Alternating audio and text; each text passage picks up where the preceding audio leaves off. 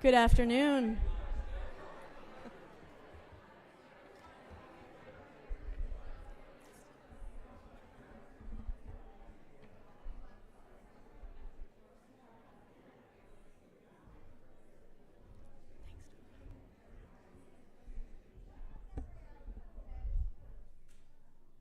Hi, good afternoon. Welcome, everyone.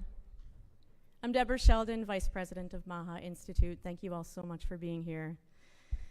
What a week it's been. Monday was a really powerful day.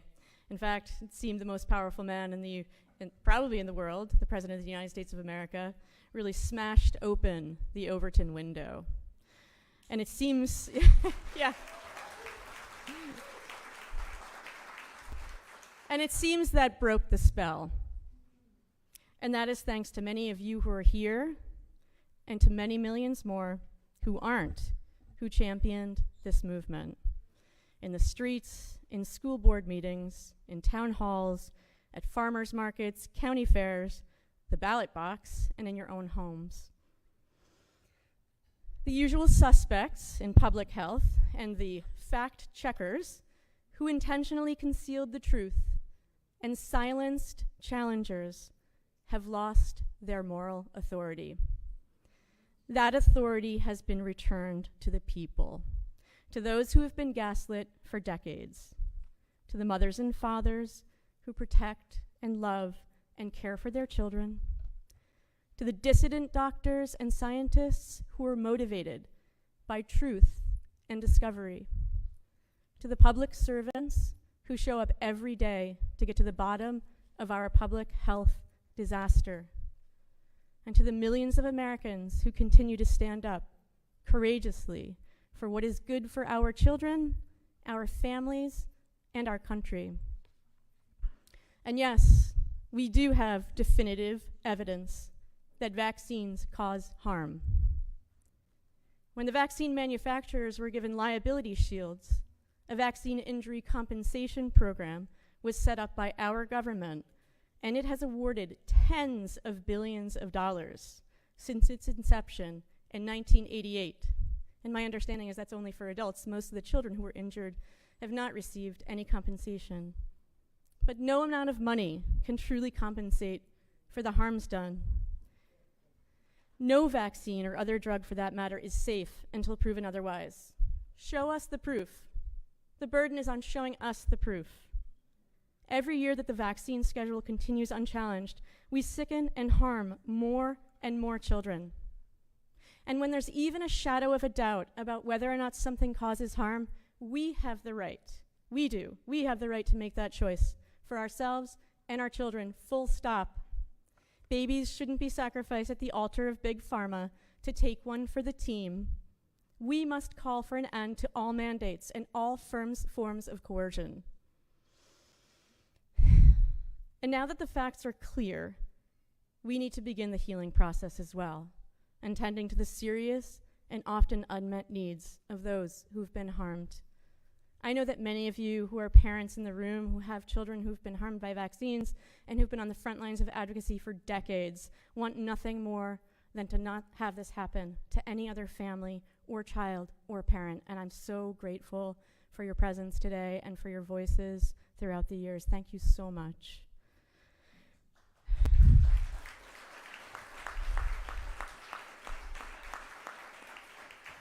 So the healing journey is really part of the primary motivation for us gathering today in the nation's capital. We are so fortunate to have a President and Secretary Robert F. Kennedy Jr. who are clearly champions for truth and for listening to people who know firsthand. So thank you to each of you for being here. I want to really thank the panelists who've come from across the country to join us today, many of the leading experts in this field. I want to thank the MAHA Institute team, James Lyons-Weiler, Maddie Garvey, Patrick Carriel, Justin Santopietro, and Noel Callahan, who are with us today. I think we also should just really thank the entire administration, the sort of dream team that's come together, including, in addition to the President and the Secretary, Drs. Jay Bhattacharya, Marty McCary, and Mehmet Oz. And to all of the public servants, many of whom I think are here today, who've joined us in this fight.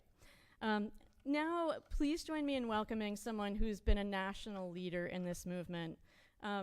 He's considered one of the bravest men in publishing. He's the founder and president of Skyhorse Publishing, and someone who's truly changing the cultural understanding of both what is possible and what is good. He's the co-founder and co-chairman of the board of the MAHA PAC, which used to be American Values 2024, which supported Robert F. Kennedy's presidential campaign, and the president of MAHA Action. Please welcome Tony Lyons. Thanks, Tony.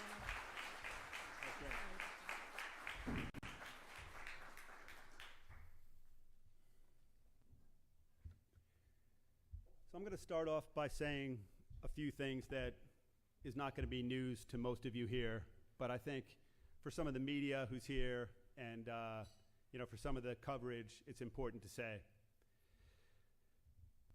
So what if everything you've been told about public health, about children's health, is just a lie? What if all the newspapers, all the magazines, the TV shows, the public health officials in the government, our doctors, our scientists, have told us things that just aren't true? And so the question is, can we wrap our hands around that? Can we believe that we've been lied to, that it's not our fault, and that we can have something better now? And I think if you look at the facts, so one of the facts is that we spend 3 times what any other country of the 30 industrialized countries spends on healthcare, and we have health outcomes at the very bottom. So how can that happen? And I think the way that can happen is if you prioritize profits over people. I can't think of any other way that that can happen. So I think, it's interesting that people go all around the world for treatments of all kinds. People go to Germany for treatments for Lyme disease that are really state-of-the-art, or for knee surgery that's state-of-the-art, or they go to the Bahamas or to Mexico to get stem cell treatments. So why is that? We're this incredibly rich and powerful country with, the best hospitals, the best scientists, the best technically speaking, but we're just failing so incredibly badly. And so, you can read the New York Times, and there's a New York Times reporter here today, and I told her I was going to say this. So the question is, the New York Times tells you that President Donald Trump is a danger to public health, that Secretary Kennedy is a danger to public health. But you look at what the experts have really given us, and the experts have so clearly failed the American public. And the fact that they're being pushed aside isn't a danger to anybody other than the companies that they've been supporting, other than the companies that they've taken money from, that our politicians are taking money from, that all of our newspapers and TV shows are taking so much of their budget from through advertising. So, every claim, every fear that these people say they have, all of those things have already happened. That our children are the sickest children on earth. So, that ship has sailed. We need to make our children healthy again. And that's not going to happen by allowing the status quo to kind of continue. So we want somebody to shake up the status quo. We voted for somebody who would shake up the status quo. And we, as Americans, have the right to have that done.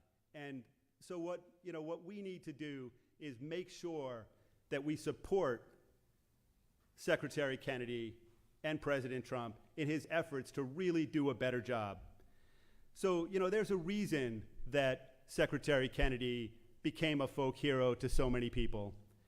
There's a reason that there's this deep hunger for change, and that is that people, many of you here, suffered firsthand. That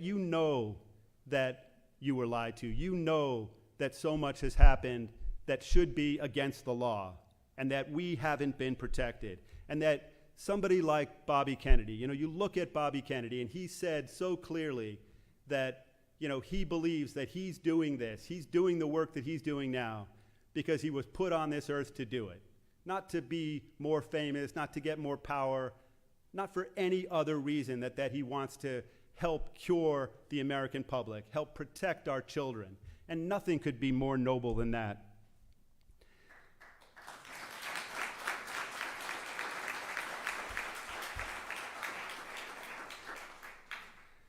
So during COVID, they took away our freedom. They took away our right to question anything. They took down books that I published from Amazon, from all kinds of platforms. Doctors, many of the doctors who are here were censored, were deplatformed, taken down from every major tech platform. Bobby Kennedy was deplatformed everywhere. And, so this country claims to be a country that is proud of its freedom, but we took it all away. And we've taken it from our children, too, because when you have autism, you've given up a lot of the freedom that you have. Because if you don't have a healthy body, you can't have a healthy and free mind. We all know that,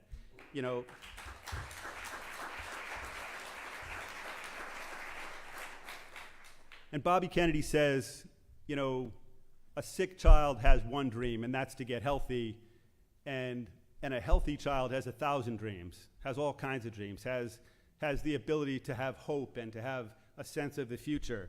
And we've taken that from our children. When you have OCD or apraxia or tics or neurodevelopmental disorders or sensory processing, gut problems, brain problems, not to mention the just incredible frustration that children must have, that children obviously have when they can't communicate, when they can't connect, when they can't read or write. So, so much has happened to these children. And what's happening now is that we have the possibility of reversing all of that. And you see that parents who've been hopeless for so long, parents who've been told by their doctors, by the government, by the newscasters, that their children had no future, that they're starting to see, many of them did, that hundreds of thousands of sort of MAHA warrior moms fought through it all. And even though they were told it was hopeless, they tried every possibility, just heartbreaking, hundreds of different things, emptying their bank accounts to help their own children.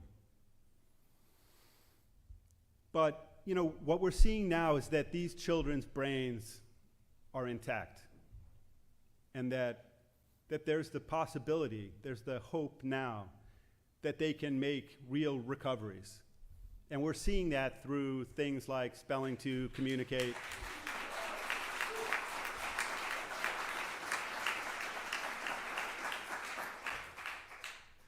Through things like Spelling to Communicate or RPM, and if you watch things like the telepathy tapes, you'll really see that maybe anything's possible. Maybe science really is open. Maybe it's possible that we can disagree, we can look at things from 1,000 different directions and see real progress versus the idea that Fauci had. But it wasn't just Fauci. Fauci said, "I am science." But that really has been even the New York Times, even every major newspaper, even all of the media in the country have really been on the side of saying that science is done, that there are a bunch of experts, they know everything, we shouldn't question them, we shouldn't change a thing. So we all know that autism can't be genetic, even though we're told, and you can read everywhere, that it is genetic. But, as everyone in this room knows, genetic changes at this level don't happen in one generation. You don't go from 1 in 10,000 to 1 in 31. It just can't happen. That's real science. So, and that's different than the corrupt corporate science that's taken over this country. And you look at, some of the, there's a Dr. Horton who was at one of the major journals, I think The Lancet, and he said that as much, and this is 10 or 12 years ago, maybe longer, he said that at the time as much as 40% of peer-reviewed science was just corporate corrupt science, that it was just science that was bought and paid for to protect corporate profits. And I'm baffled that Democrats don't see that, because you look back historically and they really pointed towards corporate corruption taking over everything. And then at some point, they just began to think that every pharmaceutical company, that every big food company just, wouldn't do something like that. We all know that isn't true. We know that the level to which they would sink to increase profits is just almost unimaginably low, that they would poison our children, poison everybody in the country just to make more money. That, in some of the big trials, you see comments from senior people at these companies who basically say, it's not our job to look at whether the products that we create are safe or not. And so we have so many products from every different area, everything in our lives that are delivery mechanisms for toxins. It's just a toxic world, impossible to escape now. But, the truth is, we can do much better. We all know we can do much better. And now, finally, for the first time, maybe in the history of the United States, we have a government, an administration that's in place that is willing and able and has already started to put through just really impressive reforms, sweeping changes. We need them, and they're coming, they're here. And I think, the lady from the New York Times who I was just talking to, she said that she's reading and that she sees there's a lot of discord in the MAHA movement. And I was thinking, that's interesting that would be a focus. But the interesting thing about that is that there's always going to be a lot of discord and disagreement between people who are thinking, between people who are open.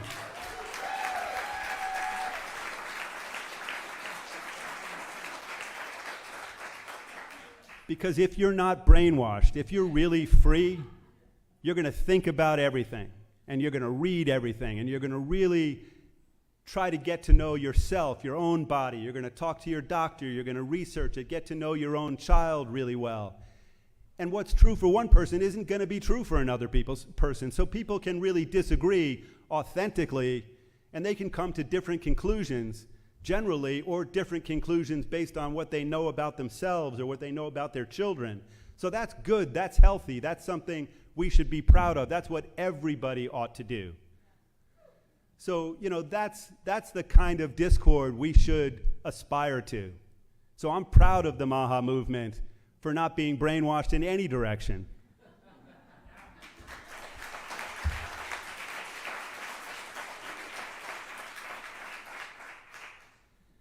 So what happened Monday was shocking in a lot of ways. Not the ideas that were expressed, but the idea that a president of the United States would actually just for a moment forget about all the special interests, all the people who are going to write hit pieces, and yes, in the New York Times and many other places, and all the people who are going to come down on him because these companies are not going to give up billions and billions of dollars of profit just because there's a different president, just because there's Secretary Kennedy at HHS. So, what would you do if you had no sense of morality whatsoever, if your only goal in life was to make more money, and if you didn't care that you poison people? What lengths would you be willing to go to buy everything, to try to brainwash everybody, to try to set up a system that made it look like the sincere, the honest people really trying to do good things in the world, like Secretary Kennedy, are really the ones you should be afraid of? I mean, if that's not a 1984 moment, I don't know what is.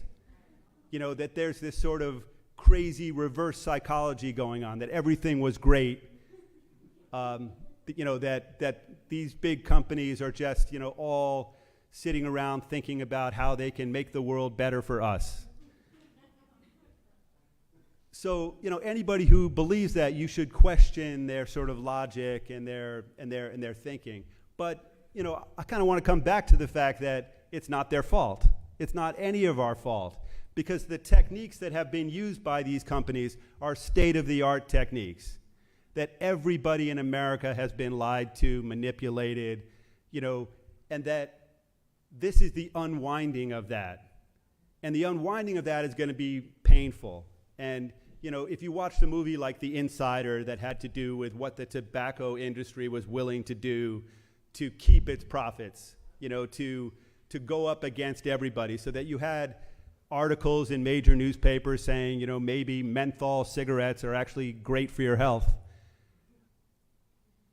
But then, they were very hard to take down. And if some key people, if the star of that movie, and it's a true story, wasn't willing to stand up, wasn't willing to risk his life, his reputation, his family, his connections, all the money that he ever earned, we wouldn't know that cigarettes cause cancer.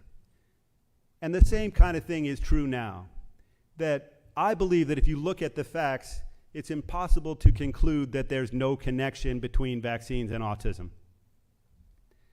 I don't think that can be a logical conclusion, that if you look at what the vaccine court has held time after time, in case after case, when they've paid out, like you said, Debra, relatively small amounts of money to children. But if you look at what they compensate people for, many of those things are symptoms that are part of the basket of symptoms that go into an autism diagnosis. So there is a connection there, obviously. And then you look at, are vaccines safe and effective? And everybody's heard that, and everybody believes, well, to an extent, everybody up until recently, statistically speaking, 95% of the population, something like that, believed what they were told day after day after day. Vaccines are safe and effective. But, as you'll see from Gavin DeBecker's incredible book that you can all have a free copy of, called Forbidden Facts, you'll see the story of where that came from. And it's the Institute of Medicine. And you know what else the Institute of Medicine told all of us? They told us that Agent Orange was safe. And they didn't just say that once. They said that over about 15 years. After convening experts from all around the world, Agent Orange doesn't cause health defects, doesn't cause birth defects, doesn't cause brain damage, doesn't kill people. That's what they said, and they said it and they repeated it time after time after time. So these people haven't been trustworthy, and now, and I'm going to keep on saying it, we have people in positions of power. We have, Bobby Kennedy, Marty McCary, Jay Bhattacharya, Dr. Oz, and these are people who are sincere, straightforward, and are going to follow the science wherever it leads. And we in the MAHA movement might disagree with them, because that's what we do. And there will be a dialogue, and they'll keep coming out, and they'll keep doing better and better science, and I hope they get to real answers, because they're not going to sleep till they get there. And I know how hard Secretary Kennedy works. He's at this day and night. So let's look at what President Trump said. So he said, don't take the Hep B on the day of birth. Why would anybody do that? It's a sexually transmitted disease. That seems very logical to me. That doesn't seem anti-science. He said, take it at 12, take it at 15, take it at 20. What else has he been saying? He said a couple of weeks ago that we need real COVID vaccine science. He said, I did warp speed, and I had this incredible victory of solving a problem that was given to me, which was to disseminate products to everybody in the country that all of the experts told me and showed me data that it would help people, that it would stop transmission, that it would stop you from getting COVID. So he said, well, if that's true, why don't you give that to the American public? Not in 75 years, not in the 50 years or the 25 years that they went to federal court to try to get the right to withhold all of this information. But President Trump said, give it to us right now. We have a right in this country to radical transparency. Why does a health organization, why does Secretary Kennedy's organization, why would they withhold anything from the public? I mean, they're not the CIA, they're not the FBI. This is public health, and we have a right to access to that information right away. So that's a major breakthrough, not mentioned in the New York Times or any other major newspaper as good news, and it's great news. What he also said was that why would you give the MMR all at once? Why would you give any multivalent vaccines? Why not give individual vaccines? At the least, we're just getting started here. We're going to do a lot of science, but why not do things that are obviously, low cost, high reward? And, what's the downside risk there? So I think that he and Secretary Kennedy and the whole team, they were very wise, very measured. And, what else did he say? He said, let's not have any vaccine with mercury in it. Seems like common sense, right? So, up until a few weeks ago, something like 20 or 30% of the flu vaccines given in the United States still had mercury in them. Just absurd. Why would that be? You don't have to be anti-vaccine. It doesn't make you anti-vaccine to say, hey, there are a whole bunch of different options. I don't want to put the one with mercury in my child. That's just logic. Same is true with aluminum. Why would you do that? No rational person would. So I think that what you're seeing is this openness to ideas that we desperately need and that I think is really going to change the country. And I think, President Trump said he wants to go back to a time when autism was 1 in 10,000. He wants to do better. He wants to make it 1 in 20,000. And I think, that should be possible. We have great scientists. We have so much money. We've actually made a lot of progress scientifically, but we're just not using it. That there's been this corruption that a small number of companies control everything that goes onto the market and everybody backs them.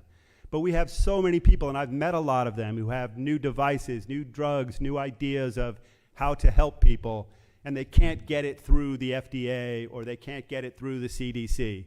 So, when that's fixed, I think we can have an explosion of innovation, that we can have an explosion of new ideas and of things that really benefit the American public, rather than have a system that's just taking from the American public to benefit these companies.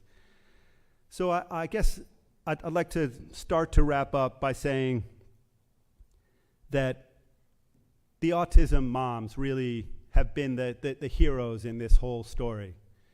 And I mentioned it before, but they really stood up to anybody, and they were treated so badly. They were treated like they were crazy. They were told, by their doctors, your child will never do anything. A laundry list of things that their children would never do. And yet they didn't abandon their children. They didn't put them away in an institution. They didn't give up. Like I said before, they tried hundreds of different options. They read everything. They were desperate to help their children. And then, so to have a media then who essentially makes fun of them, who attacks them, who says that they're anti-science, that they're crazy, they're conspiracy theorists. Once again, think 1984. And, these mothers have just made it through all of it. And this is the time. This is their time. And I would dedicate this time to all of them. Because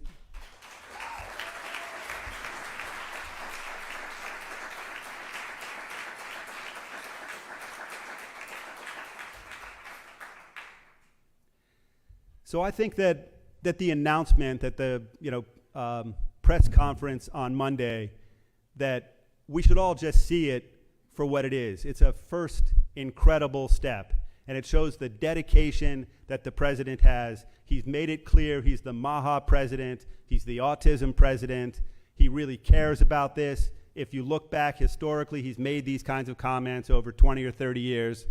He's not going to stop. He's not afraid of anybody. Secretary Kennedy is not going to stop. He's not afraid of any consequences. It's hard even now, I think, for the New York Times to write an article about him because there have been so many hit pieces that there's really nothing left to say. And what they've been doing is they've been attacking all the people around him. So you look at somebody like Stephanie Spear, who's just a lovely human being who's been working tirelessly with Secretary Kennedy around the clock, and yet they're coming after her, multiple hit pieces. Vanity Fair is doing one. So, I think we need to support all of those people. But what's going to happen is that, you begin to see the desperation that they can't really, there's a limit to how many times they can go after certain people. So they're going to go after the whole sort of constellation. And then that's going to fail because none of those people are going to quit. None of us are going to quit. And we're going to keep fighting till we have a government in place, a media in place, corporations in place who are really going to protect us, who are going to look after what's best for the American people. And that's coming now. There's sweeping reforms happening, more to come. Press conferences, I think there are going to be dozens of them over the next 3.5 years. And I think we're going to be celebrating day after day that we should stick together, that there's just an incredibly bright future, and that, this may be the tipping point, that we were at this existential moment where maybe there wasn't a way to come back. And I think we've started to go in the other direction.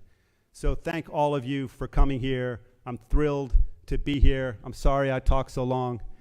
And, thanks just for everything every one of you is doing.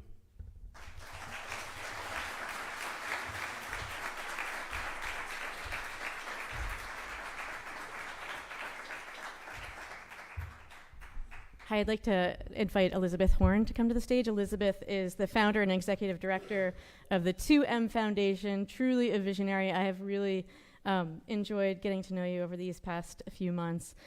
Elizabeth is a California-based nonprofit, the head of the 2M Foundation, a California-based nonprofit featuring Compass as one of its major initiatives. Conceived in 2014, Compass now includes over 500 clinicians, scientists, IT experts, investors, and families affected by autism, all committed to finding answers by systematically gathering multi-omic data on individuals with ASD. She's also co-founder of the Autism Impact Fund, combining high-tech industry funding and startup process with philanthropy to accelerate progress in all aspects of autism research, development, and support. Welcome, Elizabeth. Thank you.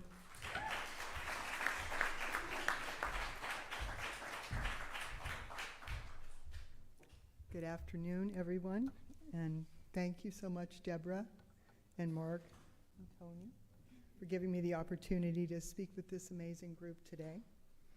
I'm going to talk about innovation. Surprise, surprise. I am from the West Coast. I have a daughter, Sophia, so I've been on the journey to figure out what autism is, what I can do to help her and help the other families that I've met along the way for 28 years now. So I'm a seasoned veteran.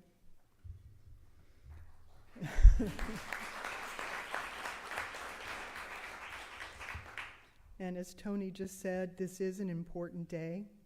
It's important because we are all here together, which is kind of remarkable. Autism is known as a fractious landscape. Many of us here after being on the journey for decades, like myself. And because finally the light is shining on the true biological elements of autism spectrum disorder. The answers we've all been waiting for may soon be revealed.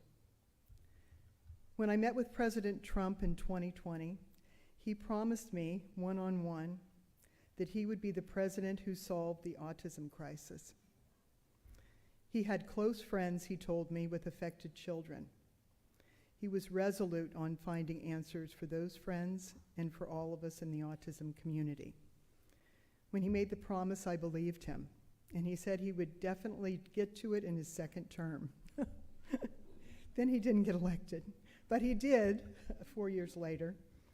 When I met with Bobby Kennedy in 2020 and then again in 2023, when he decided to run for president, he assured the gathering at my lodge in Northern California that he would not rest until he found those answers for each of us and for our children, many of them now grown, like my daughter. Miraculously, these two men, their organizations, and their legions of supporters have kept their word. Now the announcements begin to come, and we, the community, must keep our word as well.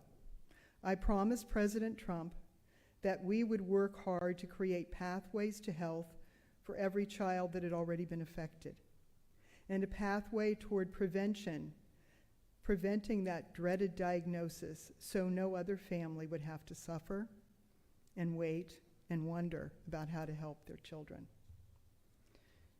Our foundation is a Silicon Valley nonprofit, and that's important because living in that geography uniquely qualifies us to attempt impossible things.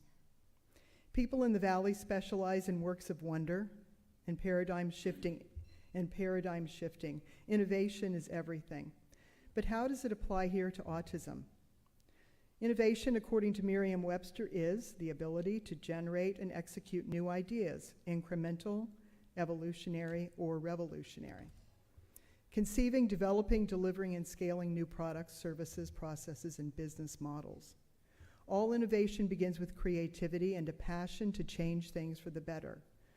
Our credos at 2M are based on the insights of two brilliant men who were extraordinary innovators. First, Buckminster Fuller, who said, "You never change things by fighting the existing reality. To change something, build a new model that makes the old model obsolete." And more locally, at least in Northern California, from one of our greatest tech innovators, Steve Jobs, "I think the biggest innovations of the 21st century will be at the intersection of biology and technology." Steve made that statement in 2011. That intersection is where our foundation lives.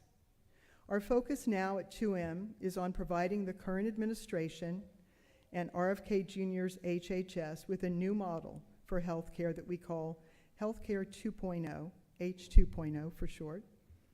This model leverages the ability of technology to reveal ourselves to ourselves continuously through sensors, wearables, direct-to-consumer testing, and most recently, thanks to the addition of agentic AI, to the ecosystem of tools that now help us own our health. Here's Steve Jobs again, this time from a 1984 interview. "In 1977, you said that computers were answers in search of questions. Has that changed?" Steve said, "Well, the types of computers we have today are tools. You ask a computer to do something and it will do it. The next stage is going to be computers as agents. In other words, it will be as if there's a little person inside that box who starts to anticipate what you want. Rather than help you, it will start to guide you through large amounts of information. I think the computer as an agent will start to mature in the late 80s, early 90s. He was a little bit off in his timing, but the timing is now here. And with the help of some extraordinary people who are part of our coalition, we've recently built a proof of concept for an agentic assistant for people diagnosed with autism, and we're beta testing it now.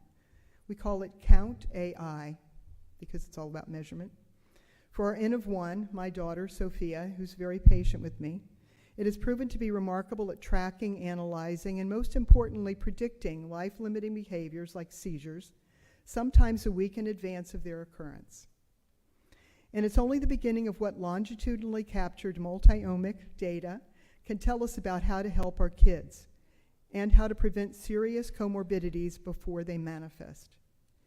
Each of 2M's innovative gifts to the community is related to health and autism, and finally providing answers to our unanswered questions about why our kids, in addition to an ASD diagnosis, also have GI disease, seizures, motor disorders, as well as many other chronic conditions.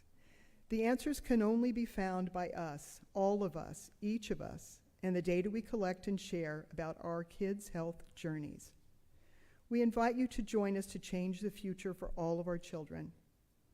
We have the support of the government for the first time, and I'd ask all the other administrations, trust me, and the courageous champions we found in Bobby, Jay, Marty, Casey, the entire HHS team, and of course, President Trump.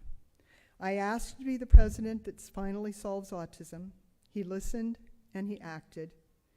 Miracles do happen. Thank you.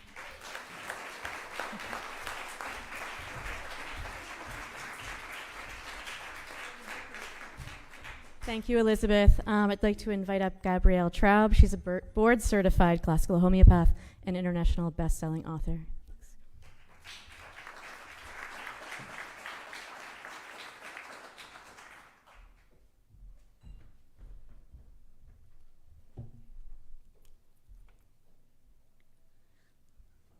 My name is Gabrielle Traub.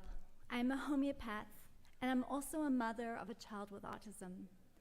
I am deeply grateful to the courageous leadership of Secretary Kennedy and the mothers who came before me, whose voices made it possible for me to stand before you today.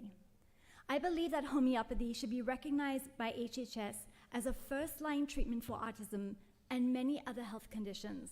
I say this both as a mother and as a practitioner who's witnessed a rapidly growing number of children with autism improve under homeopathic care.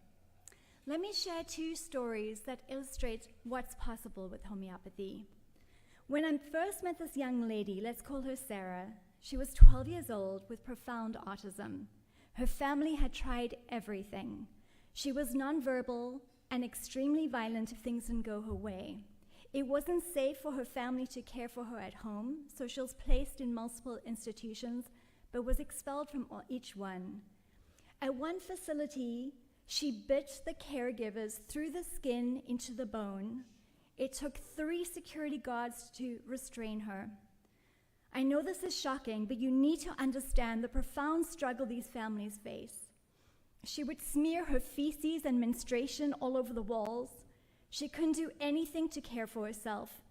Medications failed to help her and caused dangerous weight gain. Through homeopathic care, Sarah's life has been transformed. She communicates her needs, regulates her moods, and manages her own basic self-care. She has discontinued the medications and lost weight. Most importantly, she now lives safely at home alongside her loving family. Another child, Kaleo, came to me at age 9. He was nonverbal, autistic, and suffered from severe epilepsy. His seizures sometimes lasted an hour and often required hospitalization. Since beginning homeopathy, his seizures are now extremely rare. But the changes go far beyond that. His speech has exploded. He makes eye contact, hugs his mother, plays with his sister, and even enjoys trying new foods. His mood, focus, and independence have improved dramatically. Today, Kaleo is thriving in ways his family once thought impossible. Homeopathy cannot alter the genes itself, but it can alter gene expression. There is no masking or suppressing. It helps people, both neurotypical and neurodiverse, become the healthiest versions of themselves that they can be. If you'd like to hear more stories about what's possible with homeopathy, I invite you to watch the documentary Introducing Homeopathy. Research supports these outcomes. Studies show that people who use homeopathy rely on far fewer medications, both for acute and chronic conditions. For children like Sarah and Kaleo, this means less dependence on antibiotics, SRI drugs, and fever-reducing medications like Tylenol. So why should the HHS consider homeopathy as a first line of defense? First, it treats the whole person. A single remedy can help support growth and development, speech, seizures, constipation, sensory issues, sleep, and emotional balance. This makes treatment cost-effective and very simple. Second, homeopathic treatment strengthens the immune system and helps regulate brain biochemistry.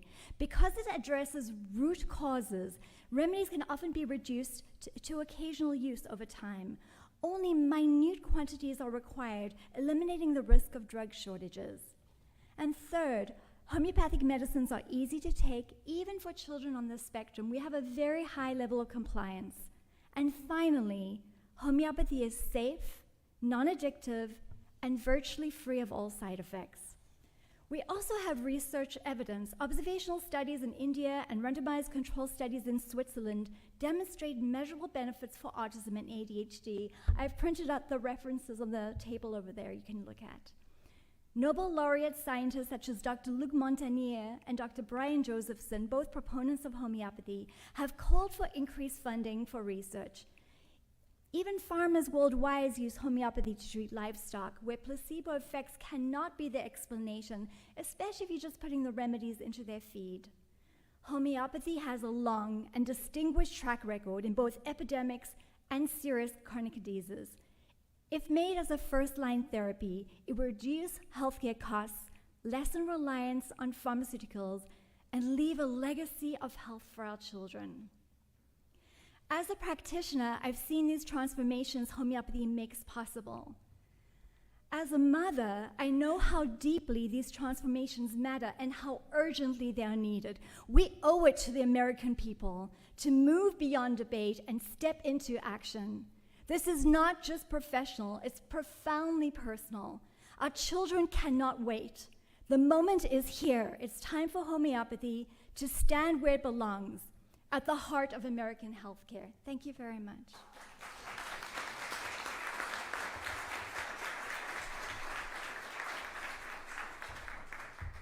Thank you, Gabrielle. I'd like to welcome Andrew Downing. Andrew is a litigation partner with Bruckner, Spittler, and Schultz.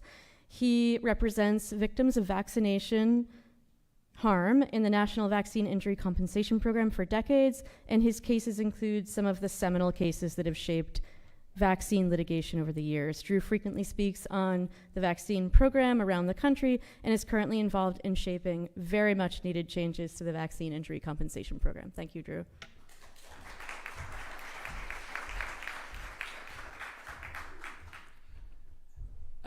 Good afternoon, everyone. My name is Drew Downing, and I am a lawyer. Lawyers Anonymous. But I'm really a nice guy. Don't hold that against me. In the mid-'90s, my legal assistant at the time had an adverse reaction to the hepatitis B vaccine and wanted me to represent her. And I said, no, I don't typically sue doctors and hospitals, so I'm not going to do that. But if you want to come in and visit about it, I'll look at your case, and if it's good, maybe I can refer you to someone. So in the couple of days before she came in, I started looking at this and discovered there was something called the Vaccine Injury Compensation Program that most people and a lot of doctors don't know even exists. This audience is probably more attuned to the VICP than most, but in the 80s, it was recognized that not only did industry request and get liability shields in terms of litigation over adverse responses to their products, but the goal was to generate a vehicle so that injured victims would have easy, compassionate, fast compensation that would cover pain and suffering and cover out-of-pocket medical bills and cover loss of earnings and cover their attorney's fees in the program. So the VICP was created. It came online in the late 80s. So I learned about this with my like I said, my legal assistant. The government fought us on the case. It was very clear cut, but they fought. And so we had to try it. So I came to DC, we litigated it, we had experts. It was enormously expensive, and we won. So about 3 months later, I got a call from the chief judge of the Court of Federal Claims saying, I talked to the judge you tried that case in front of. She said you did a good job. Would you like to be on the referral panel? And I said, whatever, because nothing ever comes of referral panels for stuff like that.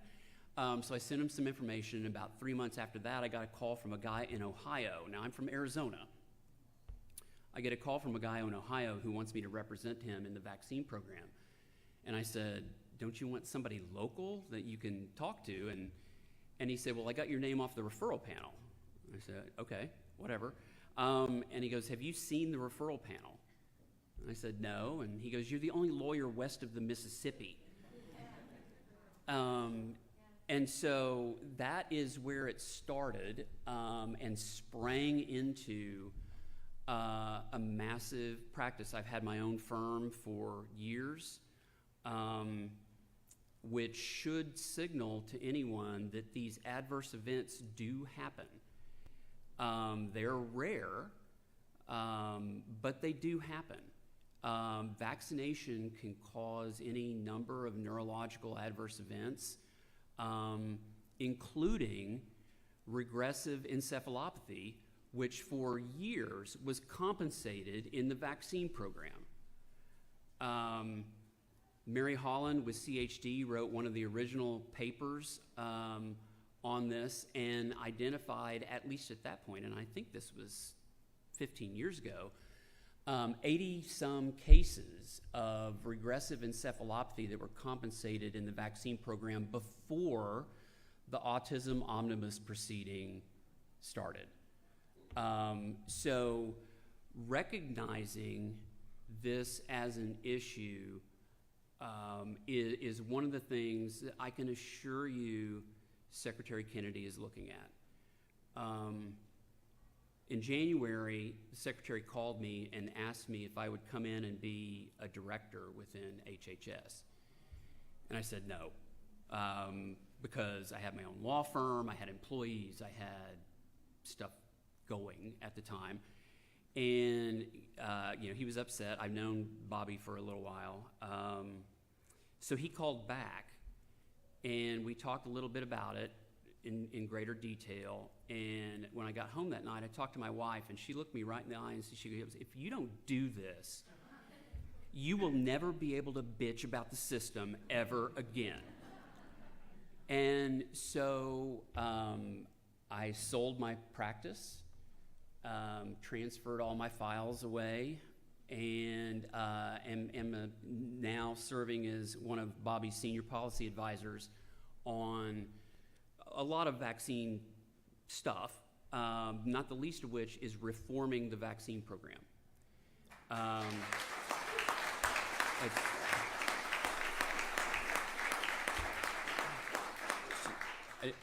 No one would say that that program isn't broken and hasn't been broken for a long time. It's a combination of factors, I think, that have led us to where we are.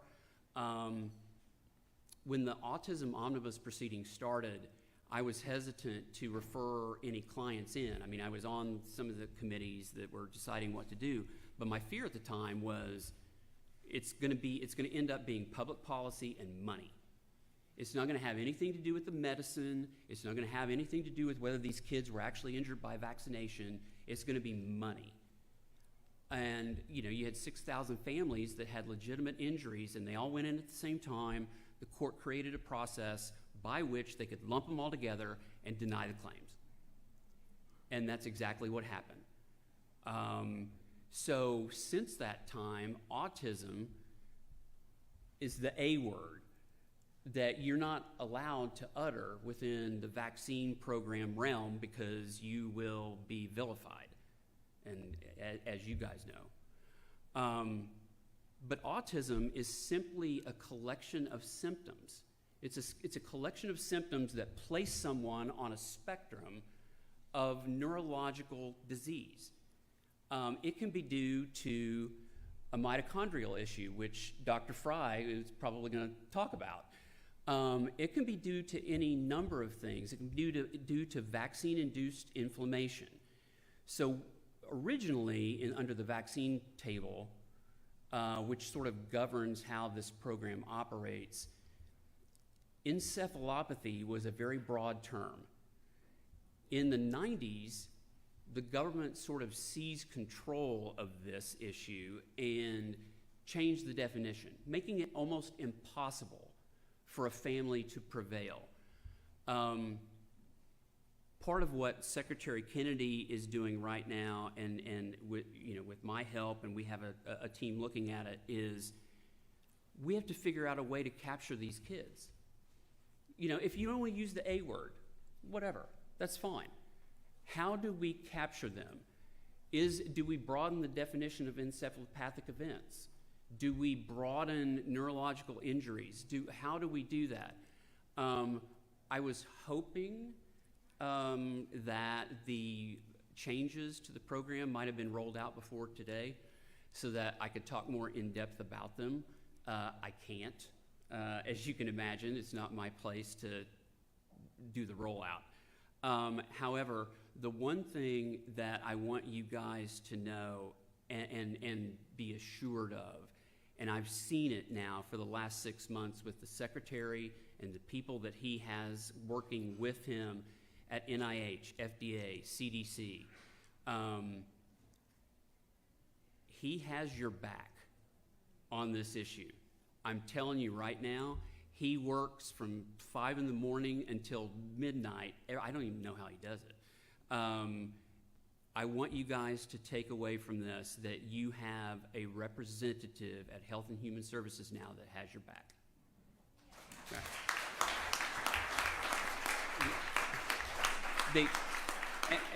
And Gabrielle, the only other thing I want to say is, having represented vaccine victims for 30 years, sometimes homeopathic medicine is the only thing that works. I've seen it for certain, and so I applaud you doing that. Thanks, you guys. Thank you so much, Drew. Nobody's allowed to sleep. We all have a lot of work to do. Okay, next, Dr. Frye, a Harvard-trained child neurologist with expertise in neurodevelopmental and neurometabolic disorders. He received an MD and PhD in physiology and biophysics from Georgetown University. Dr. Frye is a national leader in autism spectrum disorder research, particularly metabolic disorders, and has authored over 300 publications. Welcome, Dr. Frye.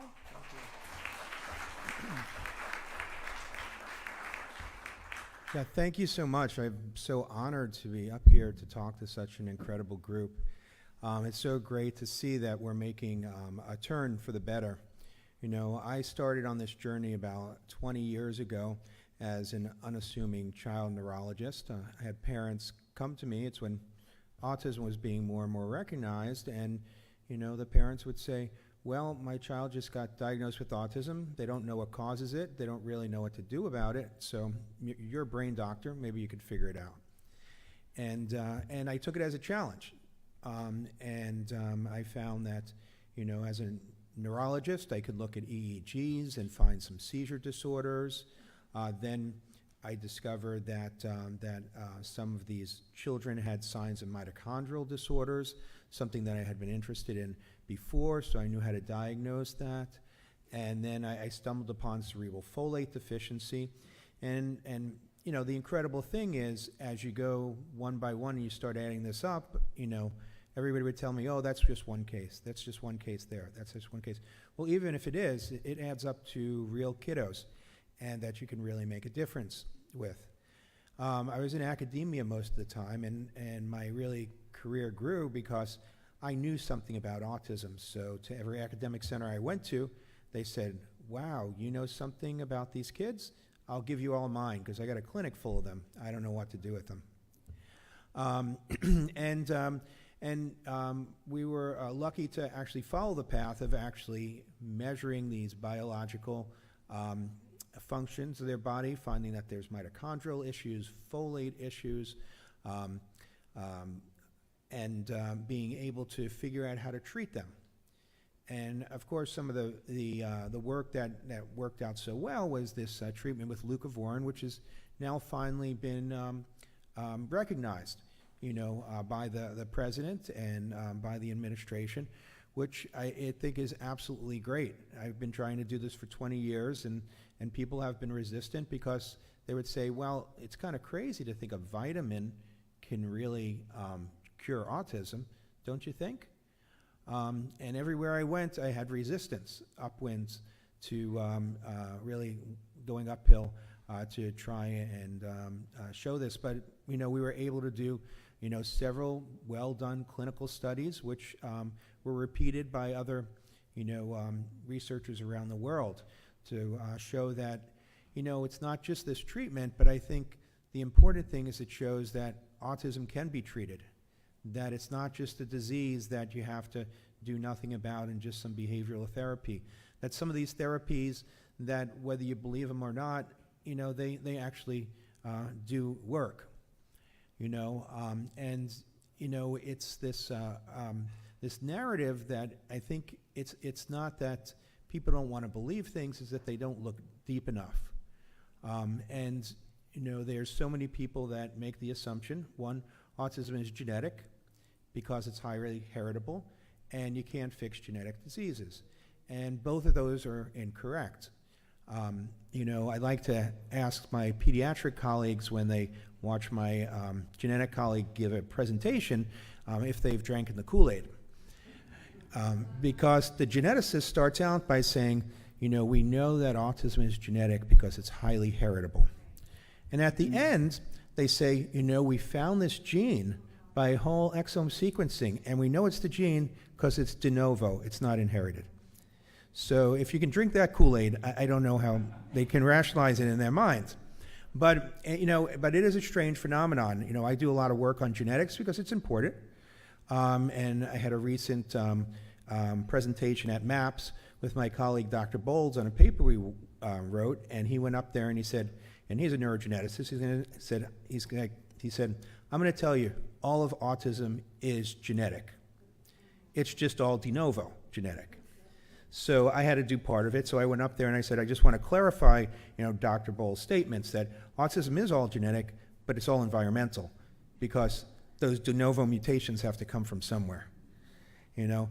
And I think this is a kind of new concept, and we don't have the framework, and a lot of, you know, the old guard just don't have the framework to understand this. And then we know that, you know, as we learn more and more about genetics, like Dr. Bowles, my colleague, I love him because he's a geneticist, but he says, well, let's figure out what the gene does, where it's broken, and how we can fix that pathway.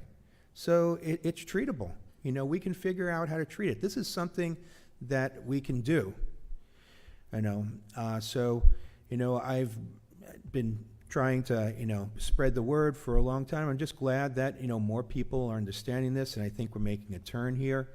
You know, we've developed the Autism Discovery and Treatment Foundation when I left academia to try and figure out some of these issues. Along with John and others, we've developed the Autism Discovery Coalition, which is a group of scientists that believe in this new way of looking at autism and moving towards treatment and solutions. And we have a little pamphlet that talks about our 6 programs we've picked that are things that are just ready to go, and with a little bit of effort and money can be supercharged to help kids with autism. And one of them is leucovorin, which I guess the administration has taken off our plate. But there's other things like this, and we really have to promote these things that aren't too hard to do and are very effective, like spell to communicate and such, that can really advance our kids. So thank you, everybody, for, you know, coming and your efforts and your excitement about it.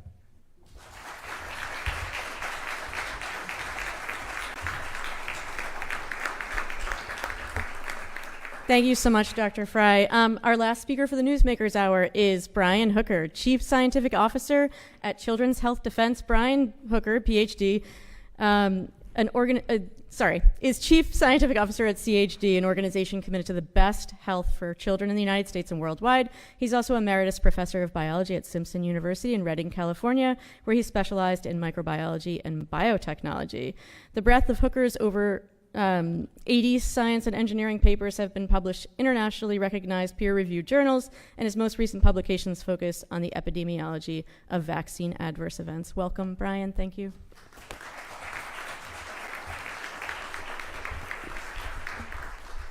Thank you so much. It's wonderful to be here. It's so wonderful to see so many autism parents, and not only autism moms, but autism dads.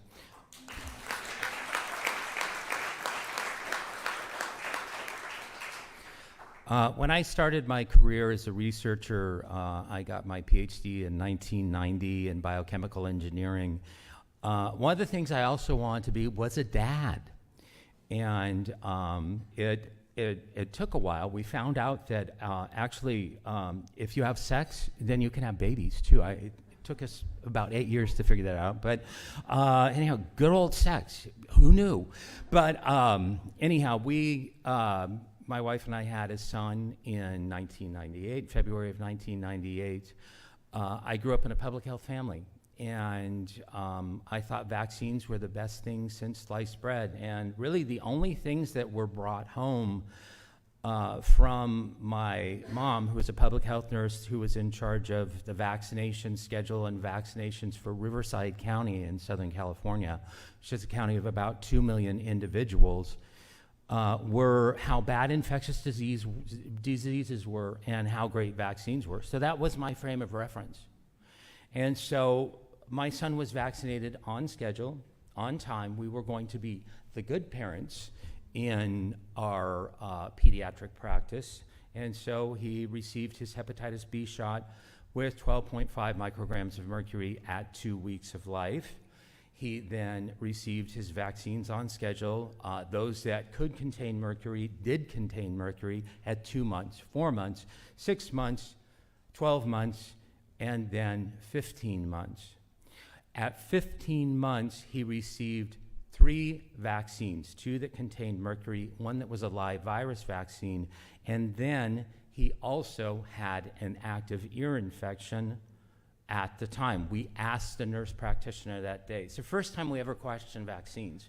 We asked the nurse practitioner that day, is it safe to vaccinate a sick kid? And of course, she deflected and said, oh, we do it all the time. And in hindsight, I was like, you never really answered our question, lady. But so we went ahead against our gut, against our best judgment. Parents are the best experts in their kids.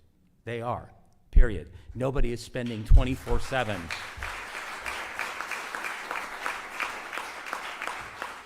With your kid. And if anything I've learned from this experience is trust your gut. Trust your gut. We should have not vaccinated my son that day. He received 3 different vaccines that day. We took him home. He was very, very inconsolable, high fever, high-pitched screaming. And this was the first time, interestingly enough, that we used acetaminophen in order to treat his fever post-vaccination. I was confirming this with my wife. We were sitting down. She said, oh, no, we didn't use Tylenol. We didn't use baby Tylenol when my son, before that particular point in time. It's just that his fever at that point was so severe that we were cycling between baby aspirin and Tylenol, baby aspirin and Tylenol. So that's the first time that he saw Tylenol, and he regressed very, very quickly. He had speech prior to that incident. He did not have speech after that incident. He lost language very, very quickly. He lost eye contact. He lost joint attention. His muscle tone weakened very, very significantly. And he was diagnosed at the same practice that gave him his vaccines with full-blown autism at 18 months of age. And so that started our journey going through practitioners. The first neurologist that we saw, a pediatric neurologist, said, well, forget about your son and go on a cruise. You don't do that. I mean, that is the most heartbreaking thing I think I have ever heard regarding my son and my son's condition. That is the last thing that you want to do to that wonderful, special, very, very vulnerable individual. And so it has been, that was 1999. It has been a 26-year journey bringing my son back. He is not fully back. He is 27 years old now. He's very, very bright. He's a speller. But the way that he describes it, because of whole body dyspraxia, he is a prisoner in his own body. His body betrays him every day. Intelligence, very, very intelligent, intact. Somehow my son learned calculus, physics, and German while he was locked into his body, okay? Don't ask me how he did it. We're still trying to unpack that. He's only been openly communicating with us for the last 18 months, some of it in German, which, 2 years of high school German. Thank you, my teacher, Miss Villard, for teaching me German. But it has been quite a journey, and it has been quite a journey as a scientist. I had the fortune of starting to work with Robert F. Kennedy Jr. in 2015. I don't know why he started working with me. I had, at that point, that was after a movie came out called Vax From Cover Up to Catastrophe that talked about the CDC whistleblower, Dr. William Thompson. I had published a paper using CDC data that showed African American males were 3 times more likely to get an autism diagnosis if they got the MMR on time versus if they got the MMR vaccine after 3 years of age. Just merely delaying the vaccine after 3 years of age was delaying and also reducing the incidence of autism by 3 times. The paper that I published on that study was retracted. That became the news story of Vax, was the retracted paper. I'd read the newspaper for mainstream news every day, you know, going through the internet, and I came to the conclusion that my first name wasn't Brian anymore, it was Debunked. Because I always read about debunked scientist Brian Hooker, ABC News, NBC News, CNN, New York Times, wherever. And so I was answering to Debunked at that particular point in time, but Mr. Kennedy gave me a chance anyway. And my provost at the university at the time was fortunately very distrusting of the medical profession, so we had a good laugh about it, and I continued my university job, praise God. Mr. Kennedy is on his knees every day for all of our children. Special needs children are not special needs children. He started working with special needs children at a place called Camp Shriver. Camp Shriver is the precursor to the Special Olympics. And he said that the autism epidemic and children with autism, by the way he met and he spent time, the first time I met him in earnest, he also met and spent time with my son Steve. He wanted to get to know my son. That is the type of individual he is.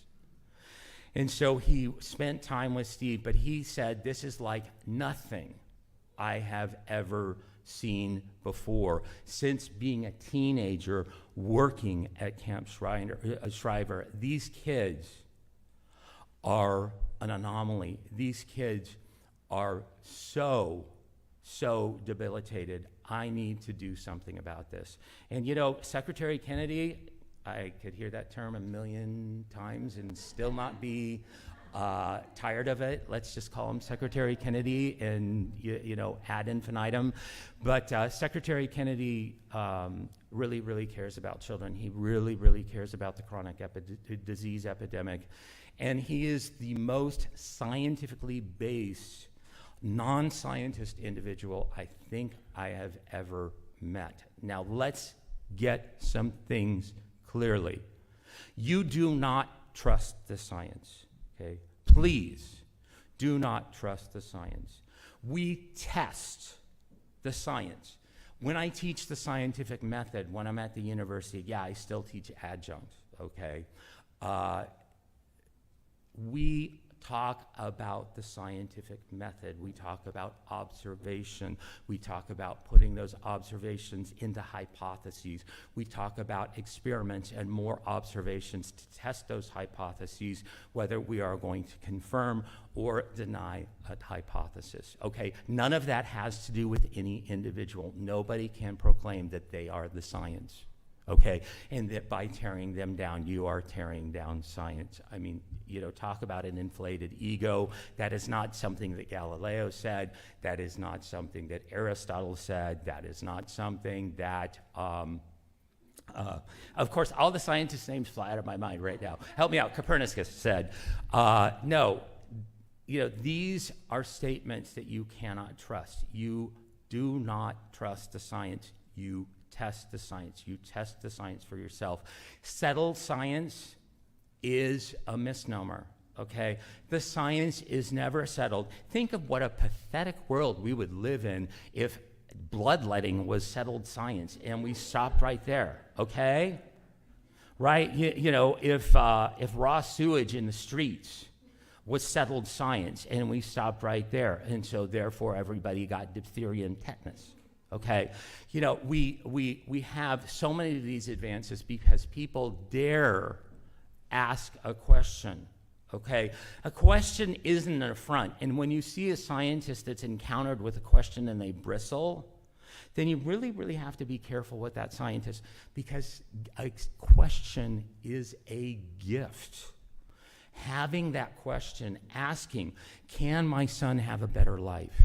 Okay, what caused this in the first place? Can we help these children? Can we compensate these children? Can we prevent and reverse the autism epidemic? All of those questions are gifts, okay? And we're standing on the precipice right now of a tremendous movement tremendous possibilities, tremendous potential. Okay, this announcement is not the first announcement. You know, it's not like, oh, one and done. Okay, settled science. It's Tylenol, and we think vaccines, and we're going to go away. No, this is the first of many, many announcements. Okay, this is just the tip of the iceberg. And so, all I can say to you is, so much God bless you for your support. So much God bless you. So many luminaries out here that have been following your work for such a long time. So many yeomen that have been doing the work and doing the heavy lifting while taking care of their families, while taking care of affected children at the time at home. But, you know, let's buckle up, get on, and this is going to be the most fantastic roller coaster ride of our lives. So stay tuned.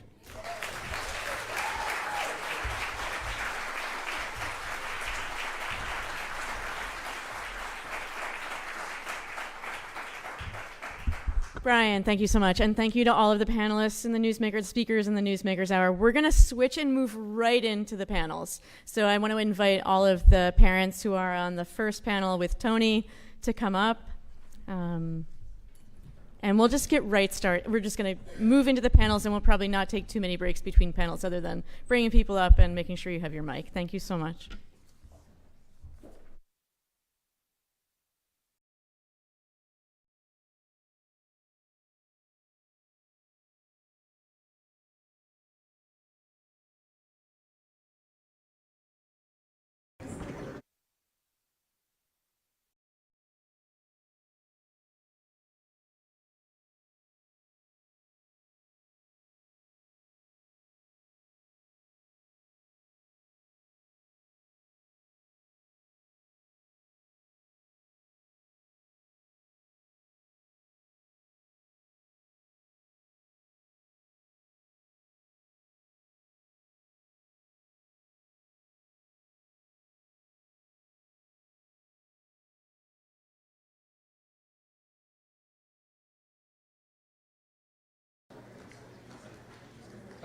Tony. Thank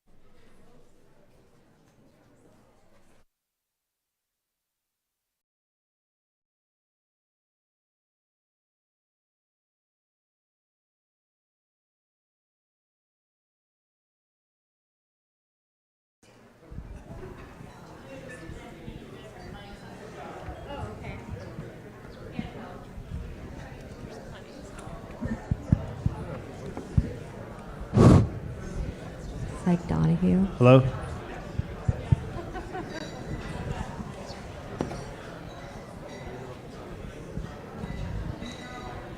Lou? Yeah. Hello? We're going to start with the first panel now.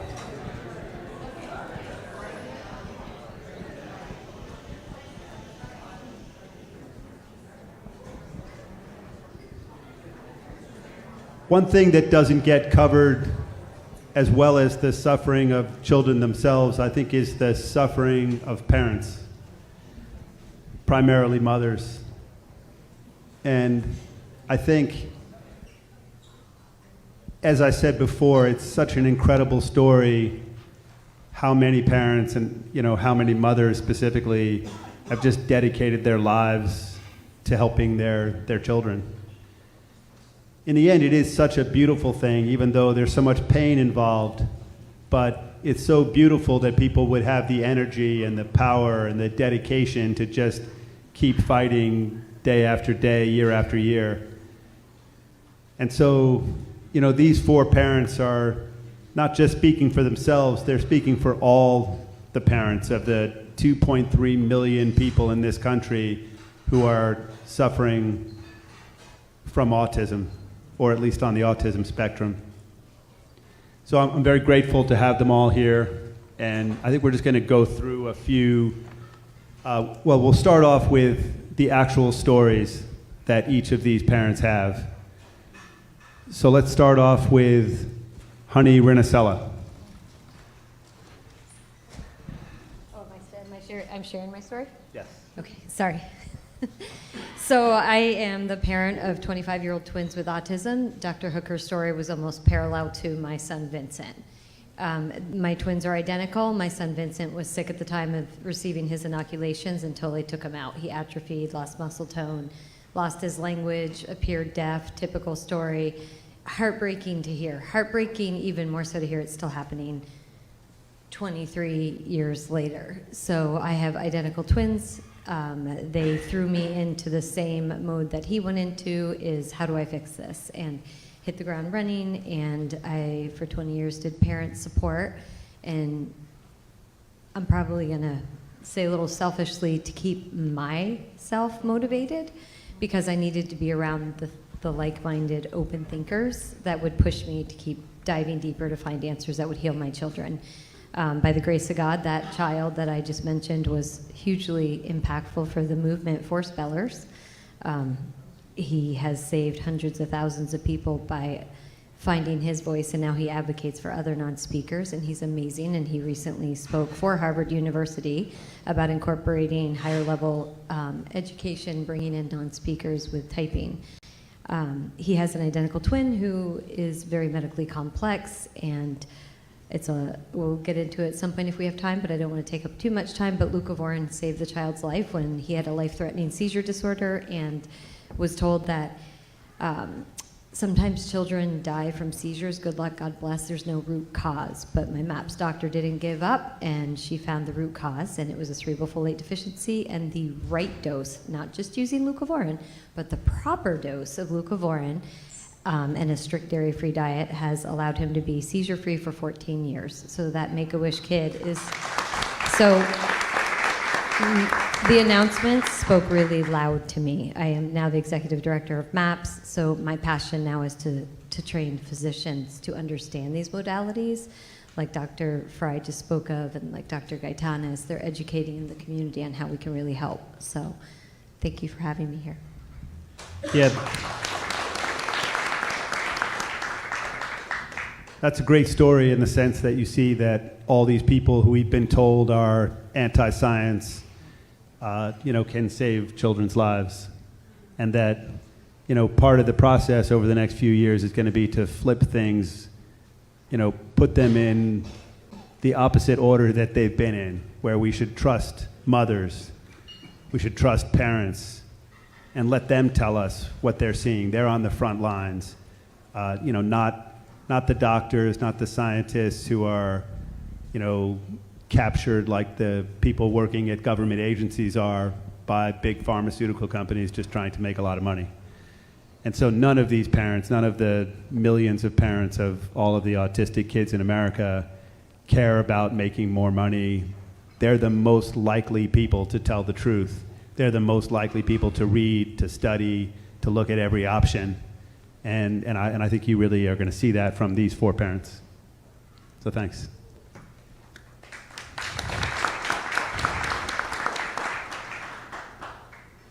Next up, we have Katie Wright. Hi. You guys are sitting a long time, so I'm going to name some names and make this interesting, I hope. My parents founded Autism Speaks in 2003, and I'm not representing Autism Speaks, but I think the lack of progress we've seen from the NIH and organizations like Autism Speaks, it happens kind of for the same reason, and I'll get into this. In 2003, my son was diagnosed, and there really wasn't much understanding about autism. My mom would go to the playground with Christian and I right after he was diagnosed, and he'd be doing, I don't know, some weird hand thing. And some mother next to us would be like, what's going on with him? And I said, you know, he has autism, he's doing his own thing. You know, turn around, and she's like hustling to the car with her kid, like leaving. It was bad. And then I was asked to leave a mother and me group because my problems were too distracting.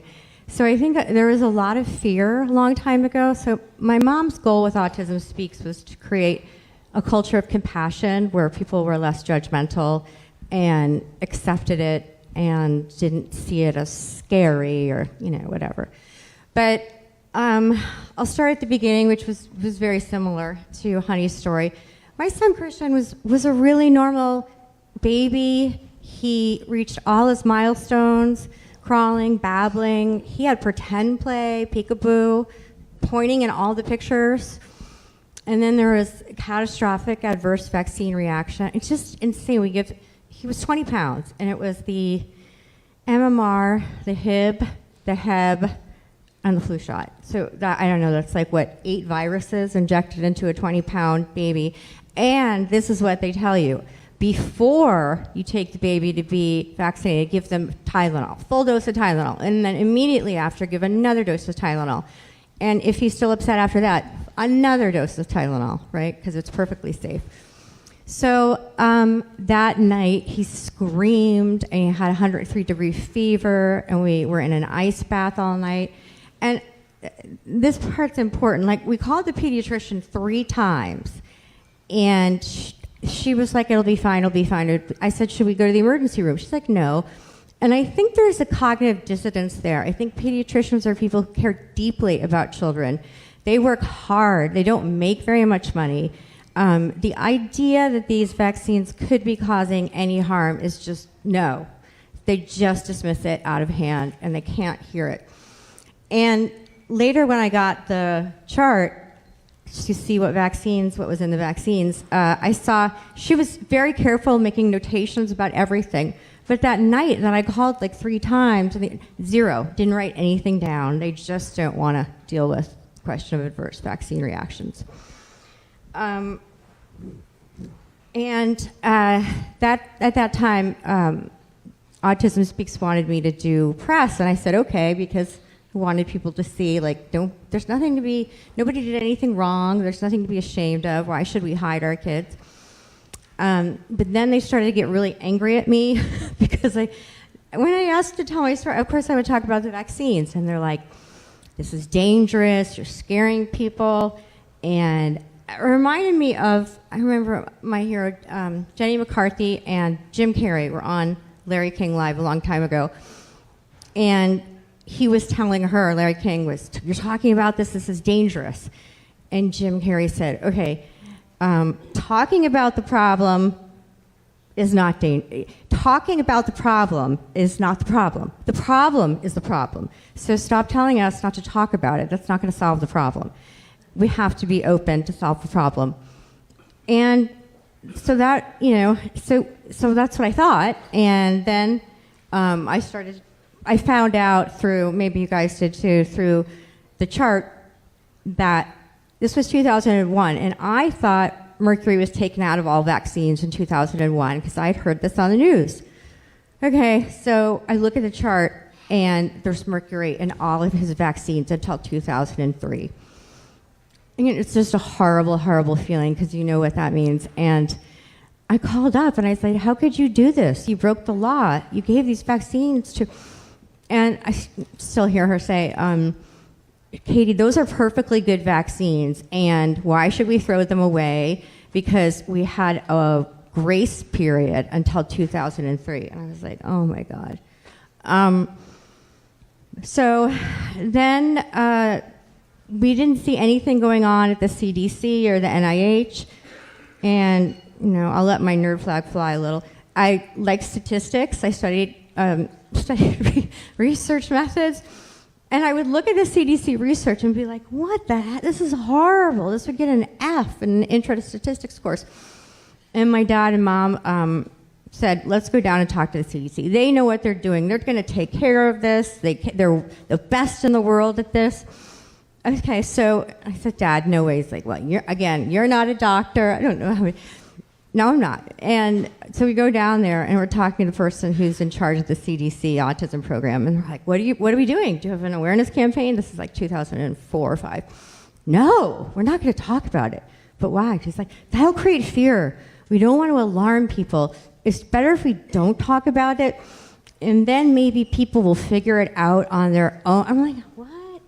And they're like, well, can we partner with you to do an awareness campaign about, you know, at least learning the signs? Because my daughter had to go to like 6 different developmental psychologists to get this diagnosis. And that cost like $10,000 by the time. It was ridiculously hard. And they said, no, we cannot partner with you. Talking about these stories is too upsetting to people, and we think it's better if we don't talk about it. And then my dad said, words that he almost never said to me, Katie, you were right, because they were so awful. And then we went to the NIH, and we asked Dr. Collins and Fauci. Collins was actually very nice. Fauci was like this the whole time, you know, waiting for someone more interesting to come walk by. And my mom said, what can we do to make progress? Why is there no progress? It's like 2006. And he said, you know, Suzanne, if you double our research budget, you're going to see it all light up. We're going to see so many breakthroughs and treatments. And okay. So my mom was an overachiever. She quadrupled the budget. And, you know, he had said, you'll see it in 10 to 15 years. You know, okay, I see a lot of nothing. It's been 20 years. Nothing for nothing. And I got so upset. I was reading this article, and it was in the Spokane Review yesterday with Dr. Collins. He feels so sorry for himself. He has been maligned. He was forced to resign, and he's writing a book about all the medical breakthroughs he's assisted. And I'm like, okay, that's going to be a short book. And 2, I want a book about all the non-breakthroughs that were under your watch, which was incessant. So chapter 1, autism. You wasted probably $1 billion doing horrible research on like the same 5 things, computerized face reading, Fragile X, Angelman's. There's a lot of very like niche areas which aren't even autism. They kind of shoehorn that in there because geneticists like it. And they said, but we're doing GI research because my son was in agony. And their idea of GI research was, does stress make it better or worse? And I'm like, are you kidding me? And I said, you know, there's this great Dr. Kriegsman, and he's actually doing treatment, and, you know, he has all the scopes, and he would love to do some research about the origin of the GI disease and treating it. And they were like, oh, no, that's Wakefield area. And I'm like, what? I didn't even know who he was. Like, no. They're just, all they care about is themselves. And so my mom came back, anyways, with all that money, and she said, you're going to spend it on environmental factors, right? He's like, oh, yeah. Later, we discovered that his idea of environmental factors were old, fat moms, moms who take street drugs, old dads, fat dads. Those are their idea of environmental causes.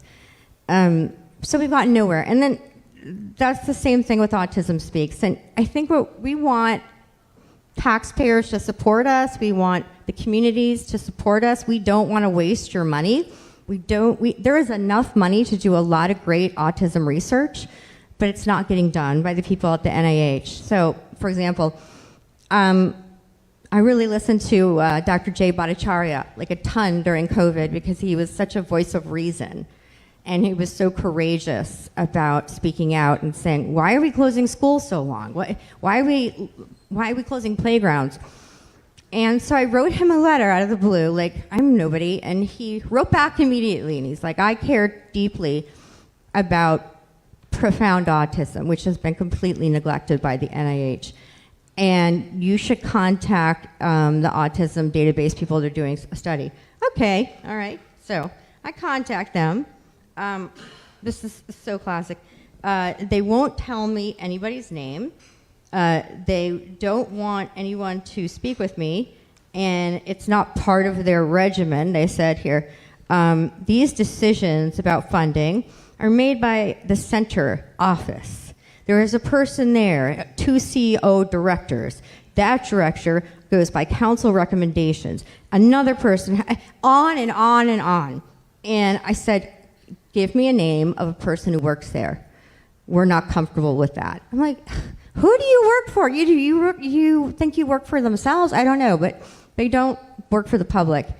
And I said, that's so funny that you won't give me a name of someone who's spending our tax dollars, and I can't imagine you have a lot of people calling every day asking about profound autism. So you got a lot of time, lots of time. And I called Chuck Schumer's office, who's got, 18 constituents? And I wanted to talk to him about this. A week from Thursday, he can see you. Okay, you know what? He's a busy guy. He's got a lot of constituents, and yet he makes the time. So the NIH is a huge, huge problem. I am really hopeful that Secretary Kennedy makes personnel changes, let's say that, and we see people who actually really care and are transparent. And then this is, of course, during COVID, like a lot of parents, I didn't want my vaccine-injured son given the COVID vaccine. He and I are also allergic to phenyl glycol, which is in every vaccine. And it was like a police state. The only exception allowed legally was like if you were ongoing chemotherapy, something like that. So they turned it down, and I wrote this isn't fair. We're allergic to this substance, and we have to get vaccinated, or we can't go in a store, we can't go in a restaurant, we can't be part of society. And there was so of course then I got suspended from Twitter for a month, and then I had this bar over my face that said unreliable or misinformation spreader. Yeah, and this went on for 2 years.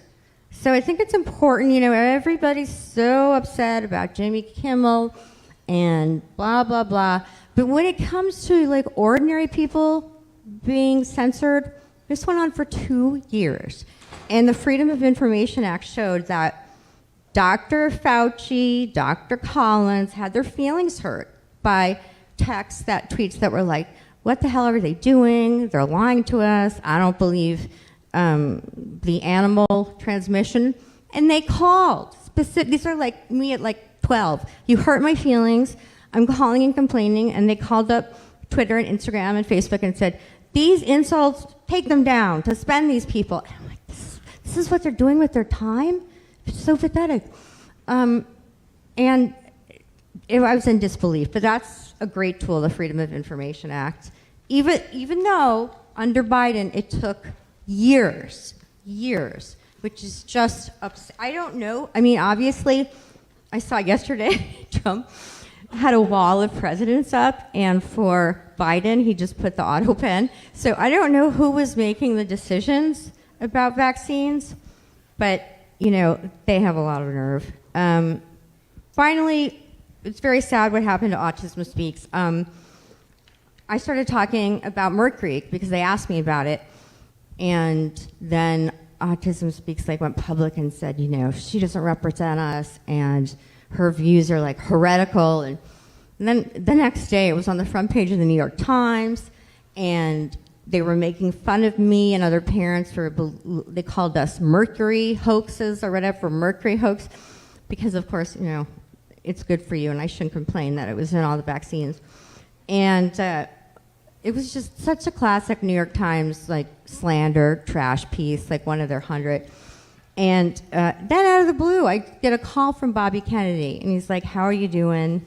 I believe you. And that's just the kind of person he is. He didn't know me. I was nobody important. But he saw the ridicule, and he believed what any normal human being would believe, that we should inject babies with mercury.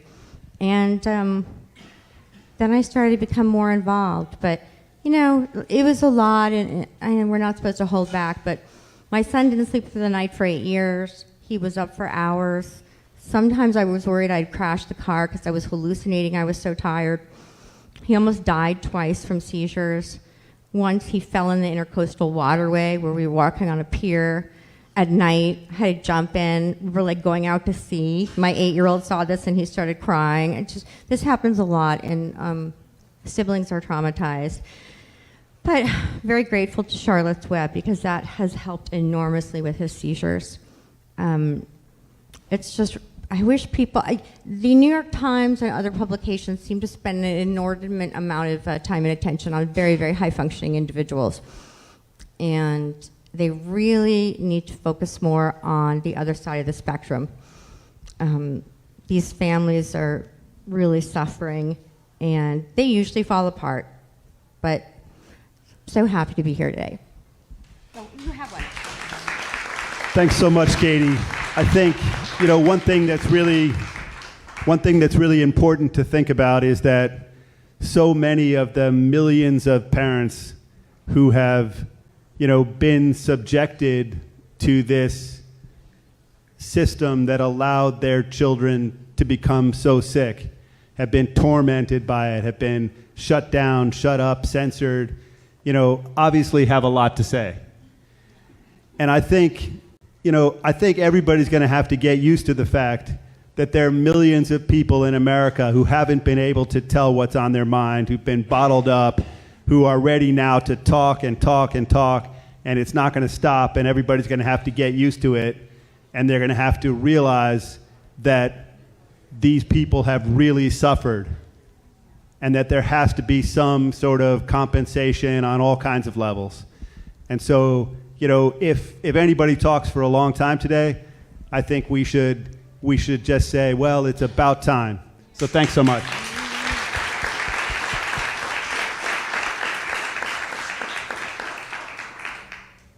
Next up, we have Sylvia Fogel, MD, parent, psychiatrist, and autism advocate. Hi. So I have a 17-year-old son who regressed at the age of 2 in the context of an upper respiratory infection, and he had a lot of, I think, preceding risk factors as well. I've also worked for the past decade primarily with parents and families of those with autism. So I want to echo some of what's been said today, just briefly. The abject suffering and day-to-day challenge that many individuals and families experience who are on the autism spectrum needs to be understood, it needs to be talked about, and it needs to be validated by our wider society. And I'm calling on members of the media who have done a very good job of spending time portraying people on the milder end of the spectrum who identify with their neurodiversity, and they've had an opportunity to tell their story. And that's an important story also. But it's time for media and society to begin to focus on those on the middle and severe end of the spectrum, including the over 25% of individuals with autism with profound autism who deal with daily challenges that many people who don't experience this cannot even imagine. Self-injury, headbanging, we heard about fecal smearing, incontinence, impulsivity, impulsive movements, odd vocalizations. My 17-year-old son who has profound autism, he, like many people who eventually learn to spell to communicate or type to communicate, can also describe that his body is not under his control. But he is scary to people. right? He comes up close, he jumps in their face, he vocalizes. You know, we've had visitors in our home, young children, who are frightened by him.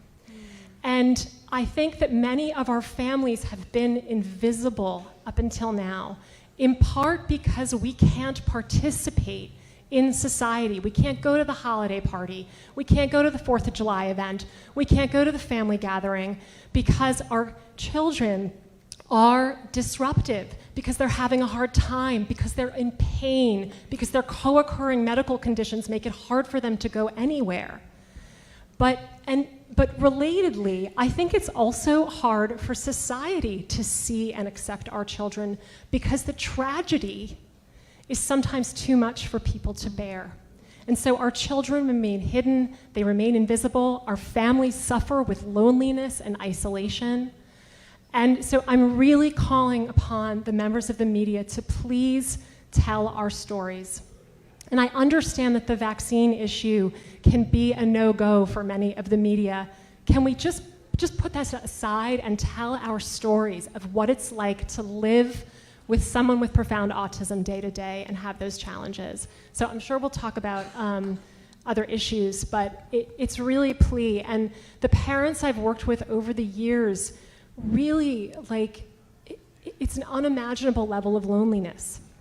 And the day-to-day stress, I mean, there is beautiful research showing that autism parents have higher rates of depression, suicidality, anxiety disorders.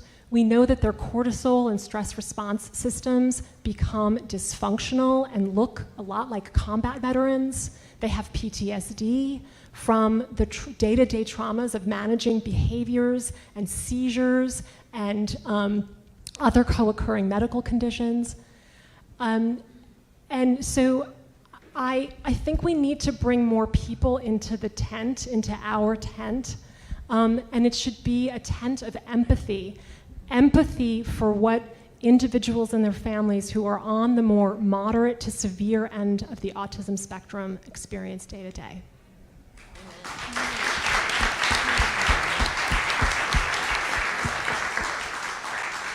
Thank you so much, Sylvia. I think that point can't be made loudly enough. You know, that there are a lot of reporters who want to write the stories about the children who can do all kinds of tricks, you know, where the implication is that maybe, you know, I kind of wish my child had autism, you know, kind of like from Rain Man, where the, you know, where the main character can multiply, you know, 10-digit numbers in his head. But that's not the story of this 25% of children. And that, you know, some people describe as the real autism. And while there is kind of a spectrum, that idea of a spectrum and that idea of neurodiversity actually harms hundreds of thousands of children because it makes it very difficult for the outside world to kind of see what's going on in people's lives, like Sylvia and like so many other people. So I just think it's a really important thing for the media to begin to focus on, that this is not something anybody aspires to. You know, you can watch the telepathy tapes. It's an incredible show to watch, but it's not the whole story. And for so many people, it is just incredibly difficult. And I think the whole country kind of owes kind of a gratitude to these mothers, to these parents, and owes an apology to them, and owes, like I said before, every conceivable kind of compensation, you know, moral, physical.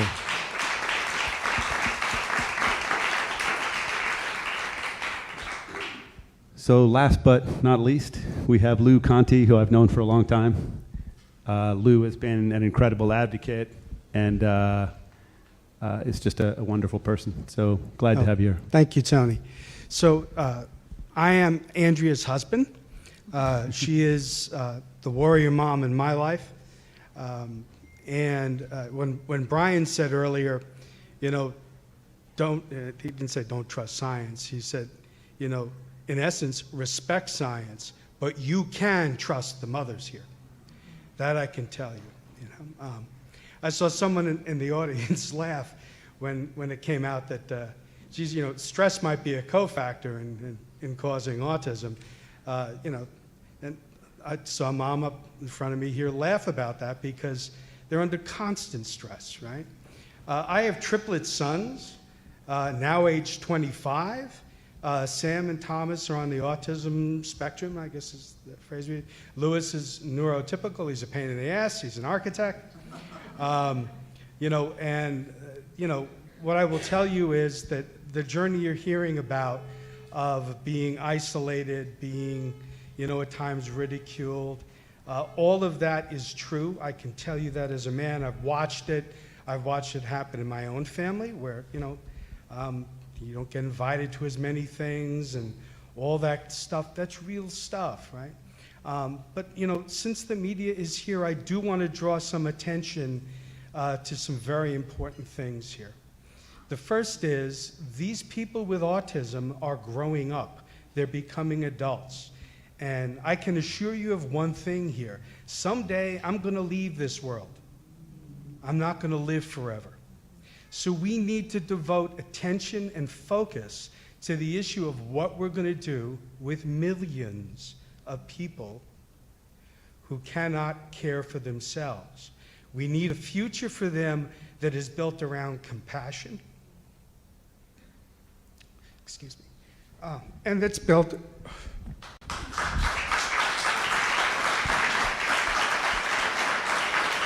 Thank you.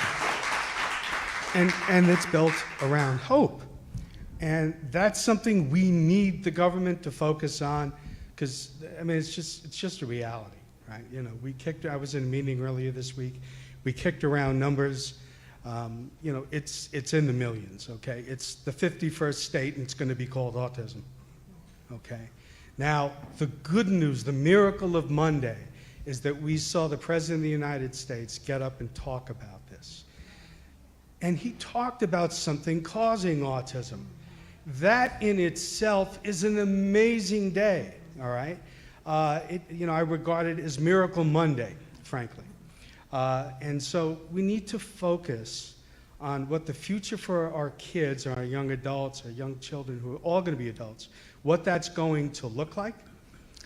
We also need to focus scientifically and with rigor on this issue of regression, right? Two of the moms, Amanda and Jackie, who spoke at the press conference Monday, spoke about their children regressing, and we've been talking about it here. It was my pursuit of that issue that caused me to watch a press conference that John Gilmore gave several years ago, in which a child was compensated by the Vaccine Injury Compensation Program. And I remember Julie Gerbeting at the time saying, oh, this is rare, and it's autism-like symptoms, which, whenever you hear someone say something like that, that's a tell, right? And it was a tell that, something happened here, all right? But she said, this is 1 in a million, et cetera, et cetera. So I started to dive into this vaccine court, and I saw reading through case decisions because I have a law enforcement background. In my business, we used to say, I'm a retired probation officer, and we used to say the police investigate crimes, we investigate people, right? And so I started looking at these case decisions, and I found descriptions of children who were toe walking, who had been through this encephalopathic regression, the high-pitched screams, those sorts of things. All the things you've heard here today. And I found case after case that looked like that in the Vaccine Injury Compensation Program, and yet mysteriously they were holding hearings, the omnibus autism proceeding, about whether vaccines cause autism. They knew all the time that it did, all right? And that's why I worked with Mary Holland on a paper. I brought copies of it. It's over here in a package. My banana for lunch is sitting on top of it. You're welcome to copies of it, unanswered questions from the Vaccine Injury Compensation Program. But the point of the paper is we need to study the children who regressed after vaccination or something, okay? Because I'm certainly open to the fact that it may not just be vaccines and what have you, okay? We should be open and respectful of anything we can identify as being a factor in driving the autism epidemic. So that's how I got here. It's for love of my kids. I write regularly for something called the MAHA report, which is, I guess, our newsletter, if one could describe it, for MAHA Action. Please come in, and we have great writers. And we're covering all sorts of issues there, everything from pesticides, our food, our brothers and sisters who are injured by COVID vaccines. All of that is in there. And so please come and visit that. And I just want to say to all of you, particularly in the media, we need you to focus on what is going on here, to be respectful of the parents. Any reasonable attention to this issue is going to help. All right, but we don't need a 51st state called autism. We need hope. Thank you.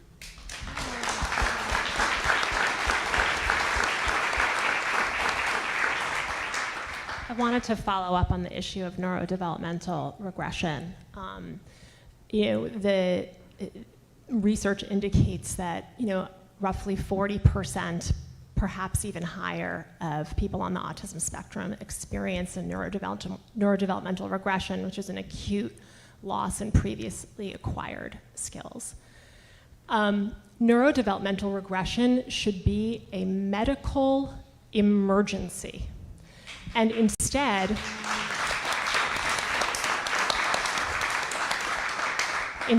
parents are sometimes gaslit, saying, well, no, that actually didn't happen. Or worse, or just as worse, just as bad, they are told, well, that's just part of autism.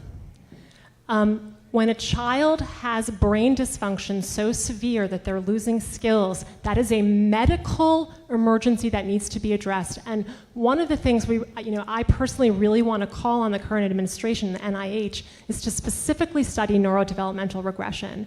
Many of us who work in this community feel that there is a neuroimmune and neuroinflammatory component to this. We need to study these individuals with metabolomics, with proteomics. We need to understand what is going on at the individual level. And we need protocols developed for emergency room physicians and pediatricians.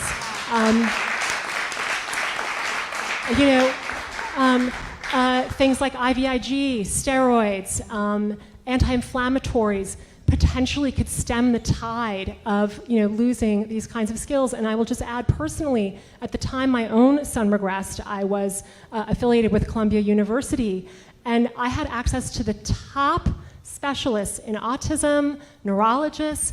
No one could tell me what had happened to my son as I watched him disappear in front of my eyes. And I was connected, I had financial resources, and like many parents here, and with the experience of many autism parents, they are left on their own to kind of figure it out. And again, I'm calling on our larger society, our media, to embrace these parents like there but for the grace of God. So, if this hasn't affected you yet, please turn your attention to those of us and to the families for whom it has been a life-changing trauma. Can I make one quick comment on that? And I'll be quick, hopefully I talk fast. But in 2009, I was on the Today Show with the president-elect of the AAP. And he had said something to me that speaks to what both of these guys just said. Okay, so we were in the green room, and they had brought me on because my kids had a confirmed vaccine injury. So I was that mom that had a confirmed case. And my husband said they were twins, boys, and preemies. How could you have given them all those vaccines? Don't you think they had a predisposition to have a reaction since it was so intense? And his response, this is the key, was, we know there are some children who will have a negative response to the vaccines, but for the masses, it's a positive. And then to her point, well, what are you doing about the other ones that it hurts? So they're doing nothing, and nobody knows that. They go out and they scream loud and clear that the vaccines are safe, they cause no damage. When I was sitting in the green room with the president of the American Academy of Pediatrics, who had said flat out, essentially, my kids were collateral damage, and I'm so sorry, there's nothing we're gonna be able to do for you, except for here's a database that you can maybe claim your kids have autism-like symptoms, and if you don't wax, maybe they'll keep it, maybe they'll throw it out. But nobody knows. They know, but nobody says that. Nobody in mainstream media acknowledges that. They just say the parents are crazy. They know that there are a subset of kids. There's no universal in medicine. It's like penicillin, it could kill 2 kids. 10 could be great with it, 2 could die from it. I mean, we know there's a subset that are gonna have a reaction. Why are they not studying that subset, to her point? And the trigger for neurodevelopmental regression can be a lot of things. I mean, those of us who work in the medical field, or parents who've spoken to other parents, sometimes it's an illness. It can be anesthesia. It can be another toxicant. So there's a lot of personal experience here related to vaccination.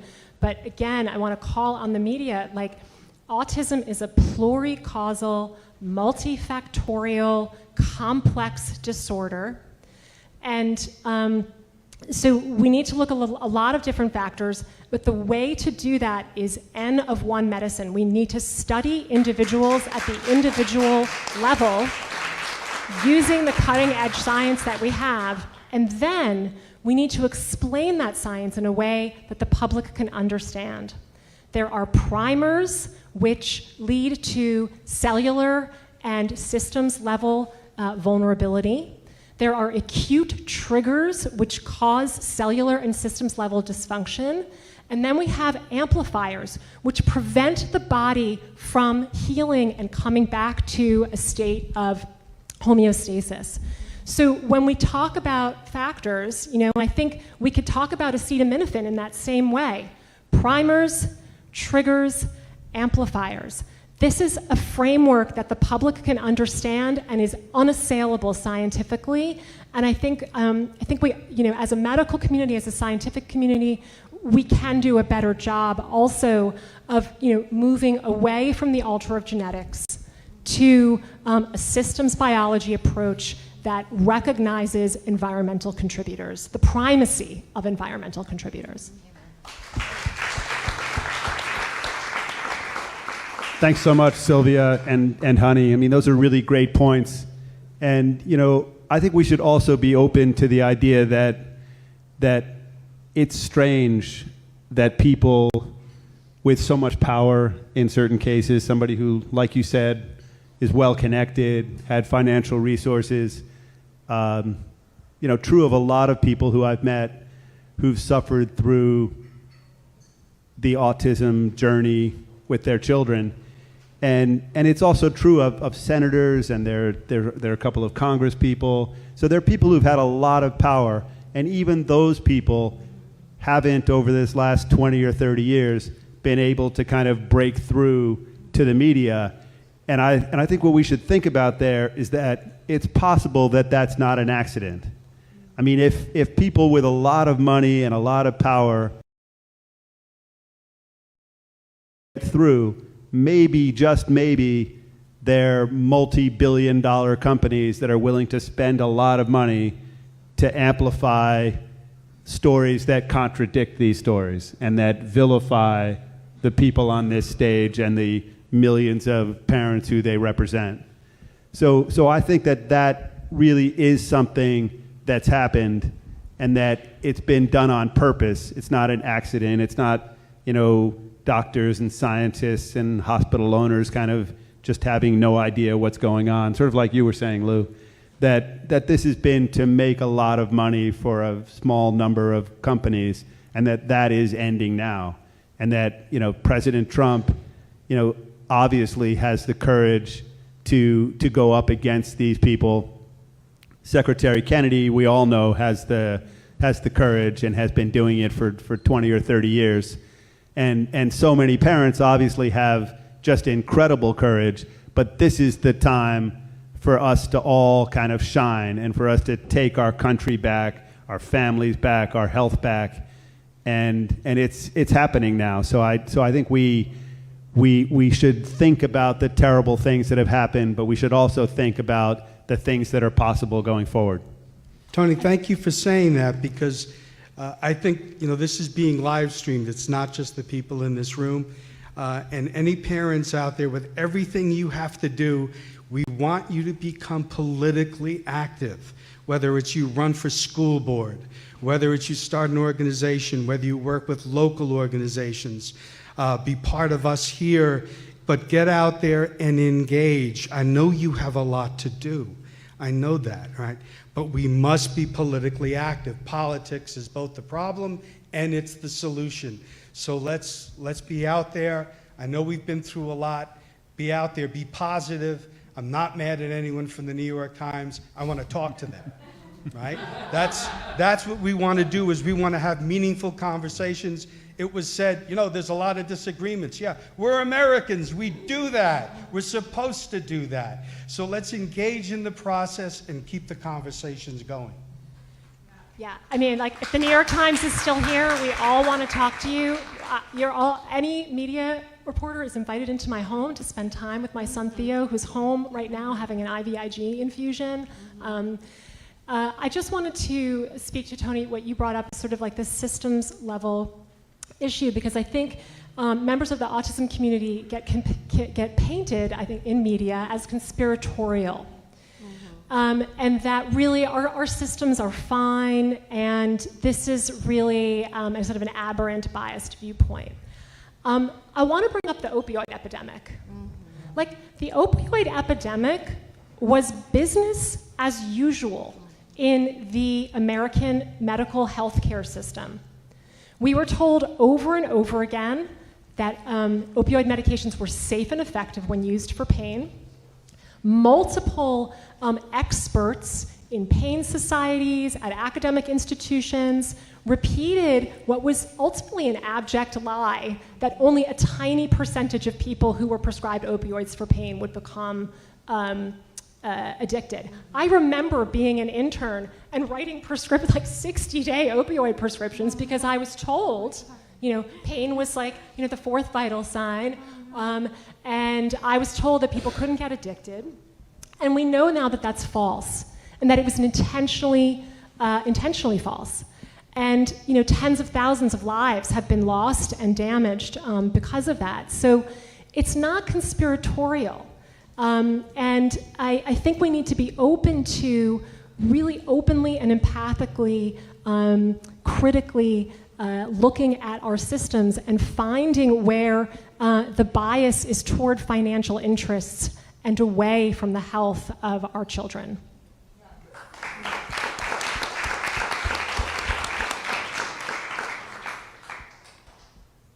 So let's just very quickly now go through maybe 2 different roadblocks that each of you faced in trying to help your children, just as sort of like an indication for the public, for the media, of what sort of things parents go through. So let's start with Sylvia. Yeah, I think the toughest thing that we went through was a period of about 3 years where my son had daily horrific blood-curdling pain, where he would lie on the floor and scream in abject horror. And despite trying intervention after intervention, both mainstream and complementary interventions, nothing helped him until we started IVIG. And I will say, to hold that level of pain and distress in your child, and I know that the parents here will agree, is one of the most horrific things that a parent can experience. I will just say to the physicians in the room, even though during that time, until we got onto IVIG, that we didn't see much progress in terms of the interventions that we tried, having a physician keep their eyes wide open and stay in the moment with me, human to human, even though they couldn't help directly, was really, really important to me. And so I say this to some of the physicians in the mainstream community also, who may not know what to do who may not understand yet or haven't been trained in the system's biology that underlies autism and potential interventions, and shout out to MAPS and that organization to train physicians. But to stay in it with your parents is incredibly emotionally important for them. And I thank my providers, some of whom are in this room, and others who aren't here today, for staying in it with me and not giving up. So, yeah, let me just say quickly, you know, for the people who are watching this who don't have a child who suffered through autism, you know, I think that because the media lied for so many years, and because the government institutions lied and participated in the fraud, and the big corporations that were behind it and profiting from it, you know, paid for the politicians, paid for the media, it was very hard for the general public to have a reasonable view of what was going on.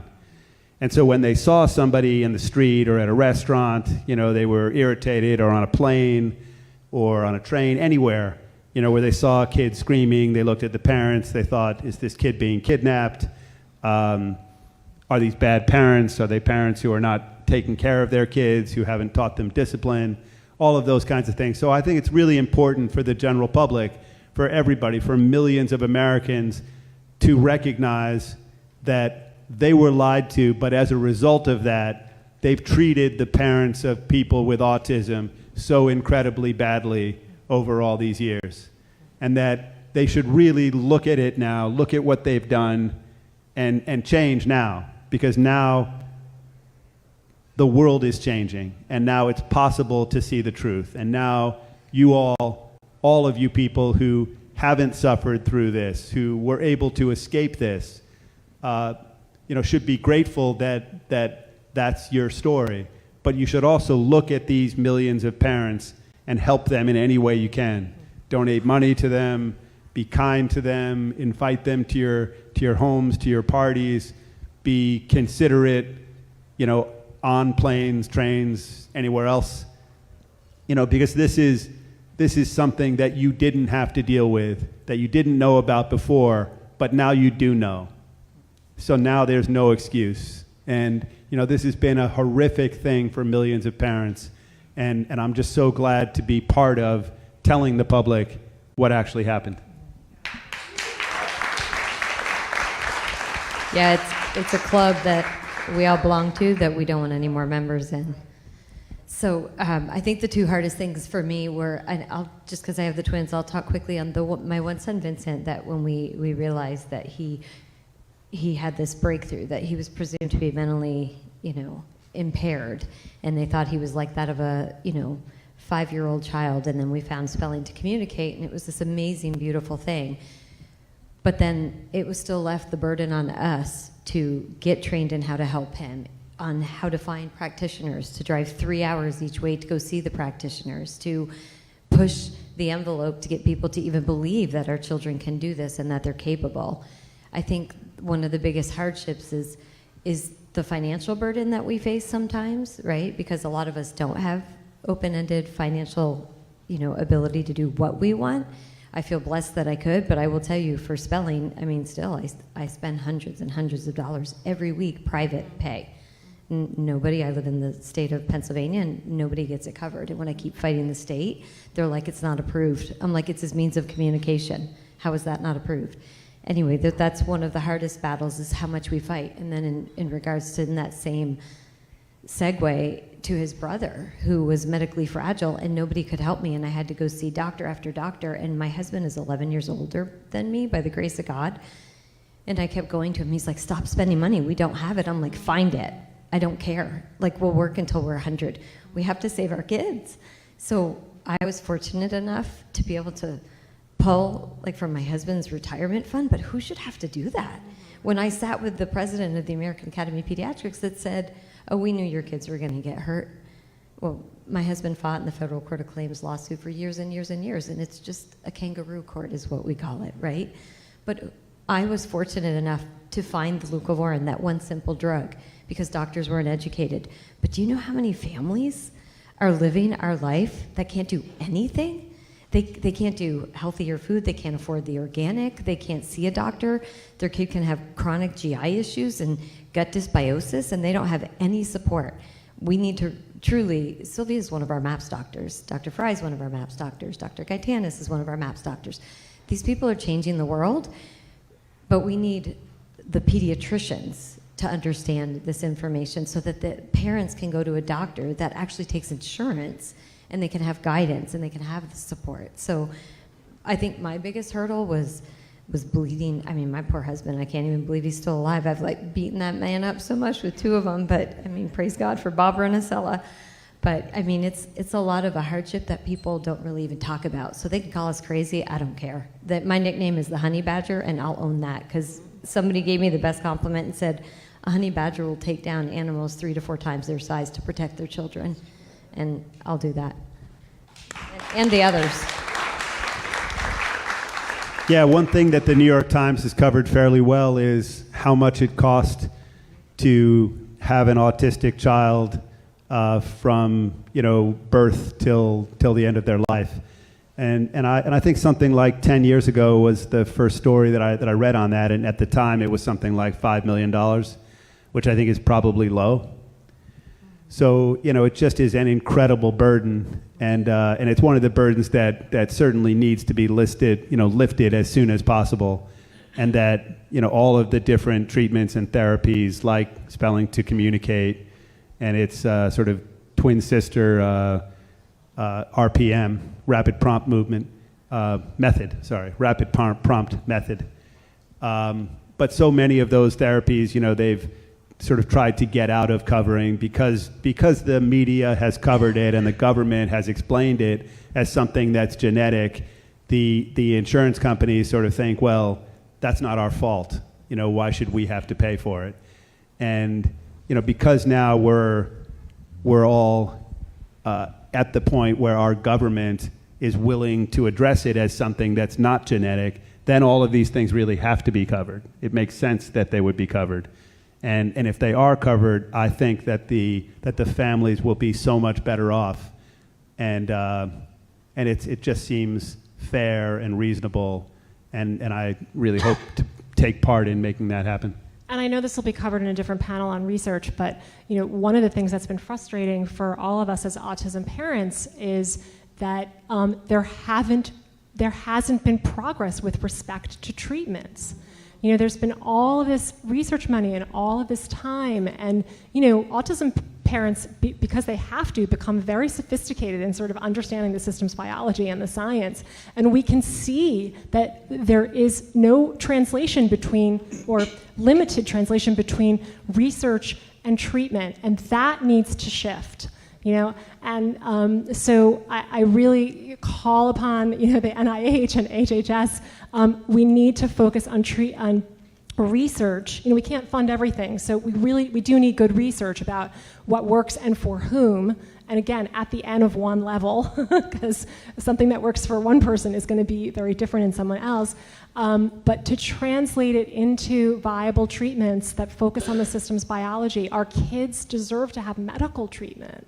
Like, this is a medical whole body disorder. Like, we need to move out of the psychiatric behavioral classification to autism as a whole body systems biology disorder and our children are deserving of medical treatment.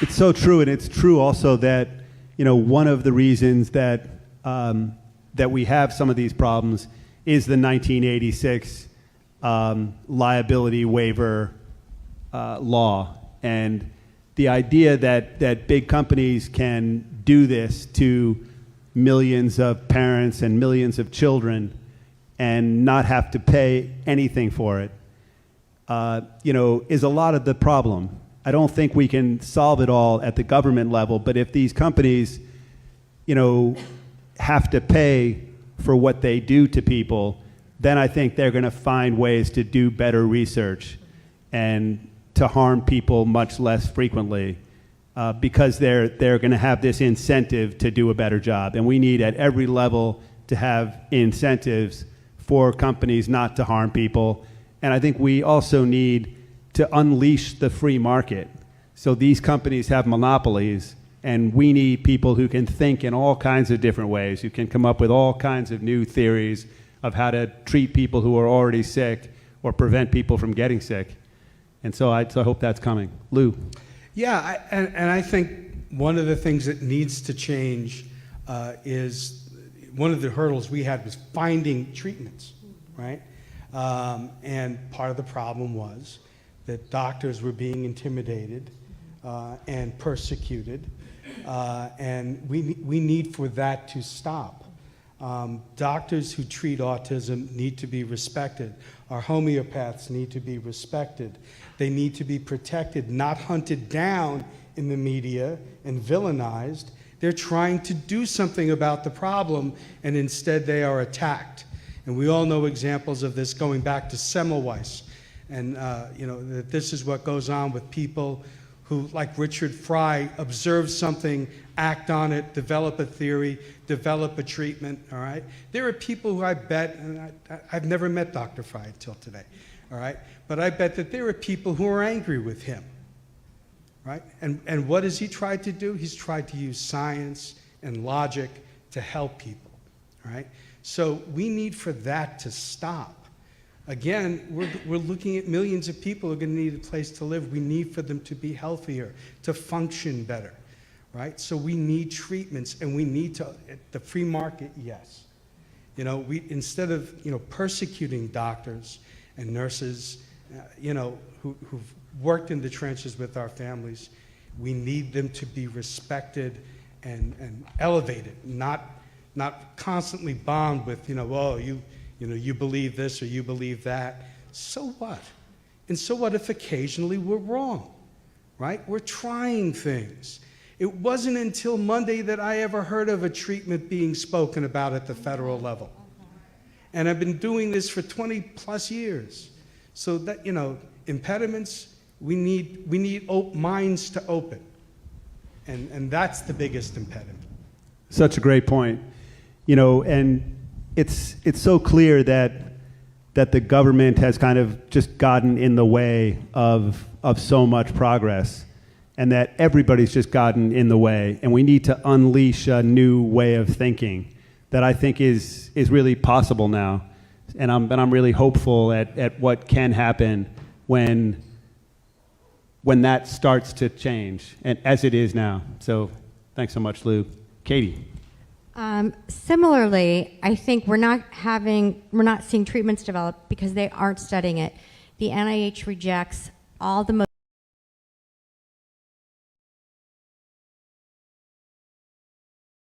innovative grants. Like there's this wonderful autism dad, James Adams, and this is kind of a snobbery thing too at ASU.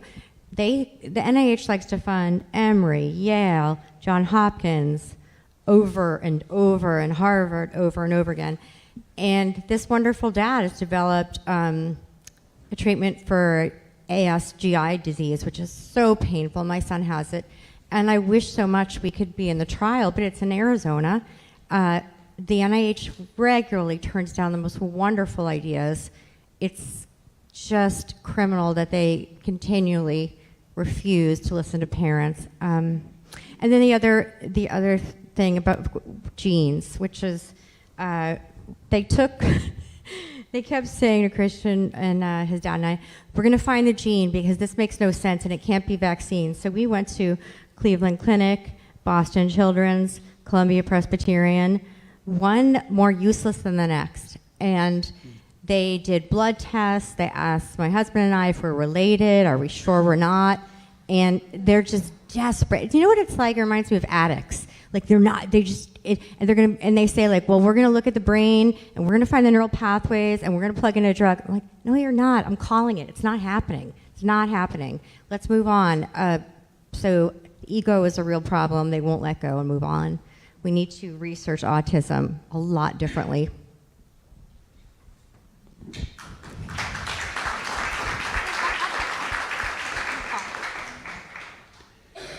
Yeah, so I think that what we really need to happen now, and what I think hopefully will start to happen now, is that we just have an explosion of free speech, an explosion of ideas of all kinds that, like Bobby Kennedy said, like the president has been saying, to turn over every stone.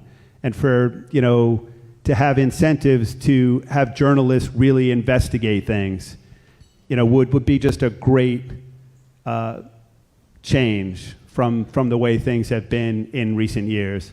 And one of the ways to do that is to stop pharmaceutical ads, which they're in the process of doing.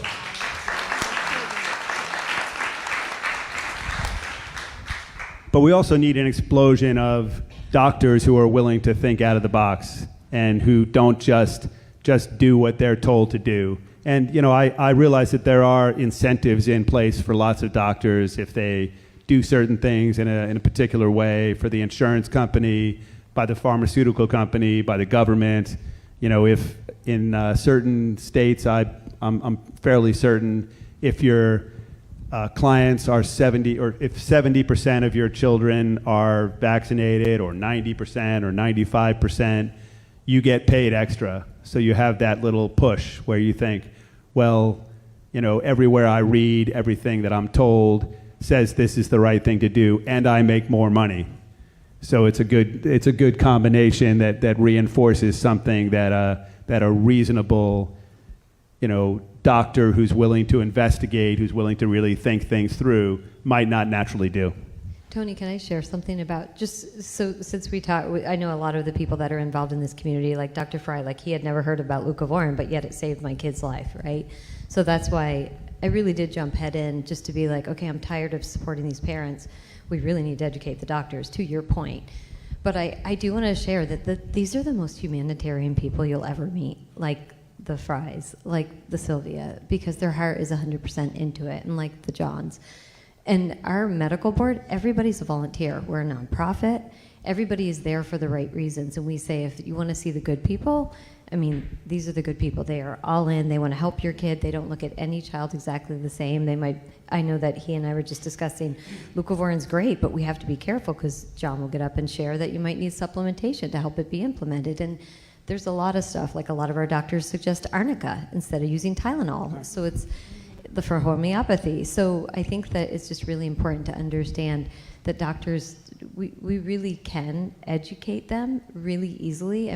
Sylvia, you could probably speak to it, but what we teach is kind of looking at the individual, peeling back, root cause medicine, because that's where we really figure out what we need to do for research and how we can help them heal, to the point of like Frye's and John's work.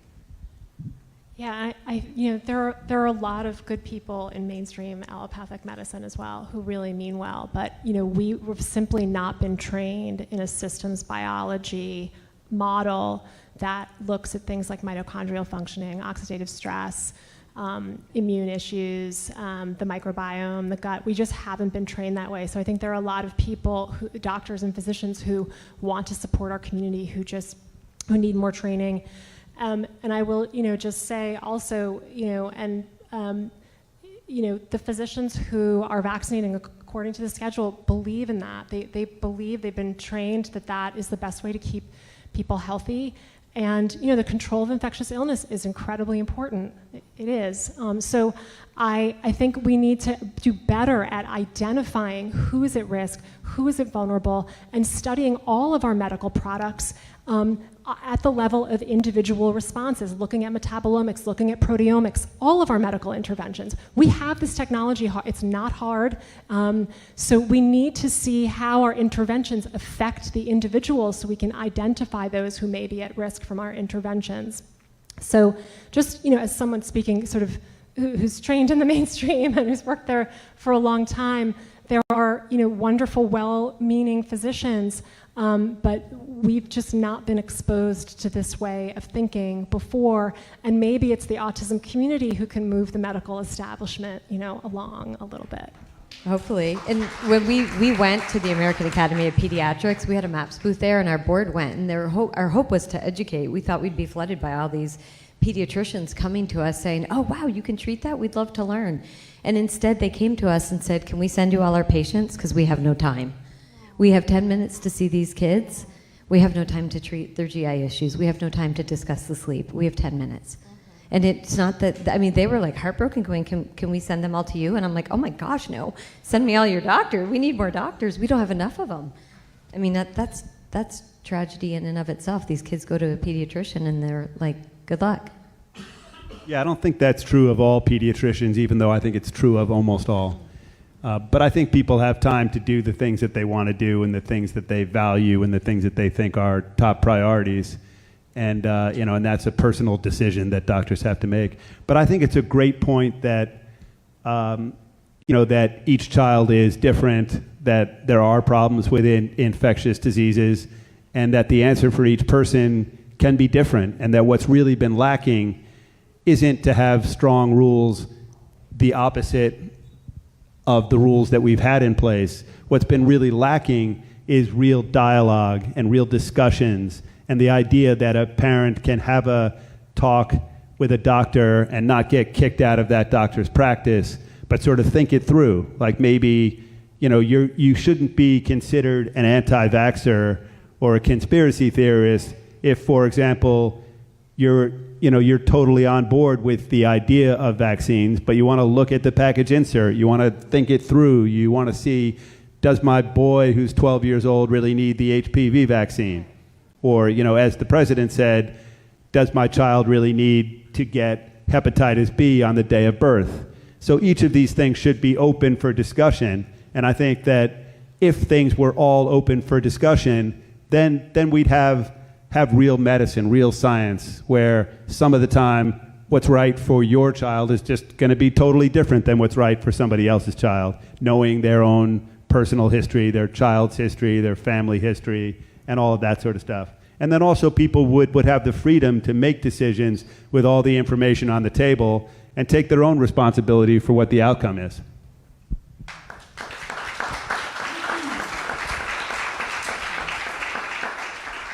So one last thing that I'd like to do is, we're all very grateful, other than maybe a few reporters in the room, that Secretary Kennedy is working so hard and so passionately, and as somebody pointed out, from 5 in the morning until he just, can't keep his eyes open. So we're all really grateful for that, but let's just say that Secretary Kennedy was sitting right here in a chair. What is one thing you would ask him to do and to focus on? Sylvia. I think we need to focus on, just what I said before, sort of systems biology research that looks at individual outcomes. And we need to be studying people at the individual level. And we need to focus on treatments. We desperately need treatments for co-occurring medical conditions and also for the core symptoms of autism, neuroinflammation, brain inflammation, immune dysfunction. We need to address those, and I'd really like to see the NIH research portfolio shift. Makes a lot of sense to me.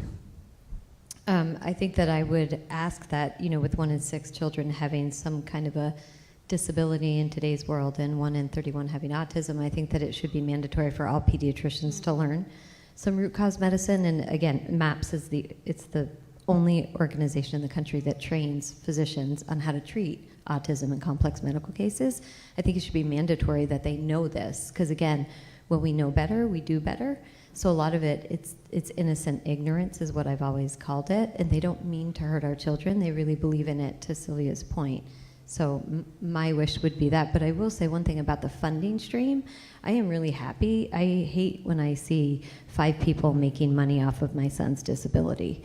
I think the funding stream can be altered a little bit and some cuts can be made, because I think the families could utilize some of the money to be able to see these physicians. So. Thanks so much. Lou. Well, I think everybody covered it, and I certainly said, we have to focus on the future. And I would just say thank you, Bobby. Thank you. Yeah.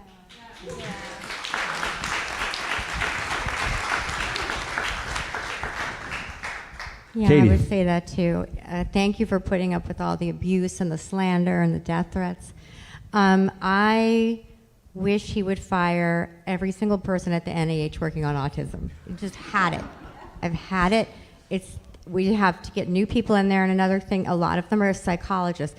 We don't want psychologists doing more autism research. They do learn the signs, behavioral interventions. We need the NIH. We need toxicologists, immunologists, metabolic specialists, mitochondrial specialists. We need that kind of group researching autism directly into treatments, and to get rid of the people there now.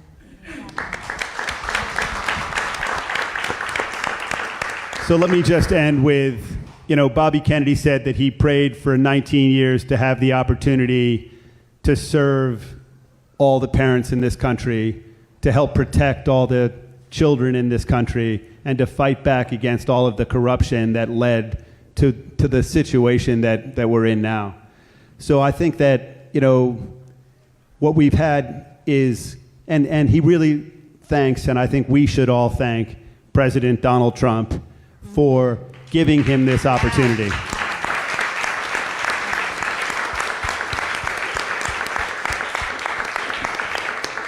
But since this is an autism conference, we should also thank him for what he said Monday, which is that 40 or 50 years ago, 1 in 10,000 people had an autism diagnosis. Right now, 1 in 31 people in America has an autism diagnosis. And he said that he wants to work towards, that he hopes that by the time he's done with his next, with this term, that we're back to 1 in 10,000 or 1 in 20,000. And I think that's possible. I mean, Sylvia, you were talking about all the incredible, possibilities they are, that all the medical breakthroughs, that there's so much that's possible. There's so many incredible resources with AI, with all the money we have, all the funding that NIH does. Yeah, and despite the majority of funding going directly towards genetics research, we have amazing researchers. Rick Frye, who's right here, Bob Navio, who I've had the opportunity to work very closely with, Judy Vanderwater, who's looking at maternal immune activation and dysregulation.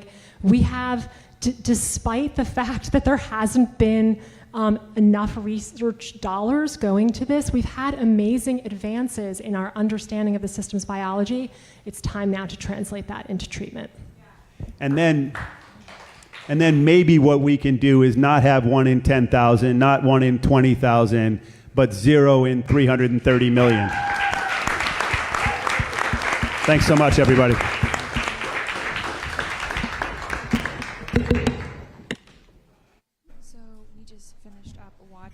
Wow. First Thank panel. you, Tony and Sylvia and Louis and Honey and Katie. Thank you so much.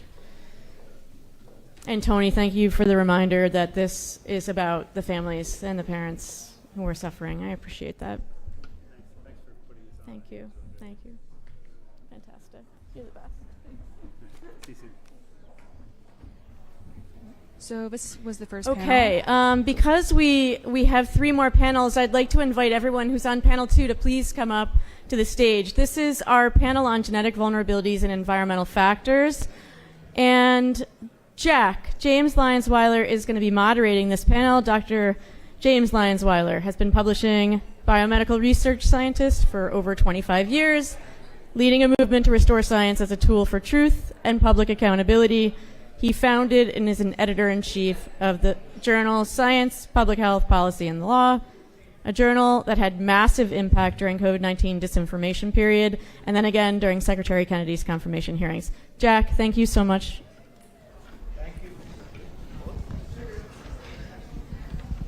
Thank you so much, Debra. Wow, check 1, 2. What a great panel. Can we get a round of applause for the parents? They really brought it. Thank you. Thank you so much. I think what we'll do is we'll talk, each of us, a little bit about, whatever our opening comments are. And I don't have a child with autism, but every child with autism is my child. And I'll tell you why. And every child with autism is your child. And I'll tell you why. Louis Conti brought up the social aspect, the social responsibility that our society owes to children who suffered vaccine injury. And if vaccines are of use to anyone, and if families are asked to put their children at risk of harm, doesn't that make them the heroes of our society? Doesn't that mean that they actually took one for the team and they should be celebrated as heroes? Okay, so there's obviously something else going on here. I innocently walked into the blender of autism science when I decided to write a book. The book was Cures versus Profits, to ask the question, how can we bring better medicine to market in spite of the profit motive? It's a great question. I wrote 16 chapters and decided at the last minute, what's the number one successful thing that has ever come to market? Oh, I know, vaccines. They're great. Save millions of lives. They're safe and effective. So I tried to write a chapter on vaccines. And the chapter reads like this: vaccines are safe, vaccines are effective, they save millions of lives, Andrew Wakefield. I said, whatever happened to that guy? I heard about him before. I looked him up, and I saw that Andy actually was completely decimated by the press over the years. His career was disrupted. Everything bad that could possibly happen to a guy happened to this guy, except for, his stint with a supermodel. That was pretty cool. But I then said, well, if I'm going to stay true to my creed as a scientist, I'm actually going to read the studies. Now, I did not know that Katie Wright read the studies and saw that they were garbage. She did that before I did. I read those studies. In my previous job to being an author, I was the director of a research corps at the University of Pittsburgh.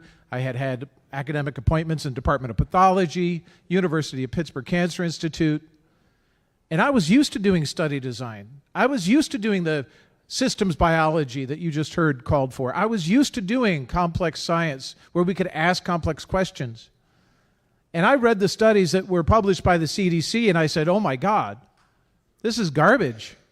I could see it instantly that they were cheating. They would grab a data set, analyze it one time. They didn't like the result. They'd throw it away, that result. They'd change the study design. They looked at the result again and rinse and repeat until autism went away, until autoimmunity went away, until ADHD went away, whatever they wanted to make magically disappear.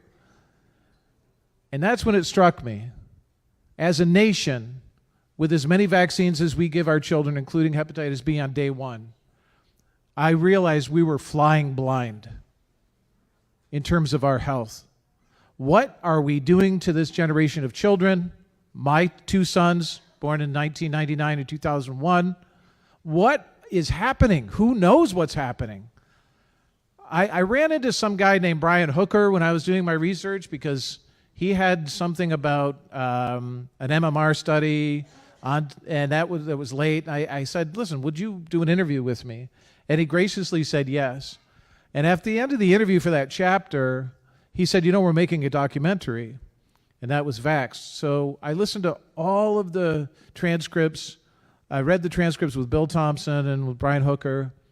And yeah, the fact that the MMR study was altered just as I just described these other ones, that was shocking enough. But the number one thing that everyone needs to know, especially the press, is that Dr. William Thompson from the CDC told this doctor, Brian Hooker, right here, that every single vaccine study that was published by the CDC or contracted by anyone working for the CDC was put through a sanitation process. Every last one of them. So now I knew we were not only flying blind, but we didn't even know what kind of aviation machine we're flying. We really have no idea about vaccines, and that's where we stand to this day. We really do not know the scope of the effects of vaccines on human health. I'm teaching a course right now, Vaccines and Immunity, and I'm still learning things from the reductionist view of looking at systems biology. And I've been at this since 2015 in earnest, and Gracie and I parked outside of a CVS. I realized if I included this particular chapter in this book, not only it would tank the book, there goes my dream of being a best-selling author, By the way, it's available on Amazon.com. It's called Cures versus Profits. But not only that, but it would tank my academic career, that no major medical institution would ever hire me again. Gracie and I thought about it, prayed about it. It was the kids. You cannot understand how anyone, let alone a pediatrician who has sworn their life to helping children, can walk away from a child as if they're just a number on their spreadsheet. Everything that you heard in the last panel, I'm so glad they brought it up, but I want to reiterate. If I were to fall on the ground and start seizing right now, a seizure, the EMTs would come get me, and en route to the hospital, they'd stabilize me. There's a whole series of tests that they would run on me. They check my blood sugar, among other things. They would check my blood pressure to make sure I wasn't bleeding out internally. Parents are told while their child is screaming and then going into seizure after vaccine injury that, yeah, that happens sometimes. It's normal. Let it burn out. They'll be better in the morning. And time after time after time. They're not. Sometimes they don't wake up. And death from vaccine injury actually is a reproducible process. There is a clinical progression from death. I've heard it too many times from parents that told me, first they turn blue. What does the doctor say? Well, you don't have to bring them in until this or the other. You have a child that's blue. What does that tell you? Raise your hand if you know what it means to have a child that's blue. They're low in oxygen. Did you know that the aluminum that's in vaccines binds to a molecule called transferrin? Transferrin's job is to take the red blood cells, is to take the iron from the diet and put it into the bone marrow so your baby and your body can make red blood cells. And if you bind up that transferrin with aluminum, they're not making red blood cells. This is not just vaccine-injured children. This is biochemistry. This is happening to every child that receives an aluminum-containing vaccine. And yet, did you know that the FDA to this day, has no pediatric dose limit for aluminum in vaccines? The only pediatric dose limit that exists is from my study, one of my studies, where I published and I looked at what they said was a safe level in adults, and I did very simple math based on body weight called Clark's rule. And our kids on first day of life are receiving 14 to 20 times the dose that any adult would ever receive. Now remember what I said about transferrin. There are other things we can go into in the mechanisms of vaccine injury. I have articles on those too. You can look those up. But the gall of the denialists is, well, they really need to learn their lesson. And I want to say I'm apolitical. And take my word on it, I am apolitical. I can't choose a party because I can't choose a party. I'm not going to get into why. But today, former President Barack Obama on Twitter wrote, we have people in power making broad claims around certain drugs and autism that have been continuously disproven. The degree to which those comments can undermine public health, do harm to women who are pregnant, create anxiety for parents and who do have children who are autistic, is violence against the truth. I wrote to him, that's reckless polemic. Please stop dividing. You do not know what you were talking about.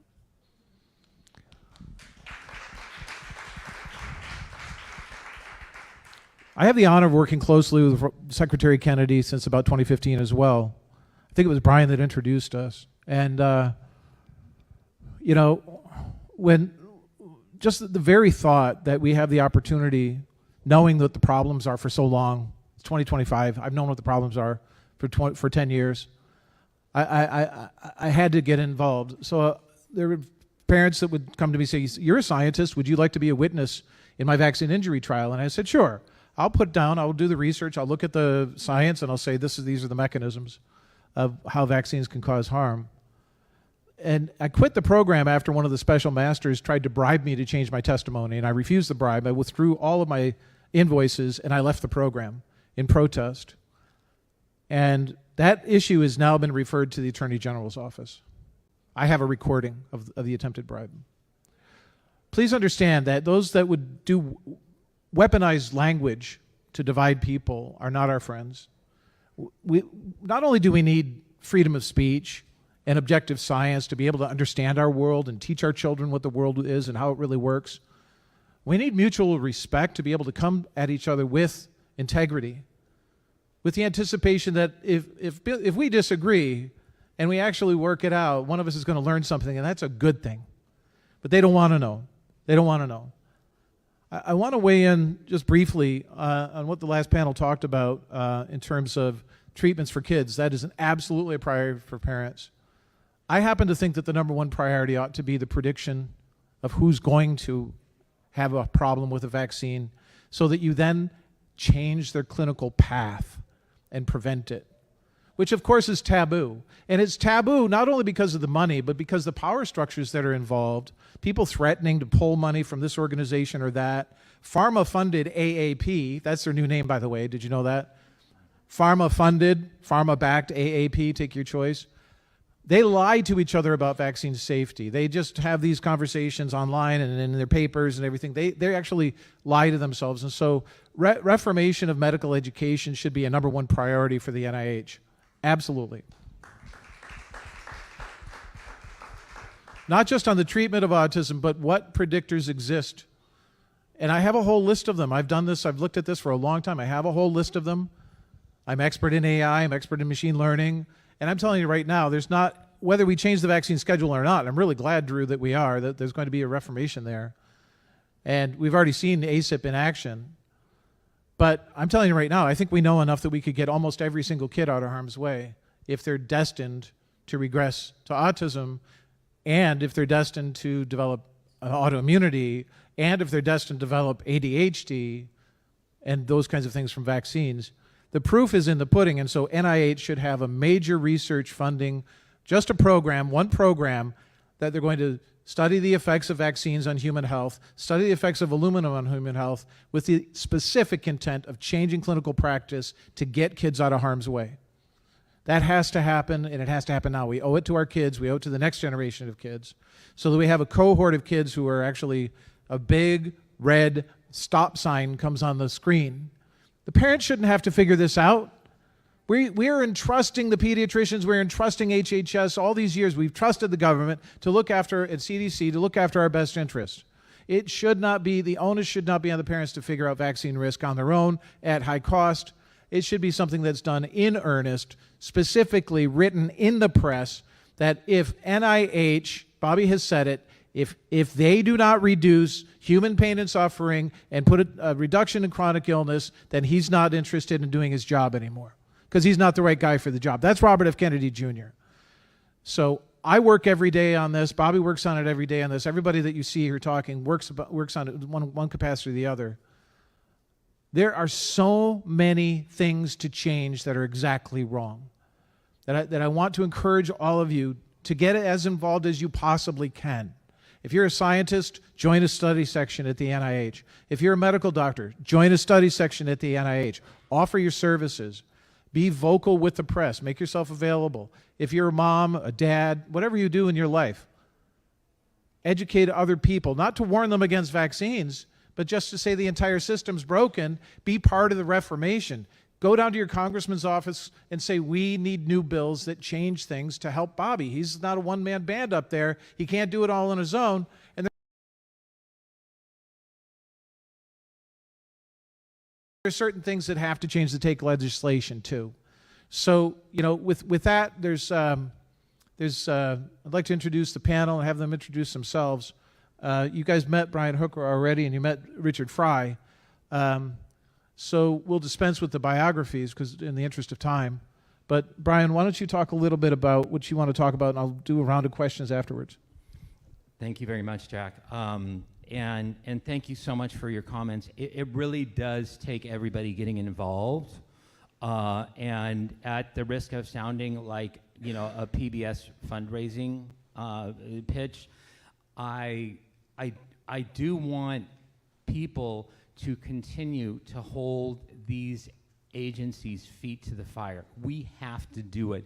Just because you see something happen, you know, in the rank and file in the NIH, the CDC, the FDA, CMS, wherever, doesn't necessarily mean that the Secretary of HHS knows about it. I mean, one of the things that I noticed, there was an NIH Autism Data Science call for proposals, and I looked at the awardees, and I realized there's something really wrong there, because it's just sort of the same people that have been doing the same thing, just more genetic reductionism, maybe some gene-environmental interactions, but it's the same people that have been funded for so many years that have really taken us down this 20-year road to nowhere. And so, we do need to get involved. We need new scientists on the study sections that are reviewing these proposals, that are making the recommendations, that are scoring these proposals. Otherwise, we do get sort of Ricky and Lucy reruns. I mean, everything, this has to change.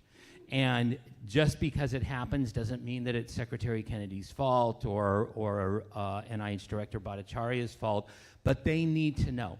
And their feet need to be held to the fire. And if anybody would echo that particular message, I know that it would be RFK Jr. For that directly. I also really want to quick talk about acetaminophen. I asked you the questions. Okay, you are. Okay, we can just save those for the questions then. Yeah. Okay, very, very good. Okay, I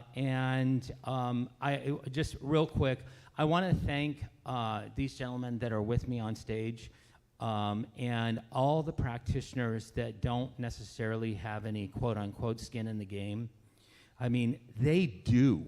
And one of the things that I know specifically about Jack is that he takes these children personally. He takes them on.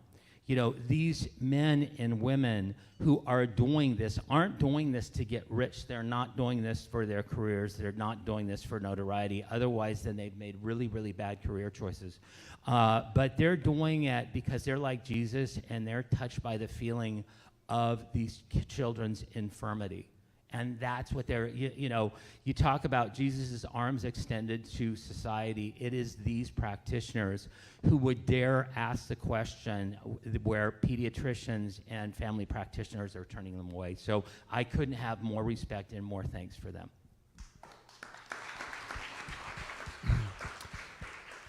So Richard, you know a thing or two about research. We'll get to the question and answers about environment and genetics afterwards, but just give an opener, if you would, about this particular topic for the panel and your role in it and what you know.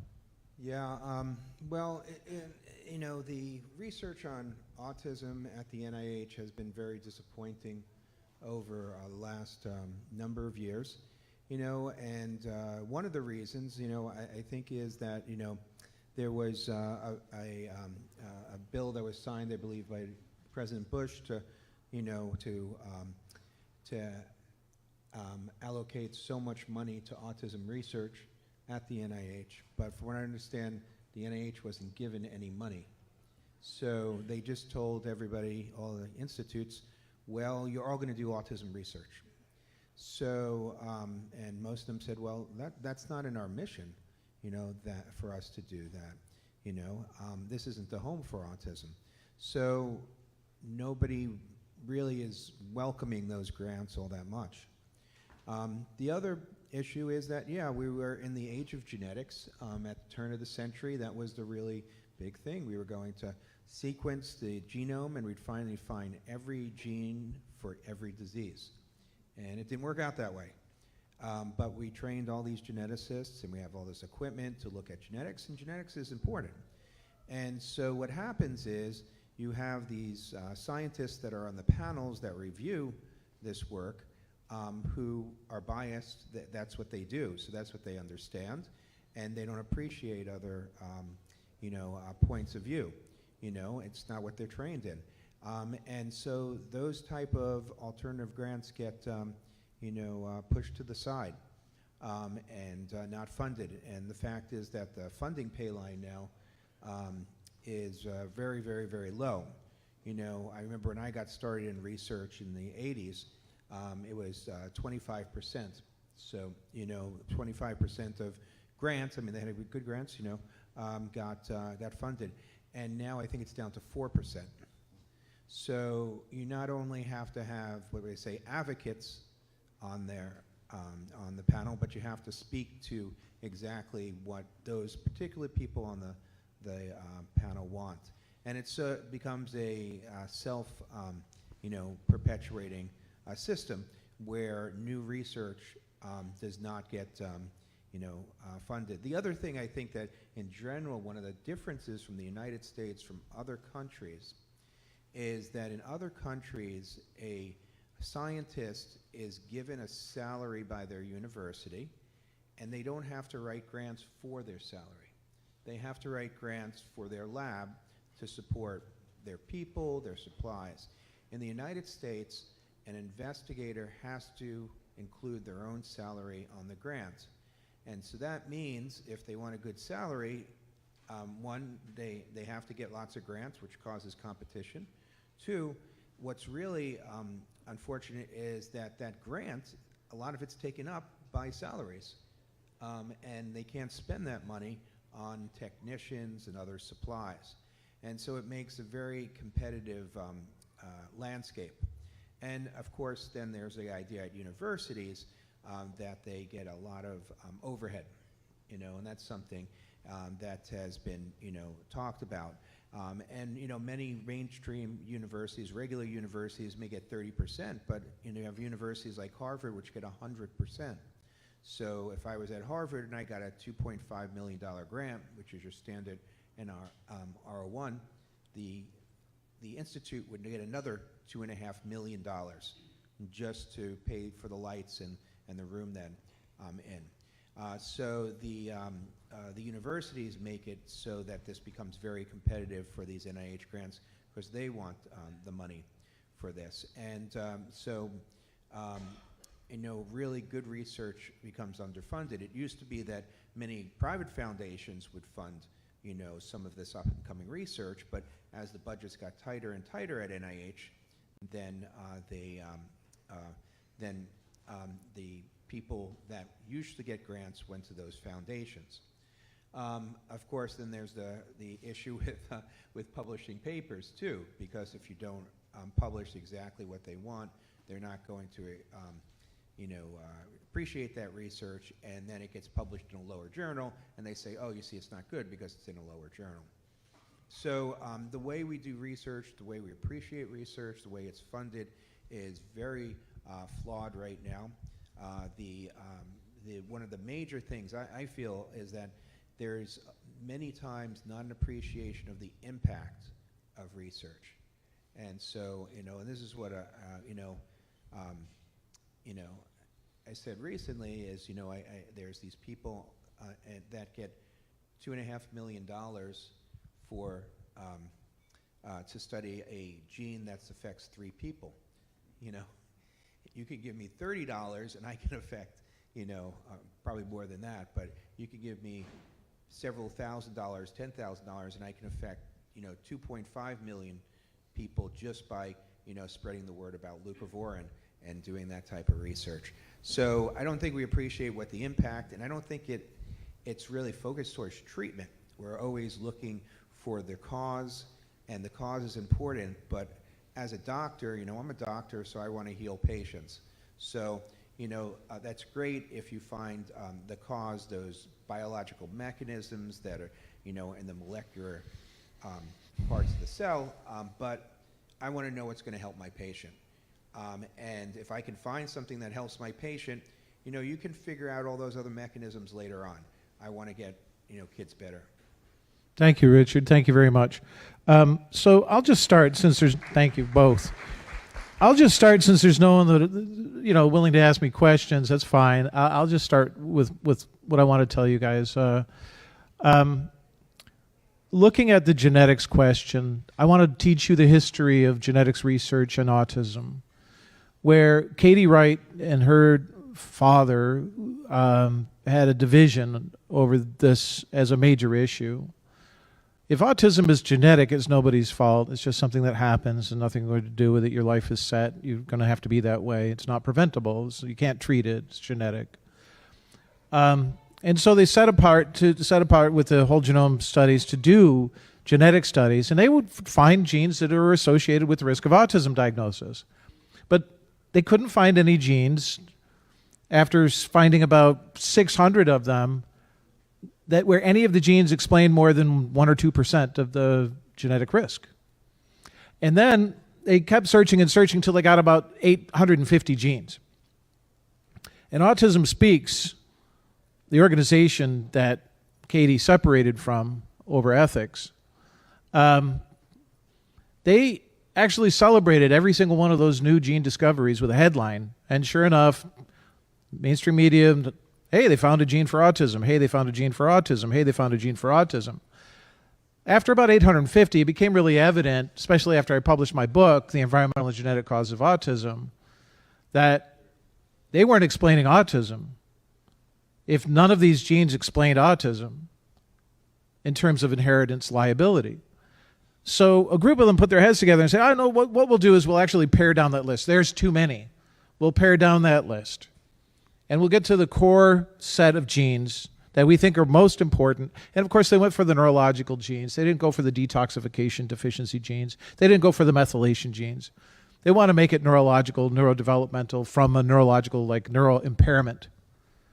And so they got this core set of genes and said, oh, scientists believe this. They got a headline. Scientists still think it's genetic, but these are the important ones we need to focus on. And the purpose of that was really just for pharma to go find drugs. It was twofold. We're going to go find drugs that can impact these and maybe have some effect. Fair enough. But then the strange thing happened. Next year, guess what they found? Hey, we found some more autism genes. Found some more autism genes. They wanted the headline. So they've kept funding new discovery research on autism genes, and that lasted about a year or two. And then it became really ridiculous to say that autism is genetic when the numbers really show, and our messaging was successful, especially Tony Bark, a friend of ours who's beloved and belated, that you can't have a genetic epidemic, right? It doesn't exist that way. So we've all said it, and the message, I think, stuck that the jig is up, if you will. And the heritability, Tony Lyons mentioned heritability, and that it seems like there's autism traits that are heritable. But that's only because traits are heritable. Think about the diagnosis of autism. What is it? You have repetitive behavior. You've got, whether you're very social, not social. These are heritable human traits. The fact that brain function is heritable is what they're really tapping into on the heritability of autism, right? So a lot of people know dads of kids with autism, and they might have, they kind of like to keep to themselves or whatever, but they actually lied in the last 3 major heritability studies, because in the first 3 or 4 heritability studies, they would say, let's look at how much of it's genetic with a correlation. And they calculated something called liability. Under the liability calculation, you're looking at 40% genetics. 40% genetic leaves 60% for environment. They couldn't have that. So they kept changing study designs and doing it in a different way until they got to the point where now they say, oh, it's between 80 and 90%, if you look at the headlines today in the mainstream media. But they never refer to the original studies, and that's not fair. They need to refer to the original studies and say that the range is here to here, and why did it increase? Why did the heritability increase over time, like clockwork? The studies that have never been done and that the NIH need to fund have to include genetics and environment in the same study with the same people. So not only can you understand the percentage that's due to genetics and the percentage that's due to environment, but you can calculate genetics times environment interaction. It's a very specific, easy to do study design. It doesn't take $3 million. It takes about $150,000 and a good electronic health record and some surveys. And then you put a p-value on the genes, and you put a p-value on environment, including common environmental exposures, and you put a p-value on the interaction term. If anybody knows a statistician, you can actually get them to agree with you that autism has not been studied. They'll know what an interaction term is. They'll say, you know what a good way to hide environment do genes over here and environment over here, but never do, or even do genes and environment in the same one, but don't look at the interaction term. You can bury the action in the interaction, because the interaction can be more important than one of the main effects. I'm getting in the weeds on this for a specific reason. Anybody from this day forward who says autism is genetic doesn't know what they're talking about. There is zero chance that anybody knows what the size of that interaction term is, because it's never been done, and until it's done, nobody can say it's genetic or environment. You can say it's environment partially, you can say it's genetic, but you can't say either or. That's the nature of this ignorance, and it's enforced ignorance, and it has to stop. So another topic I just want to mention briefly is, okay, why doesn't everybody get autism? Right? It's the same vaccine schedule, no problem. Well, there are a couple of reasons. You can point to the fact that the nurses weren't shaking up the vials with the mercury in it, and some kids got larger doses.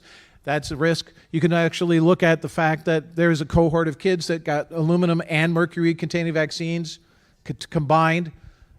But if you look up the paper, Autism is an acquired cellular detoxification deficiency syndrome, I actually tested the hypothesis that these kids are not able to detox as well as other kids, plain and simple.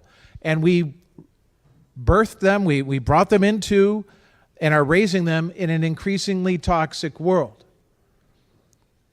It's so bad that I think we would have had an autism epidemic eventually, finding the same families, the same genetic lineages of people who happen to not be able to detoxify as well as others, even if vaccines were never invented. Petroleum chemicals are absolutely poisoning our food, they're poisoning our water, they're poisoning our medicines, and usually it's the waste left over that they say, how do we agricultural, how do we do this? Let's make a kind of fertilizer out of this or something. Plastics, the things that you hear about all the time. I teach a course, environmental toxicology, because it's a huge concern. So not only do we have to have NIH then turn a sharp corner, do a 180 on genetics and environment for autism, we actually have to have real environmental science done. The major universities, they have endowed chairs. The endowed chairs include the chemistry department. Big Chem doesn't want anybody to know about environmental toxicology. You can't find a course on environmental toxicology like the one that I teach. 18 lectures that tell you the source and what to do about it, how to avoid it, how to shut it down. The source, the biological effects, and how to shut it down. So, and I taught that course because this was before, I developed that course because I didn't think we would ever get anywhere we are right now with Bobby Kennedy as secretary. I thought we would never get there. I'm like, okay, we're going to have to clean up all of the rest of the world because they're going to insist on vaccines for everybody forever if we're going to have any effect. That's how dedicated I am. It's online. You can go to ipac-edu.org and sign up for it. But so the way that vaccines contribute to autism is that aluminum or mercury goes into the brain. There's no doubt about that. Chris Exley showed that there's no doubt about the fact that aluminum makes it to the brain. But we've known it since 1985 when they found that amyloid, that thing that you hear about with Alzheimer's, is part aluminum. Amyloid in the brain is part aluminum. So if it gets to the brain and it kills cells, those cells die. Microglia pick up those dead cells to clean up the brain, the cellular debris. They become intoxicated with aluminum and they die. If you distract your microglia during neurodevelopment, you cannot have a proper neurodevelopment. They prune the brain at the right time, in the right way, to make the brain a human brain, the way that it is. I'm not saying people with autism are not human. Please don't quote me and twist that language around. I would never say that. They're beautiful human beings. The fact is, if you can't develop your brain right because you have chronic microglial activation, it becomes an unstoppable inevitability that eventually you're going to lose everything that you got over neural development when the doses are accumulating as the aluminum builds up to toxic levels in the brain. You're going to regress. That is known. That is not controversial. Kids have chronic microglia activation from the age of 5 to 25. It's in the literature on autopsies of kids who died from other causes with autism. This other thing about neurodiversity, the last thing that I'll say for my part of this is people say, let's celebrate autism, it's neurodiversity, there's just differences and differences are okay. What's the average lifespan of a kid with an autism diagnosis? Does anybody know? 34 in the United States. Is that okay? Is it okay that we're celebrating neurodiversity instead of saying, what? Okay, so we really need to get the aluminum out of kids' brains. We need detoxification, chelation studies, not the type of chelation that you hear about, bleach and all that garbage. Let's not talk about that. Let's talk about mild, long, slow chelation, because it's chronic exposure to toxins in the environment, including mercury, including aluminum. And if you can get that out, I have a protocol. I reversed my asthma. NIH needs to study slow, prolonged chelation to reverse asthma, autoimmunity, ADHD, and autism. That has to happen now. Dr. Jay Bhattacharya should be putting a research program together. Bobby Kennedy tells me they're going to study the health effects of aluminum on humans, so that's good news. So the really good news is we can do something right now. So let's go to Richard, if you don't mind, first. Richard, what exposures do you see parents reporting that attribute to the initial causes of autism? So, we, as you know, we do a lot of research on mitochondria. Yeah. And so some of the studies, we developed an assay that is to look at not only mitochondrial function, but mitochondrial resilience. What we found is a signature to neurodevelopmental regression, that for some reason these kiddos, their mitochondria is actually functioning about twice that of normal. It's like a little race car, but as soon as it hits a bump, it falls apart. But the other thing that we were, in our research to kind of look at these things is we found out that that environmental exposures in utero are highly correlated with these changes in the mitochondria. So we've done a few studies, one at looking at air pollution, PM2.5, and we found that prenatal air pollution exposure has just looking at mitochondrial function of a kid that's 8-10 years old, has a significant raw correlation without correcting for anything of this. We also collaborated some of the work by the Mount Sinai School of Medicine with the baby teeth, where we showed they had showed that manganese and zinc levels, low levels, prenatally, you could distinguish twins, which was going to get autism. Yeah. Well, we showed those in the regressive type autism, those change mitochondrial function long term. So those who don't know, mitochondria are the parts of the cell that power the cell. You can't do much if you don't have an engine in your cell powering the processes of the cell. And the brain, it uses up 20% of the energy, but it's 2% of the weight of your body. So it uses a lot of energy, and when it develops, when it changes, it needs a lot of energy to change. Not only after you're born, but before you're born, there's lots and lots of energy. And the mitochondria, this powerhouse, works in all different parts of the brain. And we know that if it's dysfunctional, actually even prenatally, if it's experienced prenatally, the brain will not develop as it should. If it's too slow, we know that the neurons don't develop enough. If it's too fast, they develop too much and there's overgrowth. And that's what we see in autism. So, one of the major things that I think we see is that, the most, the environment that is most, that's most influential is that 9 months in your mom's belly. And we don't pay enough of time to that. Yeah. Okay. Let me ask you, is maternal immune activation during those periods of time a risk factor? Yes. And so, so if you, and this is some of the things I've never understood about people that, promote vaccines. Like, if you're going to make a vaccine for a tiny little baby, why would you put mercury in it? I mean, maybe it's bad, maybe it isn't, but why would you do that? It sounds like a really bad idea just from the start. Yeah, it is. And then imagine trying to develop a brain, this magnificent, highly complex, trillions of cells thing where pruning programs have to happen at the same time, and you have a mitochondrial dysfunction that's genetic or environmentally induced perhaps, and the brain is repeatedly anoxic before or after birth. Like I just said, you don't have transferrin making red blood cells, right? The aluminum goes in the bone instead. So the people that are aluminum apologists, they say, don't worry about it, it all goes to the bone. How did it get there? The FDA published that it actually binds to transferrin. So do you think that mitochondrial dysfunction could be responsible in part for detoxification deficiency? Oh, most definitely. So what we see, if you look at the handout we have, we talk about there's this trifecta of oxidative stress, glutathione deficiency, mitochondrial dysfunction, neuroinflammation.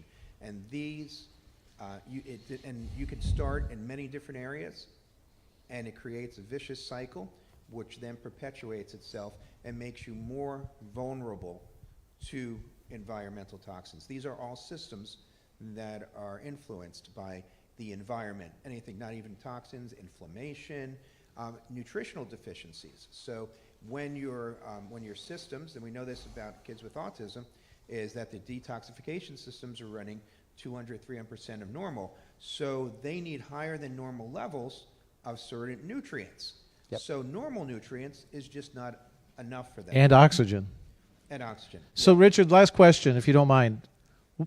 If we had total information from mother's medical record, child's medical record, and a survey on environmental exposures at home and at work for the parents, what percentage of autism do you think is preventable? So this is great. I'm really glad because I didn't get to this point. So what we're finding is that all these metabolic problems and neuroinflammatory issues that we see in kids with autism, we see in the moms, okay? And so we're finding that, that there is heritability, but it's not genetic. These metabolic and immune abnormalities are heritable, you know? And you can just think about that. If your mom has some type of mitochondrial dysfunction, their metabolism isn't working, not making the same energy, then the baby's cells are going to adapt to that. They're not going to grow normally, and they're actually going to change the way their mitochondria work because they're not getting those fuels, or maybe they're getting certain types of metabolic intermediates that interfere with the way that they work. So what we're finding is that these things are actually transgenerational, heritable, can be found in the parents, both mom and dad, some of these things, and you can detect them before time, and then if you can intervene preconception, before we even start to have babies, then we could change the rise in autism to and reverse the course. So it gets better. So do you think it would be like 50%, 70%, 80%, 90% could be prevented if we stopped putting toxins on purpose into children? Well, I think there's many different things. I think you know, definitely the toxic load is important, giving the right nutrients, you know, making sure we feed our microbiome correctly. That's something we haven't talked about, which is transgenerational too. Yeah. You know, so I think that this whole idea of just becoming healthy, you know, and treating our bodies correctly by decreasing the toxins and putting the fuels and the good nutrients it needs could go a long way to reversing a lot of chronic disease. Yeah, thank you very much. Let's move on to Dr. Brian Hooker. Big hand for Dr. Richard Frye, please.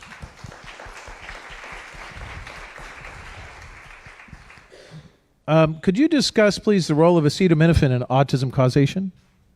Well, when you look at how acetaminophen is detoxified, it is primarily detoxified in neonates and postnatally through glutathione-regulated pathways, or basically methylation and sulfation.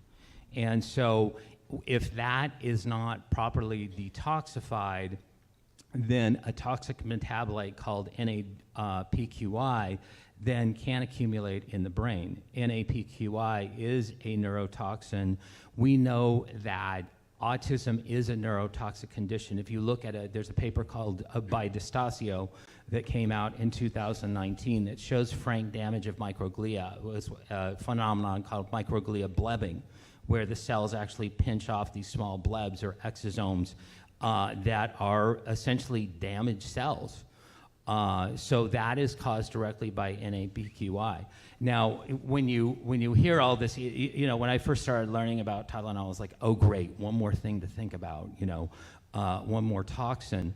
But it is, I believe in many cases of the etiology of autism, it is necessary, but is not sufficient. You still need the genetic terrain, and then you still need the oxidative stress along with acetaminophen for autism causation.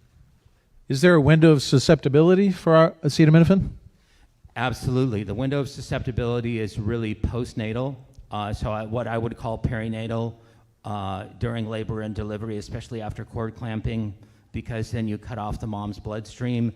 And then postnatally at that particular point in time, then the risk regarding acetaminophen does decrease postnatally as the newborn gets older and older. But I still believe that there's a risk, and there's a risk of regressive autism up through 5 years of age. Yeah, I remember the advice of doctors saying if you're going to go in for your vaccine, give your kid acetaminophen beforehand, right, in anticipation of a fever.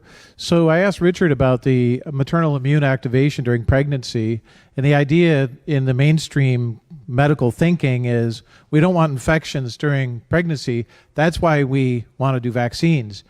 But not every woman gets influenza during those 9 months. Not every woman gets COVID-19 during those months, and not every woman gets tetanus or pertussis during those 9 months, but every woman that vaccinates 3 times gets all of those antigens as well, right? Yeah, and I mean, the thing is, it's that you can plan for this, right? If you're going to get pregnant, you can make sure all your vaccines are up to date, you know, if you want to do that, you know, and so you don't have to get vaccinated during pregnancy. You know, other things like, you know, influenza, where it may be a seasonal thing. You know, one thing you could do is have people around the mother get vaccinated so she's not exposed to that, so they don't bring that home.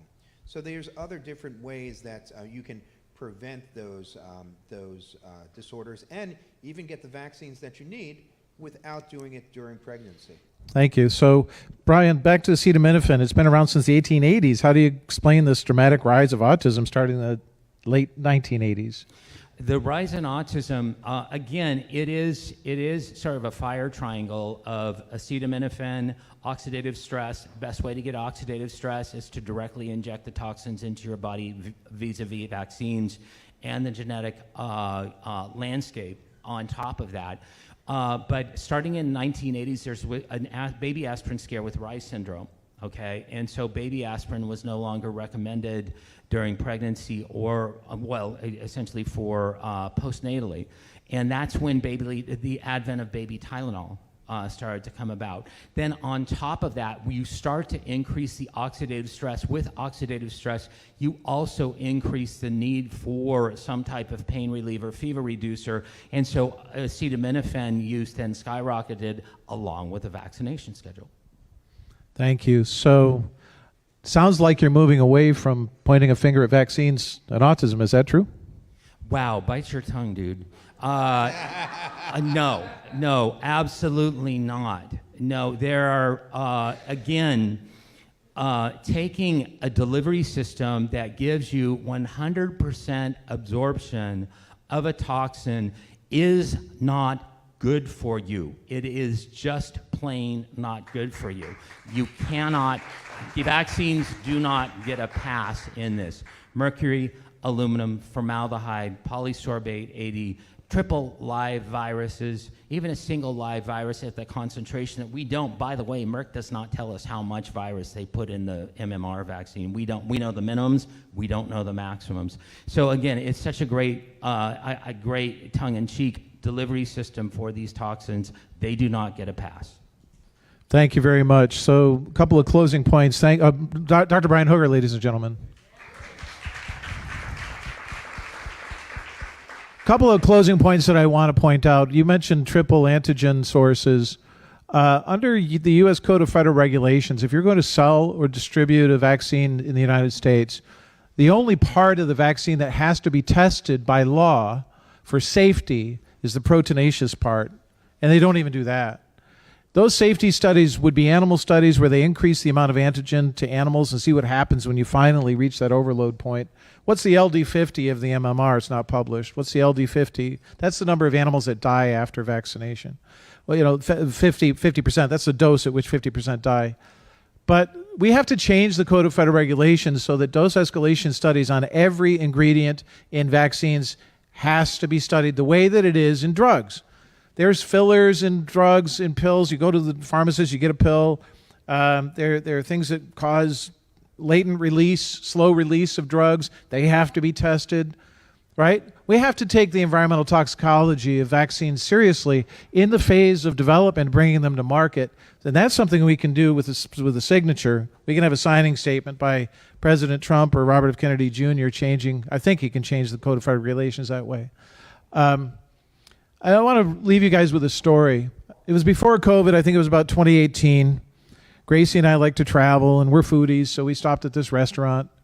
And I went up to the bar to get a little, I don't know, Clue and cream for Grace or something. And I sat next to this guy and struck up a conversation. What do you do? Oh, I'm a retired pediatrician. Really? Oh, okay. What do you do? I'm an author. What's one of your books? Maybe you look familiar. Oh, the environmental and genetic causes of autism. He said, you use the word cause. Are they allowing you to do that now? True story. That's part of the problem. Let's stop restricting speech. Let's speak in plain English language. Patients and parents and doctors need to be able to share and compare ideas without getting at each other's throats. Be respectful, be kind, and provide a world of a rational society in which we're here to learn with and from each other, and stop this nonsense. Thank you all much for being here. Thank you so much, Jack and Brian and Richard. Thank you so much. Our next panel 3, please welcome up to the stage, is on justice, redress, and remedy. We've gone over a little bit. They're going to kick us out at exactly 5 p.m., so I just wanted to let everyone know we're going to try to really keep to the time that we have, 45 minutes for each of these panels. I want to introduce who's moderating, Kim Mack Rosenberg, General Counsel from Children's Health Defense. She oversees litigation to protect the health of children, protect parental rights, and oppose censorship, among so many other things. She's also an attorney in private practice located in New Jersey, representing clients nationwide on medical freedom issues, as well as healthcare practice management and disputes and insurance coverage issues, focusing primarily on services provided to individuals diagnosed with autism spectrum disorder. Thank you so much, Kim. Welcome. Thank you. Thanks. Thank you. Brian, are we getting you back? Okay, perfect. Hi, everyone. I'd like to welcome our panelists, 2 of whom you've seen already today, so I'm not going to read bios for them, Drew Downing and Brian Hooker. John Gilmore is up for the first time today. He is the Executive Director of the Autism Action Network. He's an advocate who's worked for 25 years on public policy issues concerning autism, developmental disabilities, and vaccine rights and safety. Since 2007, he served as the ED of the Autism Action Network. It's a national nonprofit grassroots advocacy organization that influences legislation and policy on a wide range of issues impacting the autism community. He began his work following a vaccine injury to his infant son that caused extensive neurological damage, later diagnosed as autism. He's worked with a wide range of organizations, including Children's Health Defense, and most recently co-founded American Values 2024, the federal super PAC that worked to elect RFK Jr. as president. He has a master's degree in public policy from the Graduate School of Public Policy at UC Berkeley, and he lives in Long Beach, New York with his wife and his adult son. So welcome, John. I'd like to start actually, we want to keep things positive and talk about hope and movement forward in the future. We have to revisit the past sometimes to do that, but I would love for you to share the miracle in Albany about communication choice. So I live in New York, and I do a lot of basically lobbying, mostly in Albany. I do some in Washington as well. We used to do a lot in Washington. Then once Obama came along, there's just it got to be hopeless. But now there's a lot of hope again. But anyway, And my son is a speller, right? And I think there's probably a lot of speller parents here as well, right? And the spelling is growing in New York like it is in a lot of other places, and we're running into more and more obstacles about, getting support for it. New York has some very generous benefits, but they won't pay for anything related to spelling. We also have problems like people who spell in group homes are not allowed to spell in the group homes and things like that. So a group of us parents got together and we put a bill together. This was, I guess, in about February, and it's called the Communication Bill of Rights, right? And so we started plugging it, and I just knew, because I know, what persuades people up in Albany, that if we could get some spellers in front of the decision makers, we wouldn't even have to talk to them, right? It's a pretty stunning thing when you see what the spellers can do. And I was right. So we took around a group of spellers to a bunch of different offices and just had them start communicating with the people who were there. And we started this unbelievable momentum moving forward, right? I've worked on bills in Albany, like an autism insurance reform bill. Took us 8 years to do, okay? So we started in the end of February. We got it passed in the assembly about 6 weeks later, because just everybody thought it was insane what these kids could do. We took our spellers into various legislators' offices. More than once, the legislators were in tears, just because they were just sort of so stunned by what they were seeing and what that all meant. So we were the last bill voted in the legislative session of the Assembly, which ended last June. It was voted on at about 3 o'clock in the morning on a Saturday, and it passed 134-0. So, yeah. So we still have to go back and get the Senate to pass it. I'm very optimistic about that, and I think if we get it passed through those houses, I think the chances of the governor not signing it are just about zero. So this probably will end up, with a little bit of luck, and if they don't beat us elsewhere, probably the first sort of spelling-focused bill of rights in the United States. John, do you think it's replicable in other totally. states? Absolutely. I know there's a bill, because I've read it. There's a bill in Florida. There's efforts in Massachusetts. I know there's other efforts all across the country. And I think if you can do it in New York, you could do it anywhere. There's also an effort at the federal level as well. It's terrific, because spelling has opened a world for so many individuals with autism. Brian, you had said your son is a speller. My son's as well. he's a speller. He just started on a keyboard last week. Woohoo! My son, he is so neurologically impaired, he never could actually take an IQ test because he simply doesn't have the motor planning ability to do what's required. And he's doing, whatever's beyond calculus. I don't even know what it is, okay? But that's what he's doing, right? I mean, I kind of peaked at trig, right? So take it from there. And it's almost miraculous, really. That is incredible and so hopeful for so many families and individuals. And there's growing support from other organizations. For a long time, I know we got pushback from the speech and language pathology groups. Yes, they were kind of and I wasn't really surprised by that, because they sort of against everything that's new when it relates to communication and in people on the spectrum and things like that. I don't know what the current status is on ASHA and spelling. Have they changed? Does anybody know? No, they have not changed. They haven't changed. Okay, so they're still opposing it. I'm thinking they may not be as nearly as enthusiastic about their opposition, right? I don't know if this is something they really want to fight, but we'll find out. Okay, so to turn back a little bit to the past, John, in what ways, you've been in this a long time, all of us have been in this fight for a long time. In what way has justice been denied to individuals with autism and their families? God, where do you start? How much time do we have? We have 38 minutes. Go for it.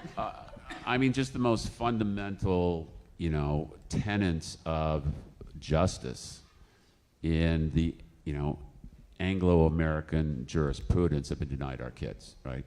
And the most glaring example, obviously, is the denial of our kids' Seventh Amendment right to go to court over an injury, right? That was taken away from them by the 1986 Act.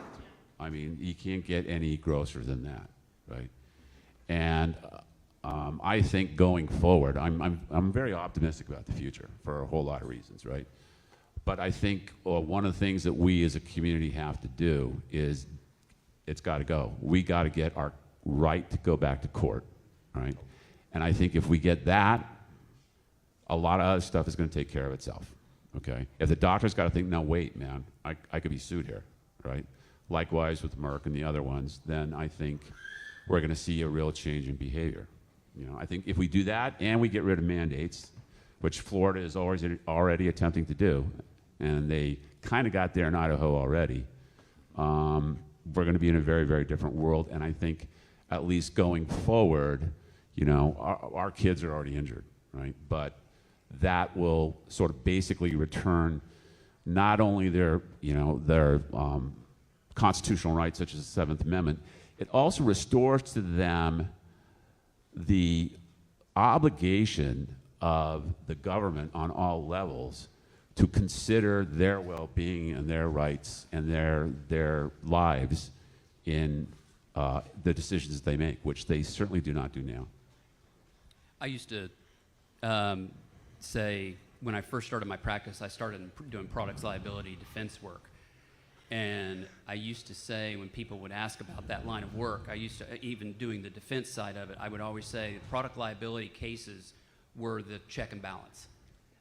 That's the check and balance on industry, because you can regulate, regulators get into people's back pockets, and there's revolving doors with regulatory agencies and so forth. But the product liability lawsuit is the check and balance on curbing industry enthusiasm over putting products on the market that haven't been truly tested. Mm. I mean, one thing that Kennedy says all the time, and it's the core of our problem, is that every institution we have to protect people from bad, dangerous products has been eliminated when it comes to vaccines, okay? We can't go to court, okay? What else do we have? Well, you have the market, right? You can choose not to do it. Well, we don't have that either, do we? At least with kids, right? And then on the other device we really have to protect us from dangerous products are the regulatory agencies, okay, which are completely bought.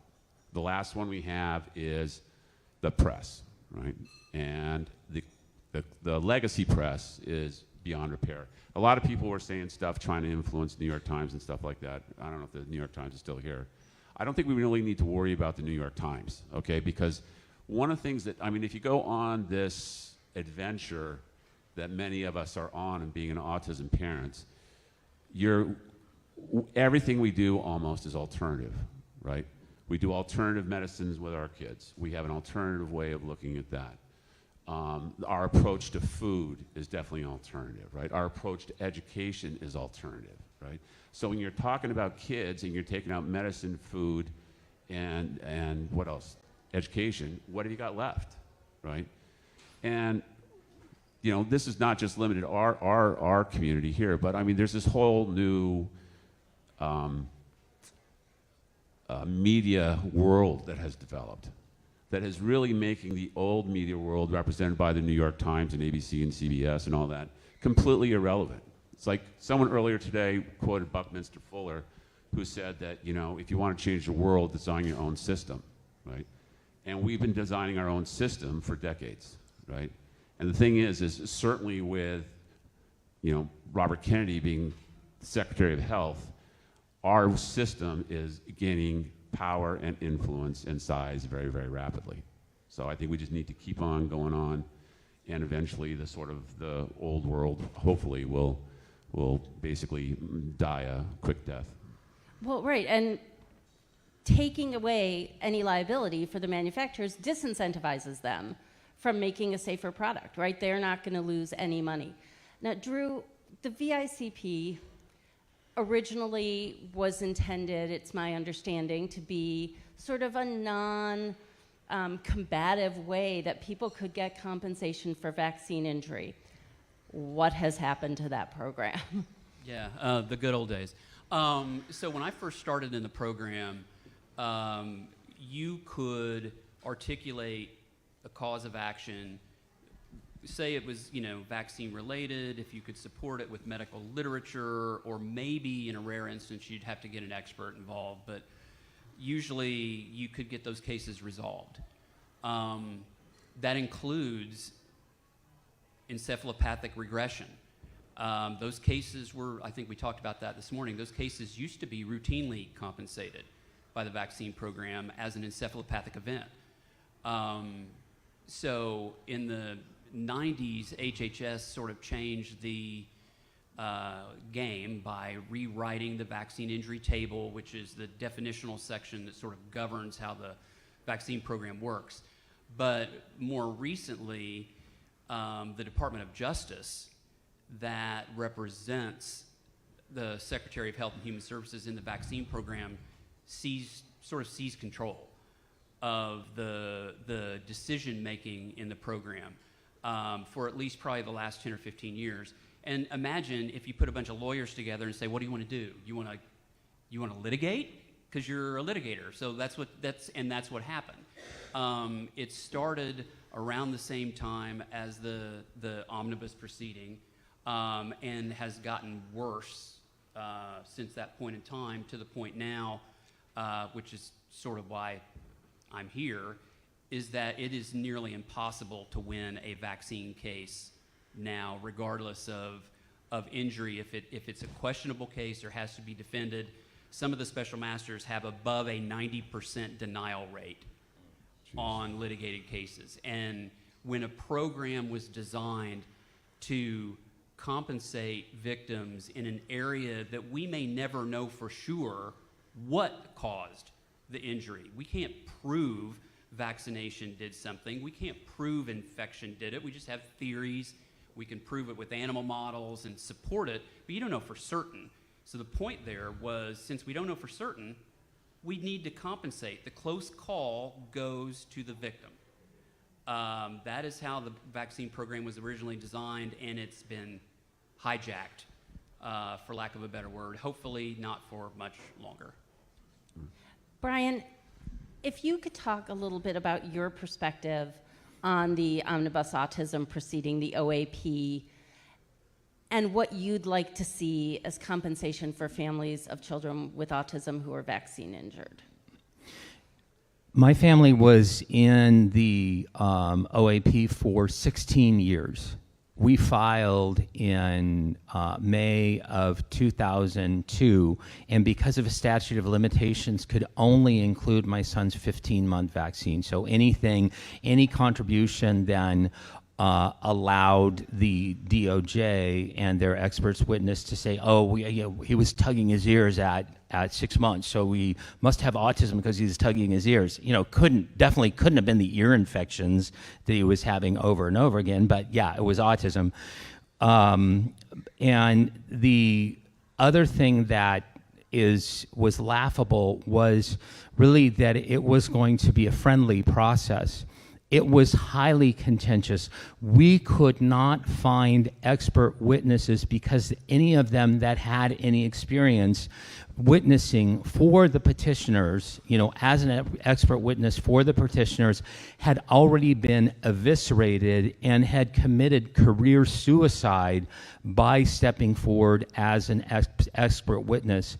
And these individuals, the special masters, we had George Hastings as a special master. He went to lengths to make sure that he tore down our expert witnesses to, the very core. It was like watching one of the old Flintstones episodes where Fred Flintstone was in with his boss, Mr. Slate. And then Fred would shrink and get smaller with every criticism, every slam. That was what it was like. And then finally, we were thrown out of the system because of a statute of limitation, and we never got oral arguments whatsoever. Neither did we get any type of compensation for the amount of money that we spent for legal fees. And so it was a net loss. These children need to be taken care of. You know, my son is very, very similar to your son, John. Really, really brilliant, loves physics, loves calculus, loves German, but his whole body dyspraxia just traps him in his body. And so, bar another medical breakthrough or miracle, then he's going to need a lifetime of care, you know, just 24/7 care.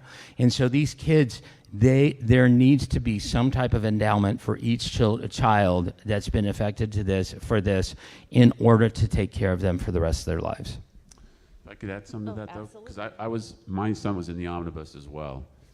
And one thing that I think we have to talk about is the omnibus has to be revisited, because and I agree with Drew. Earlier today, Drew said that the omnibus was a setup from the beginning, right? That it was going to be a way to get all these cases, put them together, and then just find some way to get rid of them, okay? But in the omnibus, they completely violated their own rules. And they violated the law in multiple places, because what they decided to do was pick 6 test cases to test various theories of autism causation, right? Well, 2 of them, one was Hannah polling, okay? That was just outright autism, and they said, oh, no, that doesn't count anymore. And then there was another one where, based on an expert witness, okay, changed their opinion about what caused the autism in the individual concerned. So there was another one. But the lawyers for the government never let that testimony, that changed testimony, come back into the system. So you already had 2 out of the 6 saying, yeah, it was autism, and they completely disregarded all that, right? I can't imagine a more immoral, illegal thing to do.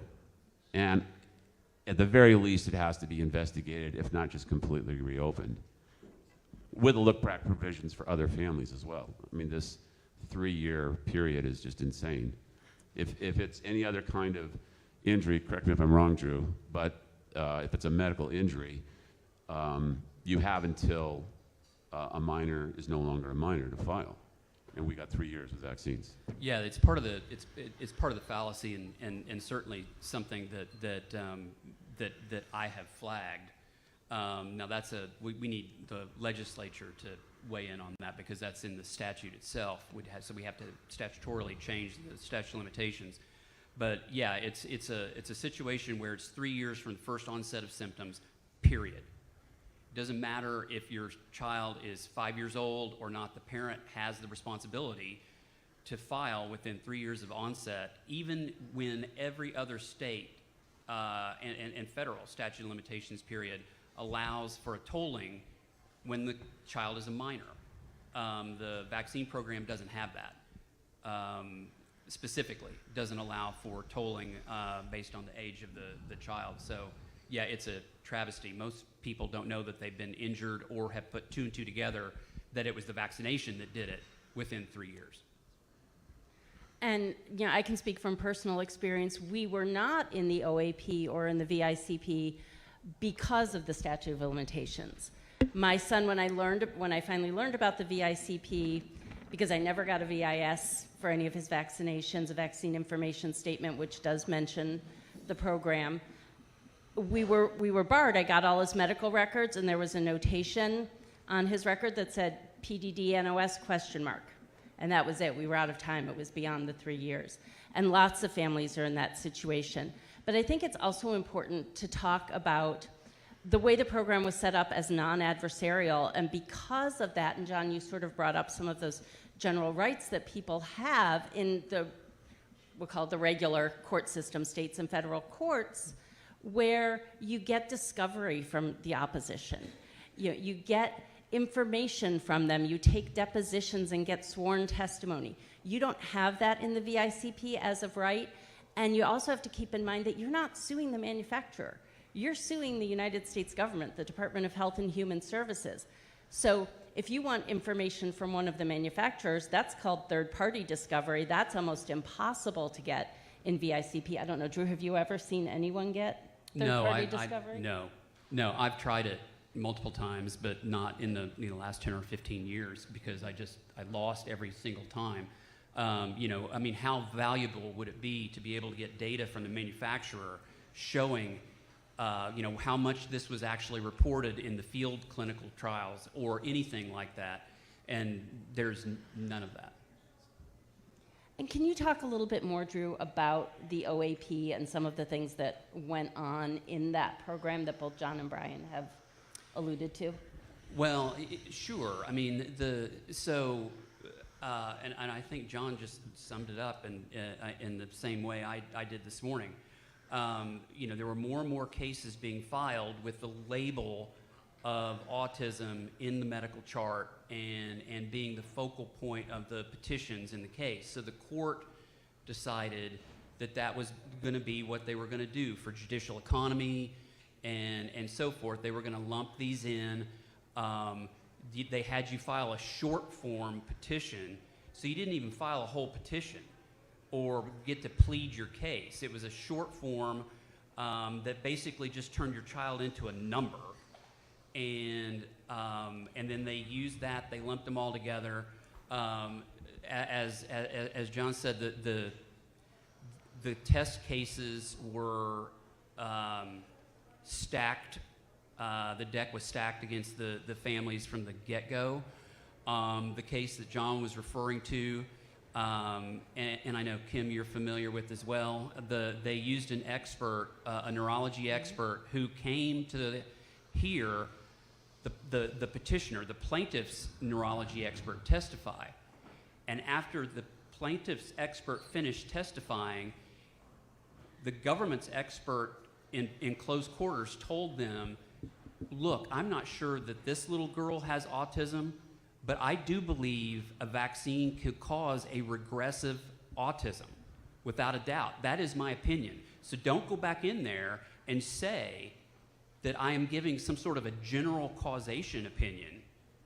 And they fired him that night. And then used the transcript from the first trial as his testimony in the subsequent test cases. So that has been an issue for a long time, but that is definitely something that would warrant, and Kim and I have talked about this, it would warrant a Rule 60 reopening of that whole thing. And there is litigation surrounding that ongoing right now. So that is happening. Yeah. Like I said this morning, I didn't refer any clients to the omnibus proceeding because it looked to me like it was a setup. You had individual families that were winning cases based on a regressive encephalopathic event. Most of those cases had autism in their medical chart, and by allowing the court to lump them all together like that, it was just a recipe for denial. It was going to get kicked. Yeah, this is another, I think, real injustice that we as a community have to deal with, is just the whole idea of, and the term and the use of autism is used continuously to hurt our kids. We got a direct example here, because in the vaccine court, if it says any autism anywhere in the kid's record, forget it, you're not going anywhere. But it's much greater than that, right?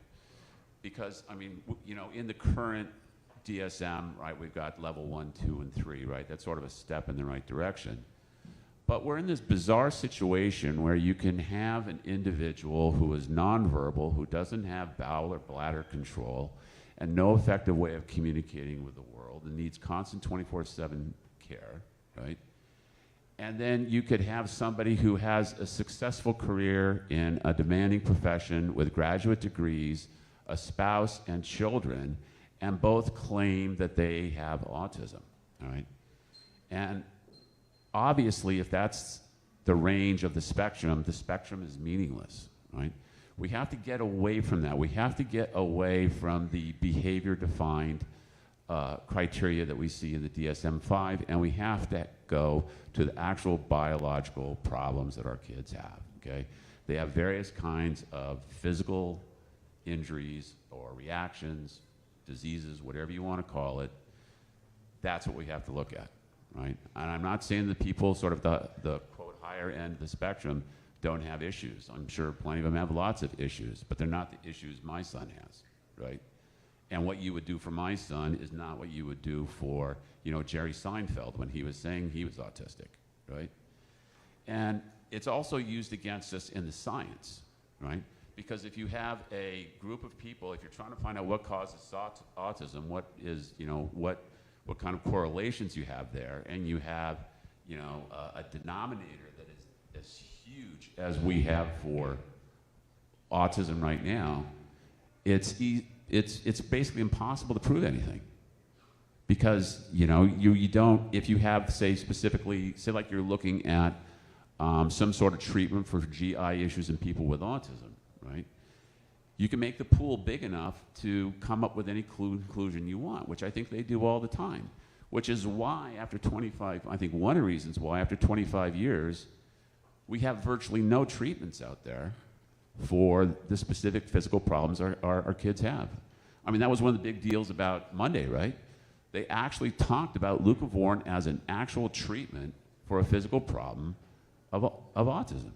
We haven't had, that's it, that's the first, which is just stunning. I mean, it's been what?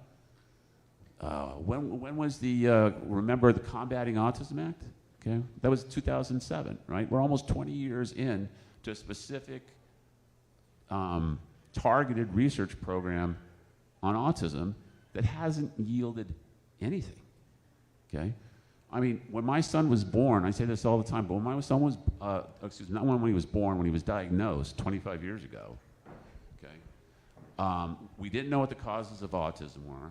We didn't know any treatments, okay?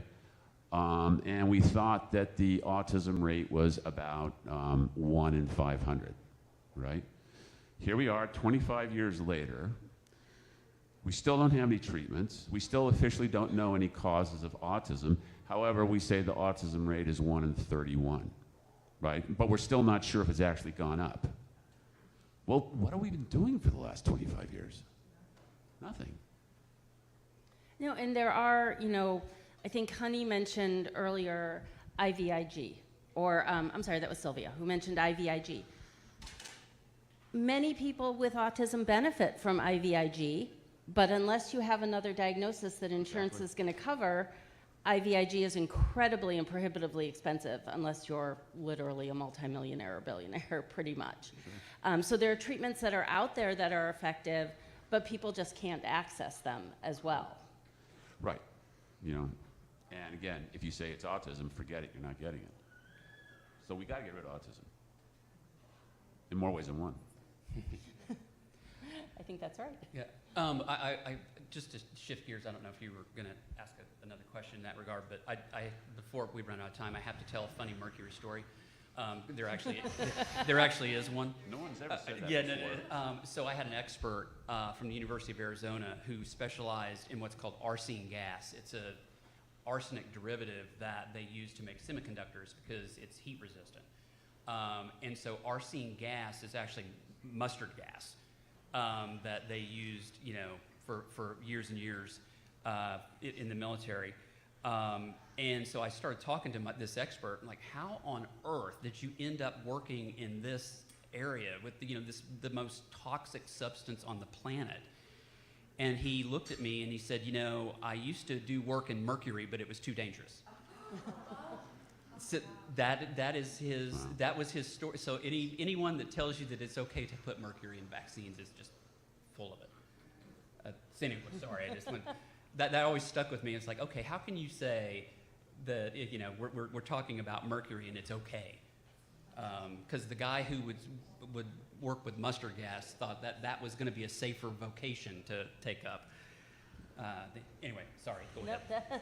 Put some perspective. Okay. So a lot of what we've talked about here is a dwindling trust in public institutions from the American people. John, do you have thoughts on what can be done to redeem some of that trust and make people respect institutions again, possibly. I mean, we talk about the science never being settled, yet we have Anthony Fauci telling us he is the science. He is unsettling, I'll give him that. But, yeah, I think one thing you have to do is Bobby has to clean house, right? And he seems to be doing that, right? And the faster he does that, the better. But the thing is we can never go back to the old way, okay? That system failed, okay, completely. I mean, that's the whole idea behind MAHA, right? We've got the sickest generation of kids ever, right? So the current system doesn't work, right? And I think a couple of the key things in there is, one, you can't have any forced medical procedures, okay? That's got to stop. The stuff we were talking about before. Another big problem is almost all the research funding in the United States comes from the NIH, right? And they rigidly enforce orthodoxy. And I don't know the way around it, but you cannot have one source of money telling everybody in medicine what they can and cannot do.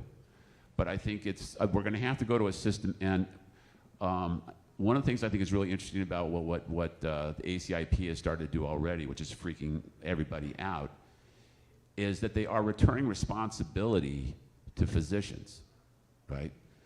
For example, with the COVID shots, right? They're saying, this is our recommendation. Go talk to your physician, see if it's good for you, and then you can do it, right? And lots of people we want a rule for everybody, that nobody out there, doctors, whatever, individuals can exercise their own decisions about it. We've got to re-empower physicians to be physicians and not algorithm followers. No, and I think, we talk about abolishing mandates, and we've seen what Florida's done, what Idaho has done, what other states are trying to do. But while we work toward getting rid of those mandates and restoring choice to people in medical decision-making, I think we also have to think about religious exemptions, philosophical exemptions, and medical exemptions, because those are protecting those or restoring those is an important stopgap while we work toward medical freedom and abolishing mandates. And every state has a medical exemption. In most states, they are incredibly difficult to access. They get turned down routinely. They rely on standards that aren't even real standards. So they say, well, ACIP says these are the only reasons you get a medical exemption, but that's not actually what the ACIP guidance says. It says you can consider these things as examples. So we just had a case in New York that CHD supports, Doe against Oceanside. It was against a school district, a girl who was missing one hepatitis B shot, and she had 6 or 7 medical professionals saying it could be catastrophic if she got that shot. She had had very serious reactions to other vaccines. She has autoimmune diseases. She has a whole list, a litany of adverse reactions to vaccines. She even was she tried to convince someone to take her to an urgent care to get the vaccine because she so desperately wanted to go back to school and be with her friends. And the urgent care looked at her and said, no, we can't do that. We took that case to court, and Sujata Gibson, who's a lawyer that CHD works with on in many cases, got a preliminary injunction that allowed that girl to go back to school in September, where she belonged. And John, are you hearing anything in New York as a result of that case? Yeah, I mean, medical exemptions has been a real big issue in New York for a long time. They were difficult to get forever. But in the last couple of years, the state actually started going after existing medical exemptions. Just kind of kids who had had a medical exemption for 10 years, all of a sudden were getting them denied. And the doctors that wrote the exemption. Oh, they totally go after the doctors who write the exemptions. Mm-hmm. But fortunately, we've got a really good law. The law in New York is real straightforward. It says that if a New York licensed physician thinks a shot may harm a person or a child, student, then they get a medical exemption. And over the years, the health department has perverted it into this sort of complicated system I won't go into, that basically guarantees that most people are not going to get an exemption, right? And what the CHD suits did in this and some other decisions as well recently is they've actually been able to restore in federal court the sort of plain meaning of the actual law and sort of overrode all these regulations the Department of Health came up with to basically take away the physician's choice. Again, give the physician's choice back, right? And there's this one lawyer who's been working on as well with Sujata and with Kim, Chad Davenport, who's been very aggressive at going after schools. And the word is getting out that the law is the law, right? And so where it seems to be going now is that basically if you can get the physician, which is always a trick, but there are a few brave physicians out there who will do it, to sign the medical exemption, basically the schools are backing off, and so is the Department of Health, at least for the time being. We'll see. No, it's been a huge win for families in New York whose children have real medical contraindications to vaccination. John, are you seeing anything on trying to restore the religious exemption in New York and in the other states that have removed religious or philosophical exemptions? Well, you know, I think at the state level in New York and the other deep blue states that have repealed it in the last few years, I think it's going to be very difficult to do at the state level, right? But what about the Grace Act? That's it. But at the federal level, it's definitely possible, right? There's the Grace Act. Representative Matt Stubbe from Florida introduced a bill basically telling the states that do not offer religious exemptions that you have a choice, either offer a religious exemption or lose your federal education money, right? Yeah. One or the other. It's your choice. You do what you want, right? So, beautiful. And there's only 4 or 5, if you want to include West Virginia, states that don't allow religious exemptions, but that's where 20% of the American population live, right? So it has a pretty big impact. And another thing that's going on, there's been a lot of sort of noise about the possibility that there may be an executive order that does what the Grace Act does. Who knows? We'll see. I think if we put more pressure on the president to do it, he may do it. Who knows? So Drew, I want to share with you something that someone in the audience who is I'm not going to name names unless they want to be named, has said about, he's very involved in the VICP, that when the petitioner wins, the special master settles the case and there's no written statement. The special master only writes opinions when the petitioner loses. And then the petitioner also signs an NDA, a non-disclosure agreement, if they win. What's your take on that? That is not entirely correct. So what happens is if the case is settled, it can be an out-of-court settlement, just like any other thing, but the vaccine program still has to issue a judgment because that's how it gets paid out of Treasury, who oversees the Vaccine Injury Trust Fund. This is not taxpayer money. It's all funded through a 75-cent excise tax on the vaccines that are covered in the program. So when it's settled, there's a settlement agreement that is signed, but that still has to be filed with the court, and the court will enter a judgment adopting the party's settlement. That's how it gets sent over to Treasury. If it is litigated, win or lose, there is a decision that gets issued by the special master overseeing the case. These cases are bifurcated, meaning they take up entitlement or causation first. And if the petitioner wins on causation, you move to the damages phase. So in some instances, there's 2 decisions that are issued, but there is always on a litigated case that is being litigated on causation, win or lose, there is a published decision that gets, well, and that's not always published, but you can find it online or on Westlaw. So that is, it's not entirely true, but it's also hard to find. It can be very hard to find those decisions. They used to post them on the court's website. They've taken that down.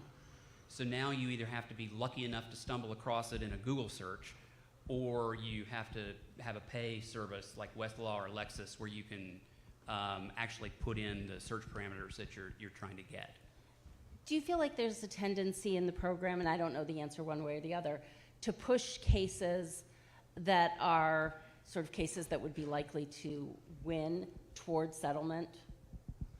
Yes. Now, the Department of Justice doesn't always listen to that. And I don't know that it's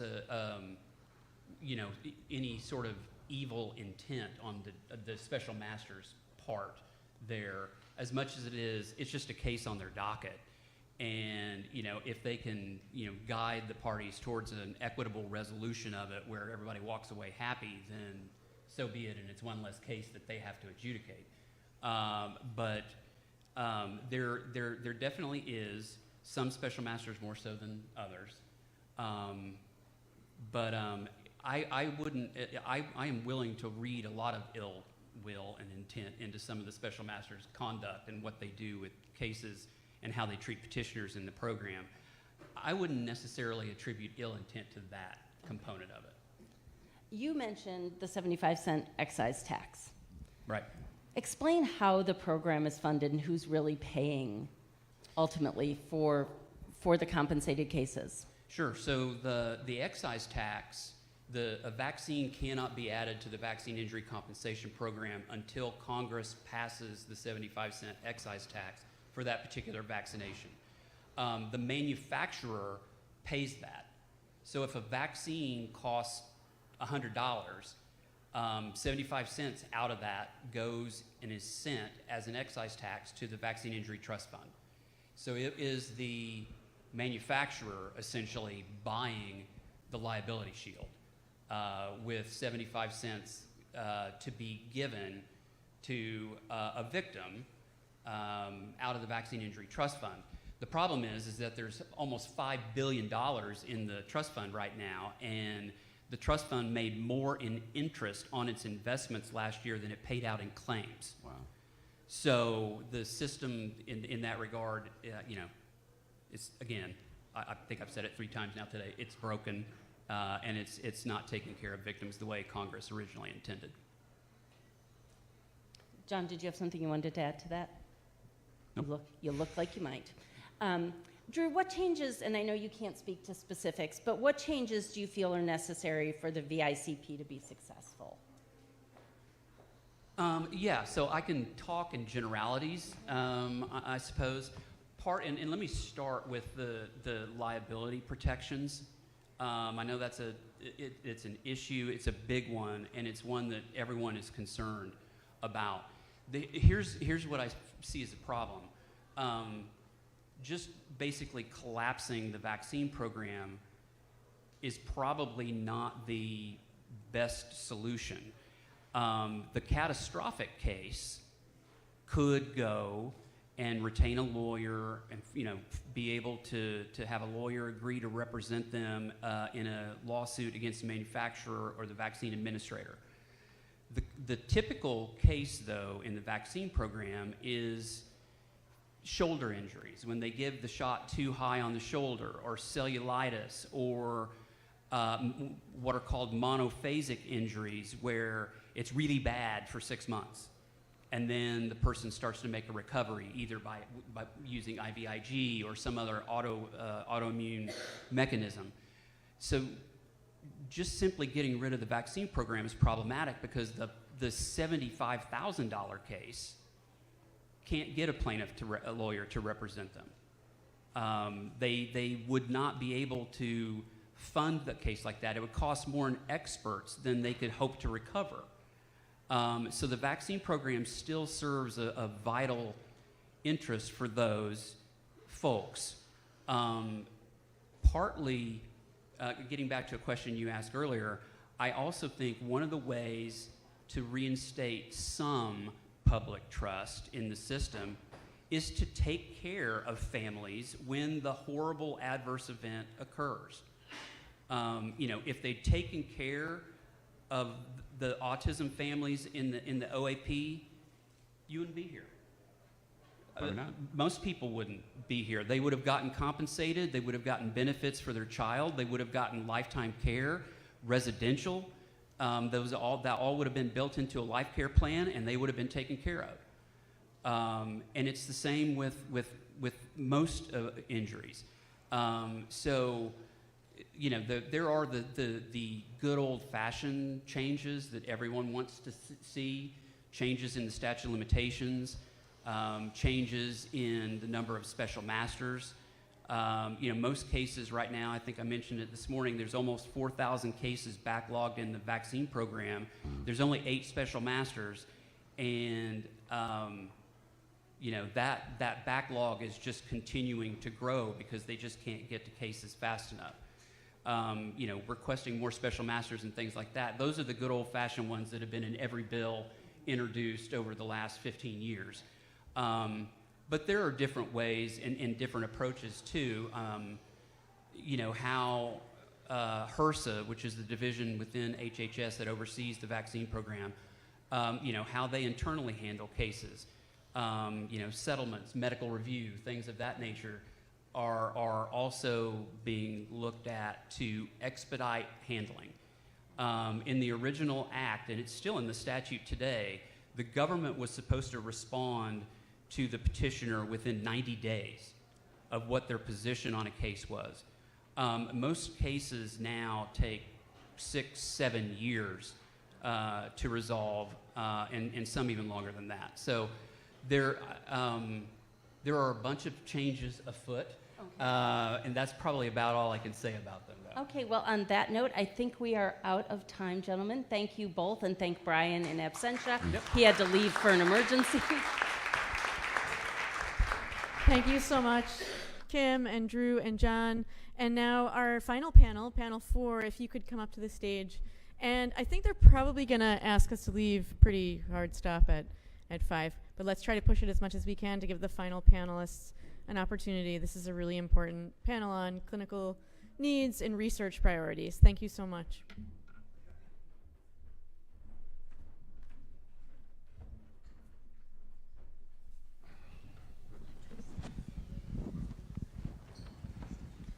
Check 1, 2. Did anybody ask you guys to share the live media stream out today? Okay. All right. So please do that again, because this is a very important panel. Let people know that we're still going strong. I would ask you to do that. So let's go down the line. You guys heard my story. Hey, John, good to see you. Let's go down the line, and I'll have the panelists introduce themselves. In the interest of time, I won't read the bios, but what are your priorities for being here today first? And then we'll go through some questions. Does that sound good? Sounds good. All right, great. You're up, Tracy. Okay, my name is Tracy Slepcevic. I am a board-certified integrative health practitioner, and I am also the founder of Autism Health and the Autism Health Summit. My goal and what it is that I look to achieve is to educate all parents on how to address those underlying conditions associated with autism and other neurological disorders, what they can do in preventive care, but also on the research side, what types of treatments and therapies that are out there that are working for kids, how to get, independent studies done so that we know that these therapies are working effectively. Thank you so much. And she is so good at it. Tell us about your annual conference, please. So once a year in April, we do an annual conference, the Autism Health Summit. So we're probably the only autism conference out there that doesn't follow the narrative. We speak very openly. A lot of these amazing doctors and scientists that are here today, including the one to my right, have spoken at the conference. It will be in San Diego, April 24th, 25th, and 26th of next year. We look forward to everybody attending. And it really is about, I'm a solutions girl. So I'm all about people having answers as to their questions as to what's caused what and what they can do to address those issues. It's a high energy conference, and once you go, you walk away. If you've never been to one, you walk away with a community of friends that you can talk to for the rest of your life. You do a great job. All right, so Mary Coyle, it's my honor to introduce Mary Coyle. Would you tell us a little bit about yourself and your priorities for being here today? Thank you for having me. Yes, my name's Mary Coyle, and I have a child that's on the spectrum. He's 34 years old. I have a lot of friends in the audience here.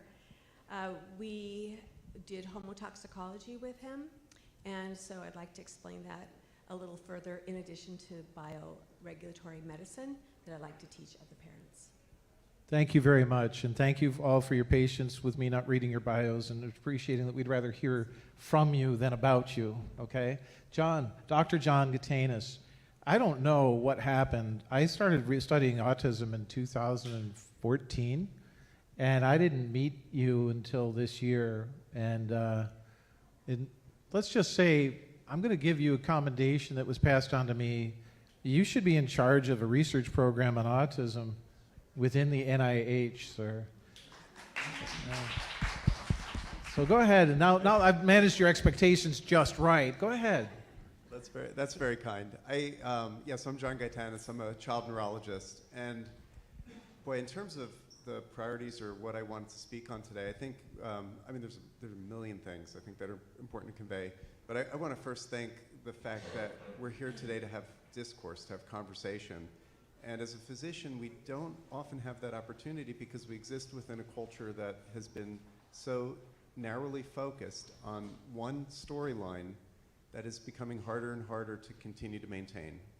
And my hope really is that those walls start to break down and that we can actually begin to not just improve the lives of kids who have been diagnosed, but really think about prevention. And that's one thing that has arisen in this conference, but it's just not part of the discourse outside of here, is that there may be a pathway towards prevention and how incredibly powerful that would be. Thank you, John. Thank you. Dr. Frye, before you start, I believe you will recall the day that I said that I thought that you should be the director of NIH. Yes, you did say that. Yeah. Yes, I did. And I'm happy with the director that we have right now, but I still think that he should be one of these days the director of NIH. We really need to take over the entire institution with a focus just on move it to autism. Phoenix. Yeah, we have a lot of room out there, and we can remake it. Yeah, absolutely. So you've spoken a couple of times today. What's your priorities for this panel? Well, I definitely think that my priorities is that I think we have to talk about research that helps individuals, as I was saying before. It touches them, it improves their lives, and stop, perseverating on these very, minute mechanisms that makes good science and is very interesting, but doesn't help anybody along the way.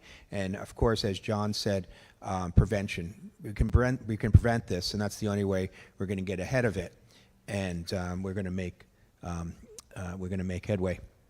And John was my senior resident in neurology residency, so everything I know was from him. Amazing. So Dr. Frye is also a great mentor. What a great career you contributed to. So it's my honor to start the question session. With all your ears perked up, you're about to learn, and I am too. I always learn when I talk with these guys. Tracy, how can early interventions that focus on gut health and nutrition be prioritized in autism care, and what evidence supports dietary cleanup as a first step in preventing downstream neurological and behavioral changes? So I'm sure many of you will agree with me when I say that addressing gut issues should be the first step to autism care. And because the gut is not just for digestion, it is home to 70 to 80% of the immune system and production of neurotransmitters such as serotonin, dopamine, GABA. So if your gut is messed up, then most likely your brain and your immune system are in a constant state of stress. So what do? So as parents, it used to be called the autism diet. Does anybody remember back in the Dan days, everyone used to be like, oh, well, they call it the autism diet.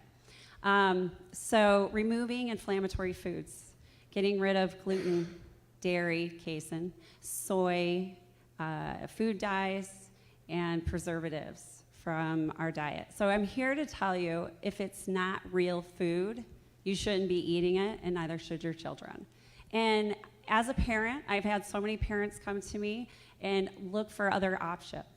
So I'm here to tell you that the first option should be to clean the gut, because other treatments and therapies are going to be less effective and not work, whether it be traditional therapies or biomedical, unless you start with the gut. And the gut is very important. There is no way around it. There's only through, and there's no doing it half-time, part-time, whatever. And you know, there's been lots of research and evidence that a lot of these kids with ASD have dysbiosis. They have leaky gut, they have yeast, they have pathogens. So all these different things. And if your child has ever taken antibiotics, and my kid was an ear infection baby, so it was really sad when the pediatrician's office called my kid the mascot of their office because he was there every month with an ear infection. So you can imagine how much yeast was in his gut. So yeast competes with the body in regards to vitamins and nutrients. So when it coats the lining of the gut, it inhibits the body's ability to absorb all those vitamins and nutrients, so these kids become nutrient deficient. So I'm here to say, first and foremost, and I can tell you there are many, many success stories, probably a lot in this room right here, but for my own success story, for my son, the number one thing, other than truly believing that he would live a normal life, was to clean out his gut, and then he began to speak again, and I got more eye contact, more functionality, because you know his brain wasn't inflamed. So those of you who don't know, but the gut is connected to the brain via the nervous system. So if your gut's inflamed, you know the brain's inflamed. So we need to address the gut first. Thank you so much. Yeah, the microbiome aspect of autism health was something that I ran into when I read those 2,000 studies for my book, and realized that aluminum and mercury are actually excreted through the intestine, and so those toxins are not good for your microbiome. They can impair and kill the microbiome off and alter it.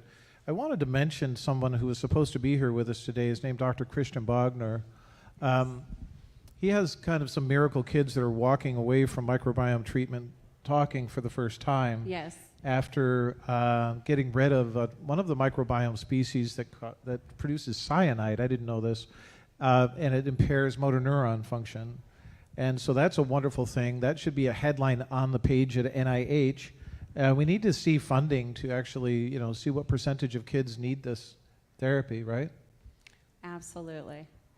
All right, so we'll do it a little bit different this time. By the way, if anybody wants to comment on a short follow-up, keep it brief, but please do after one of the answers. Mary, thank you for being here. We talked a bit before the conference, and I'm really fascinated. One of the things you told me that you wanted to make sure people understood was the differences between homeopathy and homotoxicology. Could you start there for us? So homeopathy was developed by Dr. Hahnemann. I'm sure everybody in the room is familiar with homeopathy. Back at the at the end of the 17th century. It's one potency and one constituent in each remedy. And there's three principles that homeopathic remedies are made by. One is the principle of like cures like. So if you have a runny nose or if you have red eyes, the homeopath might suggest red onion or allium cepa. So you're going like cures like to stimulate that same reaction in your body. The second principle is the law of infinitesimals. So we use tiny, tiny, even micro or nano amounts of the original tincture, like arnica or belladonna. And then the law, or the principle, of succussion, where with each serial dilution, the remedy is rigorously shaken. With homotoxicology, homo is human, toxico, toxin, and ology is science. So it's the study of the science of toxins on humans. I was in the chemical industry at the time, and I'm probably the poster mother of what you shouldn't do if you are pregnant. So I was on construction sites, I was exposed to a lot of lead dust. So when my son was diagnosed at 2 with ASD, I knew that it was probably something that happened pretty closely in utero transgenerational toxins. So when I heard about homotoxicology from a pharmacist in Florida named Dr. Kratz, he worked at the Merck manual. It was, he's very mainstream, but he was sick himself, so he wanted to find homeopathic complex remedies, which have a lot of different constituents in it and a lot of different potencies in it to help trigger the body, alert the body that toxins are in there. So you're kind of working off the model of homeopathy, like Cures Like, to allow the body to know that mercury's in there, aluminum's in there, heavy metals in there. So I was all over that. So I called him up and we started using that protocol, and he started doing really, really well. And we had done the diet and all the other things that help bring the inflammation down, but it wasn't enough for him. I mean, I think the toxins went intracellular, and we actually had to get these toxins out. And then everything on the biochemical level, the things that these two brilliant doctors are doing, started working, because the B12 was making him really hyper, and I could see he couldn't even break down his food, let alone the 50 supplements that I was giving him. All of a sudden his language started to explode when he started taking methyl B12 shots.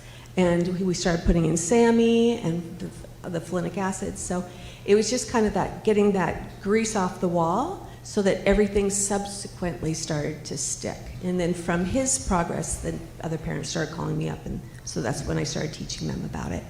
That sounds like a rather intelligent approach towards treating kids with autism, to make sure they're ready for other therapies first. And no pediatrician knows anything about this. So let me ask this as a quick follow-up. You've seen kids that things, protocols have been tried on them for years, and parents have struggled for years trying to help them have better days. And your approach with bioenergetics and homeotoxicology helped them over the hump. Can you tell us, about how many times you've seen this? Just raw numbers. Like, I've been doing this for 30 years, so yeah. I've worked with lots of, worked with, talked and taught lots of parents, and we do work together as a team. I'm more of a teacher than anything else, but I don't really advertise. I don't. Yep. And it's all word of mouth, and the kids are the best advertisements. So they'll say, I saw this kid at school and he did this, and I want to know what you're doing. Yeah, thank you. Thank you for that. So we're bouncing around from topic to topic, so keep your eyes and ears perked here. We'll go to Dr. John Gatanis. I'm just going to mix the questions that Richard Frye sent. So about how many children with autism have insufficient folate in the brain? Why does this happen, and what is the treatment? Wow, this is Richard's question. You got to get it right. You didn't know there was going to be an oral exam from your mentor. Wow, thanks for that. Should have studied. Yeah, I know. I should have studied. You set me up. So in terms of how frequently we see this, let me start first with the testing and why this happens. So for one of the major contributors to cerebral folate deficiency are folate receptor antibodies, or what we call FRAT. So the folate receptor antibodies block folate, which is B9, from getting into the brain. So B9 has to actually be transported actively into the brain through a transporter. It's not something that just passively diffuses through. If you have antibodies blocking that transporter, then your brain and spinal fluid are deficient. Obviously, it's a little hard to just do a spinal tap, so checking for those antibodies would be an important way to assess this, but in truth, you have to sometimes consider that it's an out-of-pocket test, like so many of the things that we often have to do to really treat our kids well. And not all families can afford that. So sometimes it also demands simply doing an empiric trial, starting, and again, keep in mind, this is vitamin B9.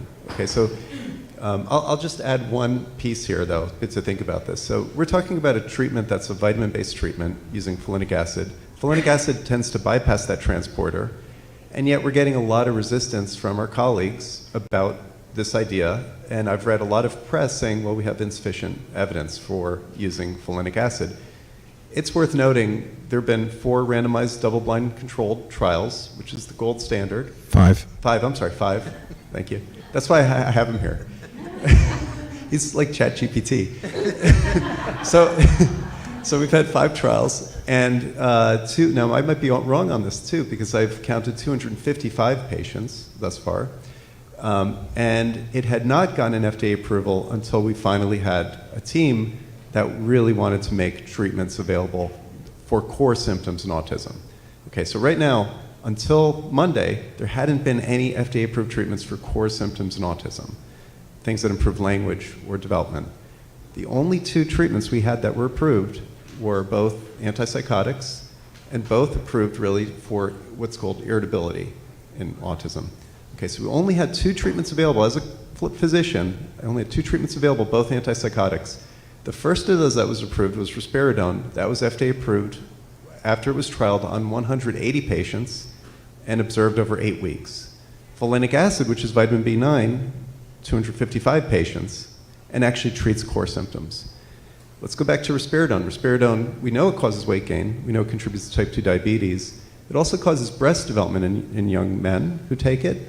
And it's worth noting that the manufacturer had been sued because they falsified data regarding gynecomastia, which is breast development.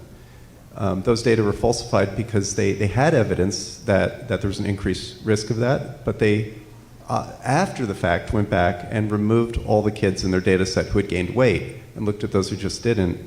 And in the kids who didn't gain weight, they didn't have the breast development. But the fact remains is that they did see an increased risk, and that was something that was removed originally. So as a clinician, I just want you to, I'm not looking for sympathy here, but I just want to give you, from my perspective, think about what that means to be a clinician, and you have two FDA-approved treatments. They're both antipsychotics, and you know that the data on one of them had been falsified. And this has only been tested on 180 patients, and how many patients do we see who have taken it not for 8 weeks, but for 8 years, okay? And I try to use a vitamin, and people will say, well, where's the science, right? So think about that. Very good, thank you. And the other thing, John, I mean, it's great that you know, and you studied all that. This is really important information, but if I think the number needed to treat in the risperidone trial is something like 6, so that means you have to treat 6 patients to get one effect. In our trial, our first double-blind placebo-controlled trial, if you're positive for the folate autoantibody, the number needed to treat is 1.8, so more than 1 in 2. I think the number needed to cause type 2 diabetes, though, is lower. So in fairness to risperidone, it's a joke. Because that's actually quite common. So I think we were... So at least you get diabetes out of it. I'll just be quite honest. I was seeing, from coming to me as referrals, I was seeing patients who had either movement disorders, severe weight gain, type 2 diabetes, and were still self-injurious and aggressive. So we took a young boy who weighed 150 pounds, who had self-injury, and we created a boy who weighs 250 and has self-injury. And what have we actually done? Just incidentally, have you guys seen the literature on intranasal insulin reducing aggression and self-injury in kids with Down syndrome? Yeah, I mean, it's one thing that I've been looking at recently is blood glucose regulation. So we started to realize that many of these kids that have these behavioral outbursts during the day, they're hangry, and they can't express it, and so it's easy to fix, you just give her a little risperidone, right? And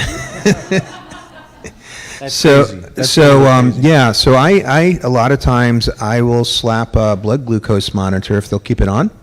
And I look at them throughout the night. I was using complex carbohydrates, but now I've been using protein-based, plant-based protein powder, which digests slowly. It also stabilizes blood glucose.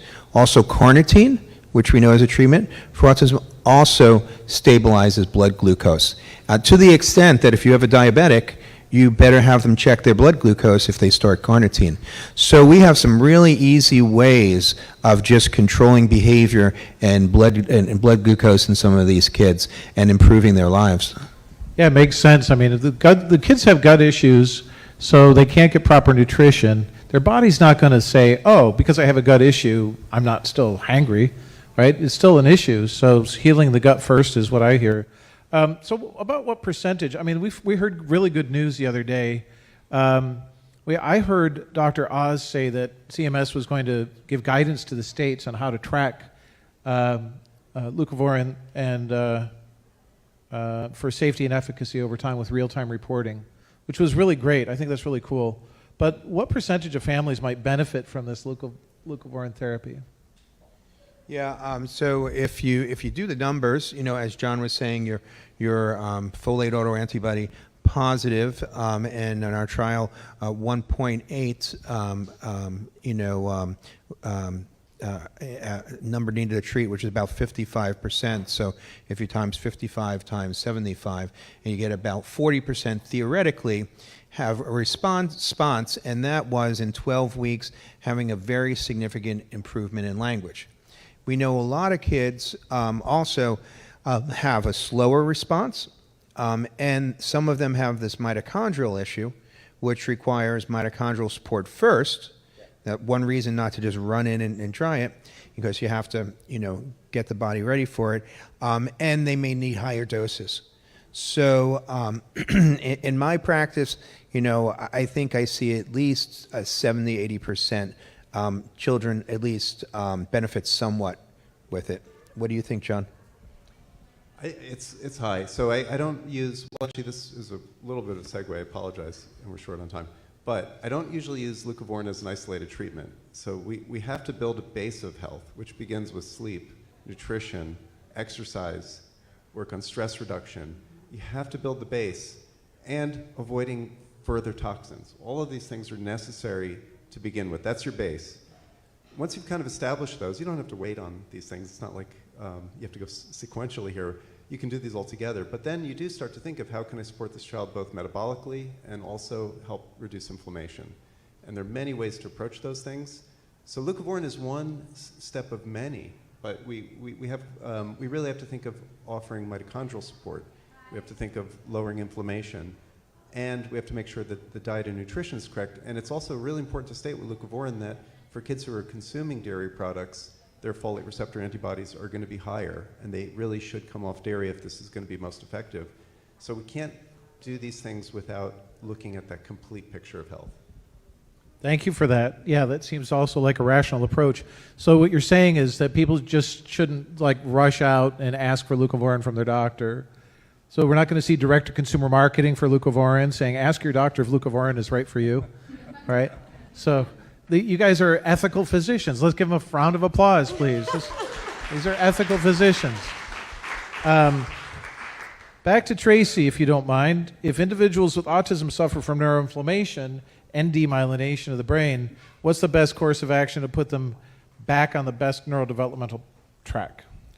So when children with autism suffer with neuroinflammation or damage to the protective coating around the nerves, which is called the myelin, this could slow down speech, any type of progression or development. So what we want to do is we want to take down the inflammation, reduce the inflammation in the brain. We want to repair those wires. And so recently, and what we do this with is plasmalogens. So a lot of you may not know what plasmalogens are, but last year I did not know myself. And I met this amazing doctor, Dr. Dan Goodnow. And many of you may know who he is, but he created a plasmalogen supplement. And what it does is it helps deplete the white matter in the brain. And individuals with neurodegenerative disorders, ALS, Alzheimer's, MS, autism, are showing great progress with this supplement, in which I was blown away because I went to his conference and I listened to all the testimonials, and then I was caught off guard when I heard a father who was an MD speak about his daughter, who was 17 years old, and she was non-speaking. She was a non-speaking young lady with autism. And after a good amount of time of starting Dr. Goodnow's program, she started to talk. Now, I don't know about any of your other doctors, but me as a mom, typically we call it like early intervention. We got to get that speech back during early intervention.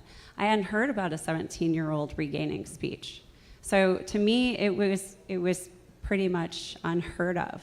So recently, Autism Health and Dr. Goodnow Enterprises has partnered together to do a study on the benefits of plasmalogen supplements for autism in repairing the myelin in the brain, taking down the inflammation. So typically, plasmalogens are in most of our cells in our bodies, but they are mostly enriched in the cells in the heart, the brain, and the immune system.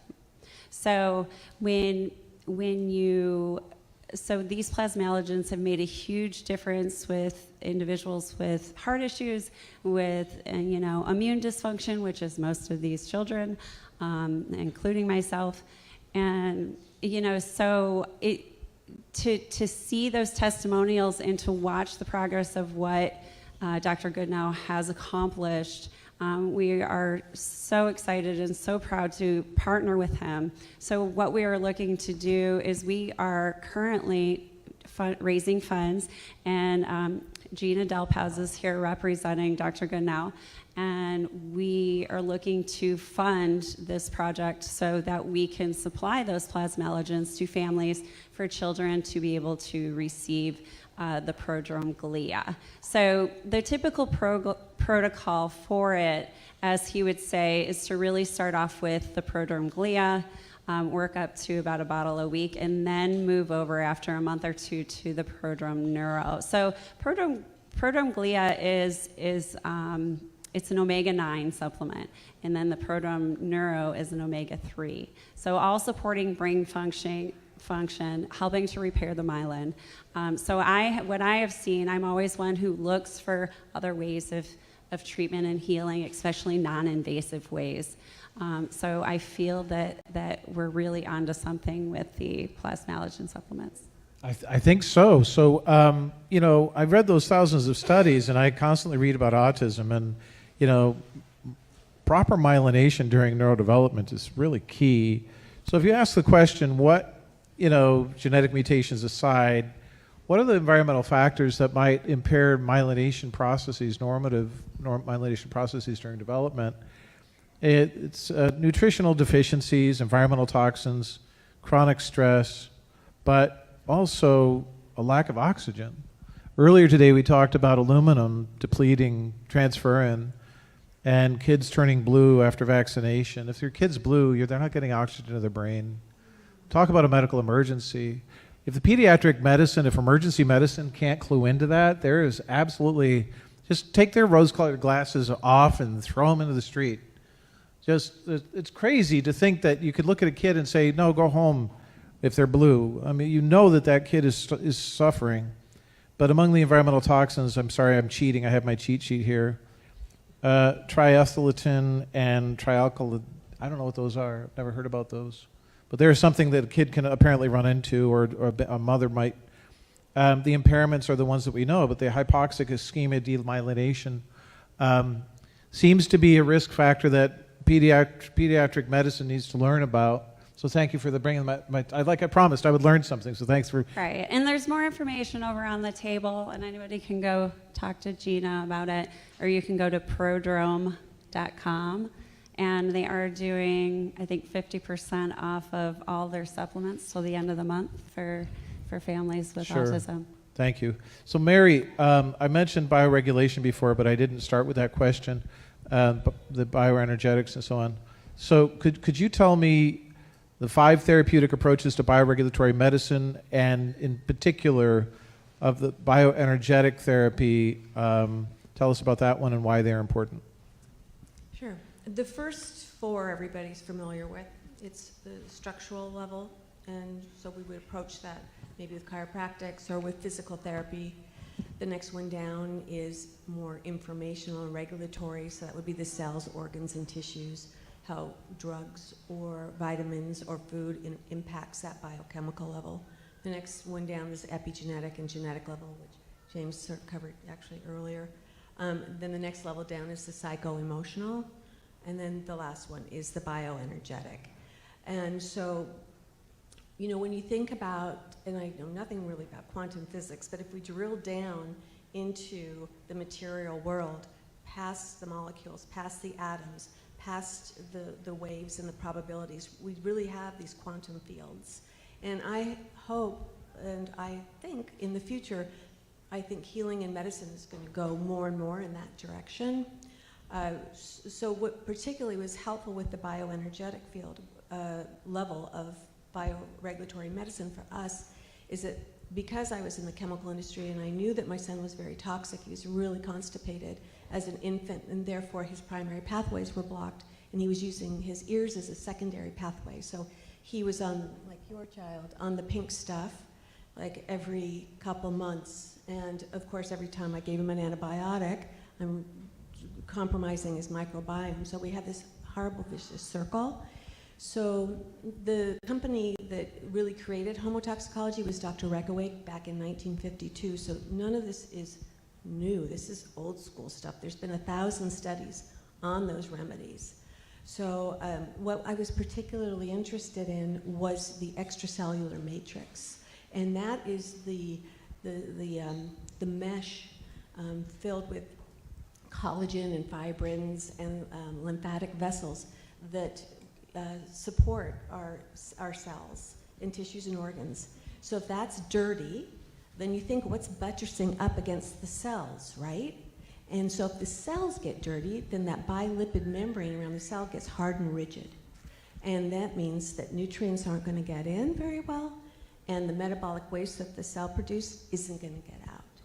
So that is when I really felt like when he started to go after, use drainers to go after that extracellular matrix first, and then Reckeweg's company created catalysts that were complex homeopathic remedies that stimulated mitochondrial function.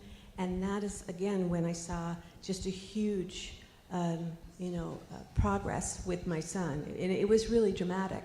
So he was in an ABA program in Queens. And once we started it, after a couple of months, the school called me up and they said, we're going to start transitioning him to the parochial mainstream school across the street. And so by the time he was 7, he made the full transition.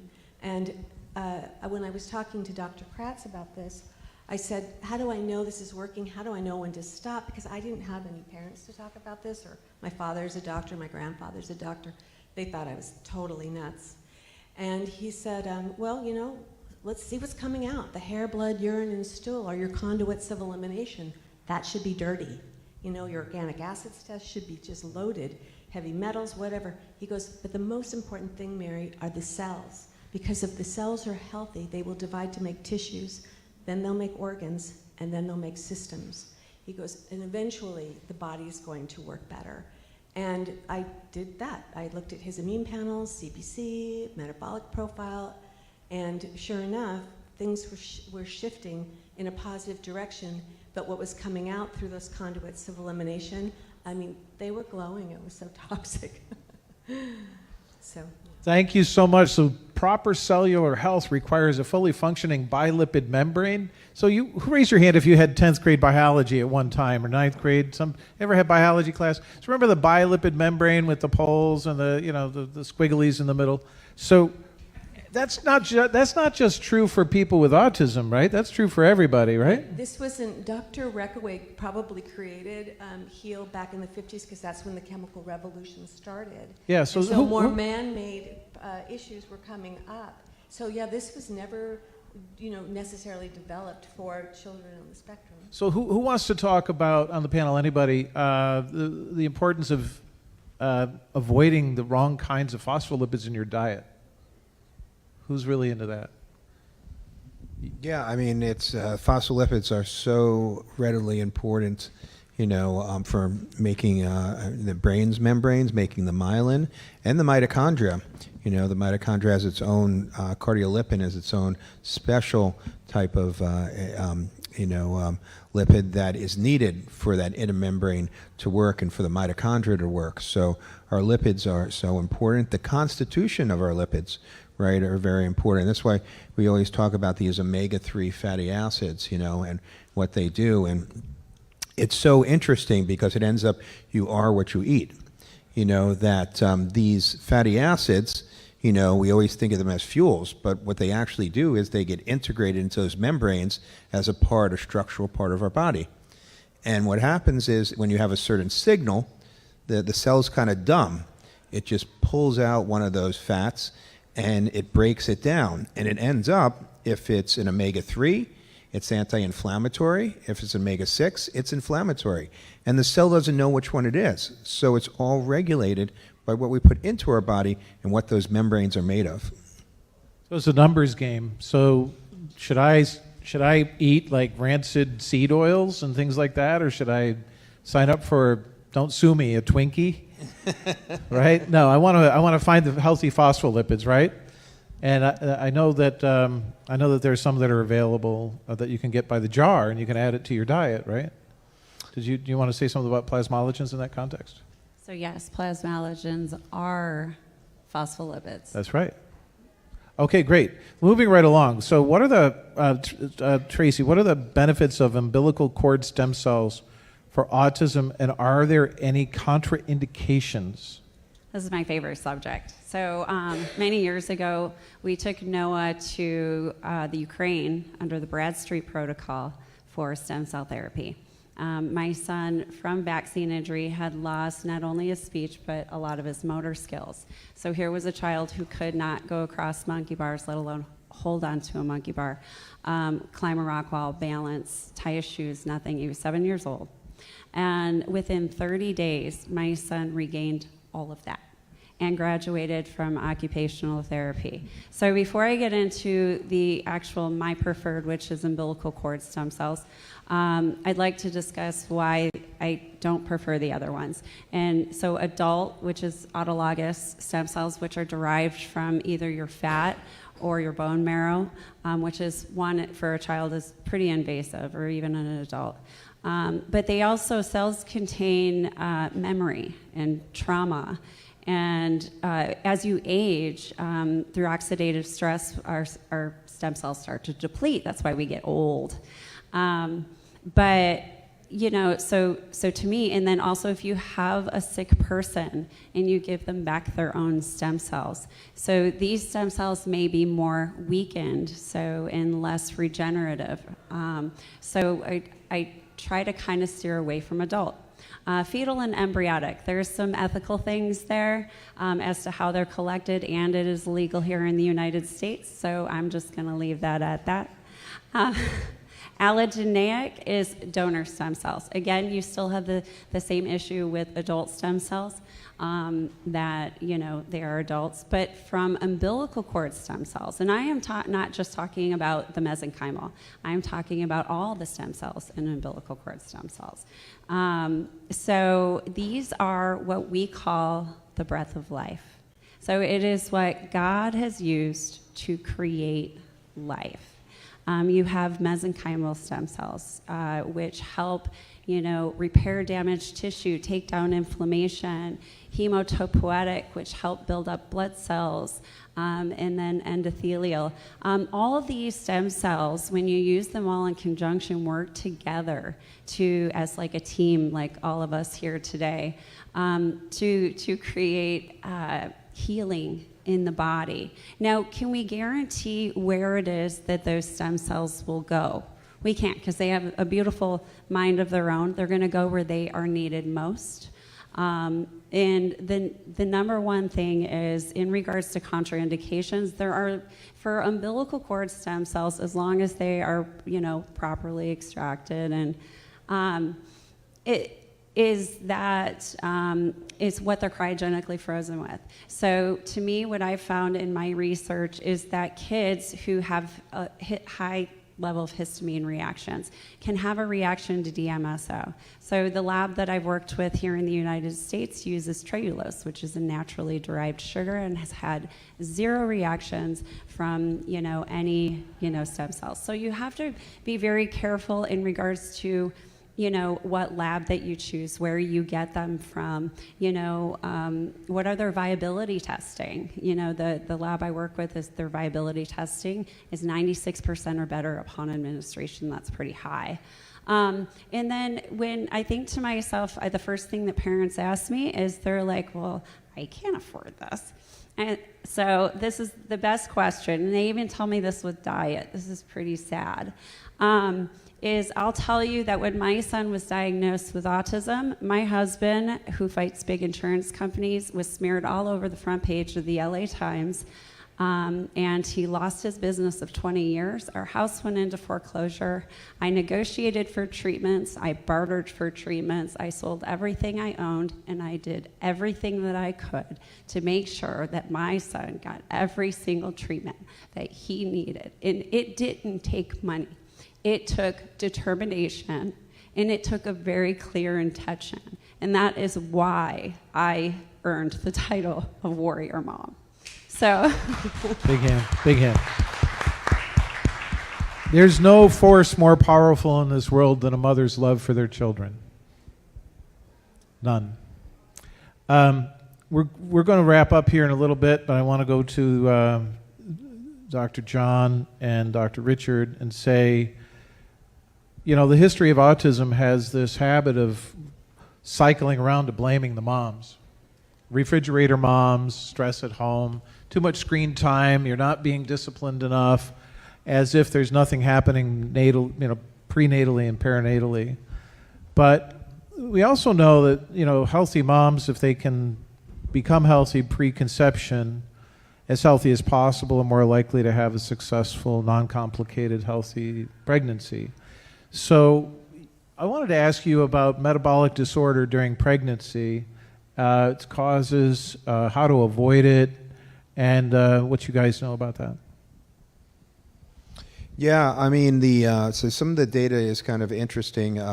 If you're talking about mitochondrial disorders, there's from cord blood, and from placenta, there's actually been studies, and from maternal blood, that there seems to be prenatally some fatty acid oxidation defects, and they've done this also on neonatal blood cards that they collect for other screening. They've looked at that. So there's, and that's part of the mitochondria, so it does seem like there are these metabolic disorders that are right there at birth, and they also seem to be in the mom, so how do you prevent those, and I think that that has to do with, as you say, things like stress, having a healthy diet. If you have metabolic issues before time, having the right, nutrients. One of the things that we know that happens during pregnancy is you have a carnitine depletion. And many OBs, if you ask them, they say, yeah, that's what happens. Not thinking that, well, maybe you should improve carnitine or supplement carnitine, because that's what's very important for fatty acid oxidation defects and for mitochondrial function. So, there's many things that I think Is that from not eating enough red meat or eating too much fish or what?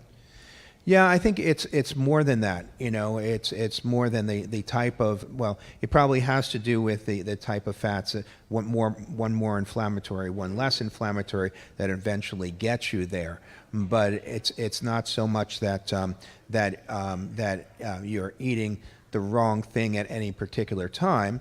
It's kind of a long-term thing, how your microbiome, because your microbiome actually makes short-chain fatty acids, which then modulate your metabolism.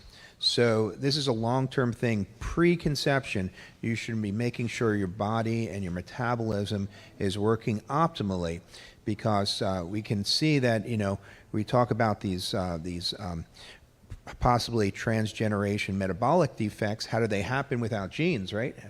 But if you're born in an environment where metabolism is not optimal, then your cells are not going to develop optimally.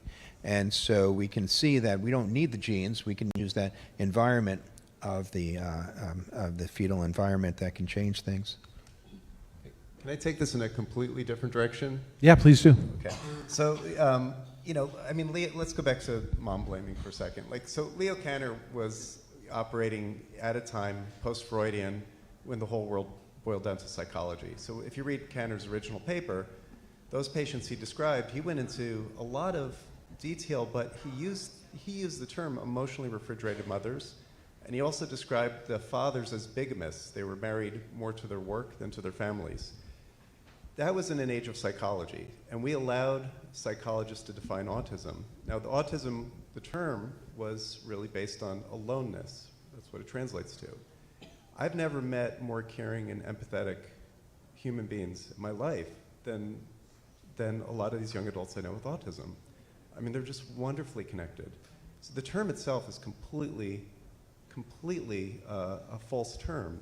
And it's only because in our neurotypical brain, we see somebody who doesn't make eye contact. We see someone who doesn't show me the facial expressions or the gestures that I expect, and it's my assumption that they're not connected.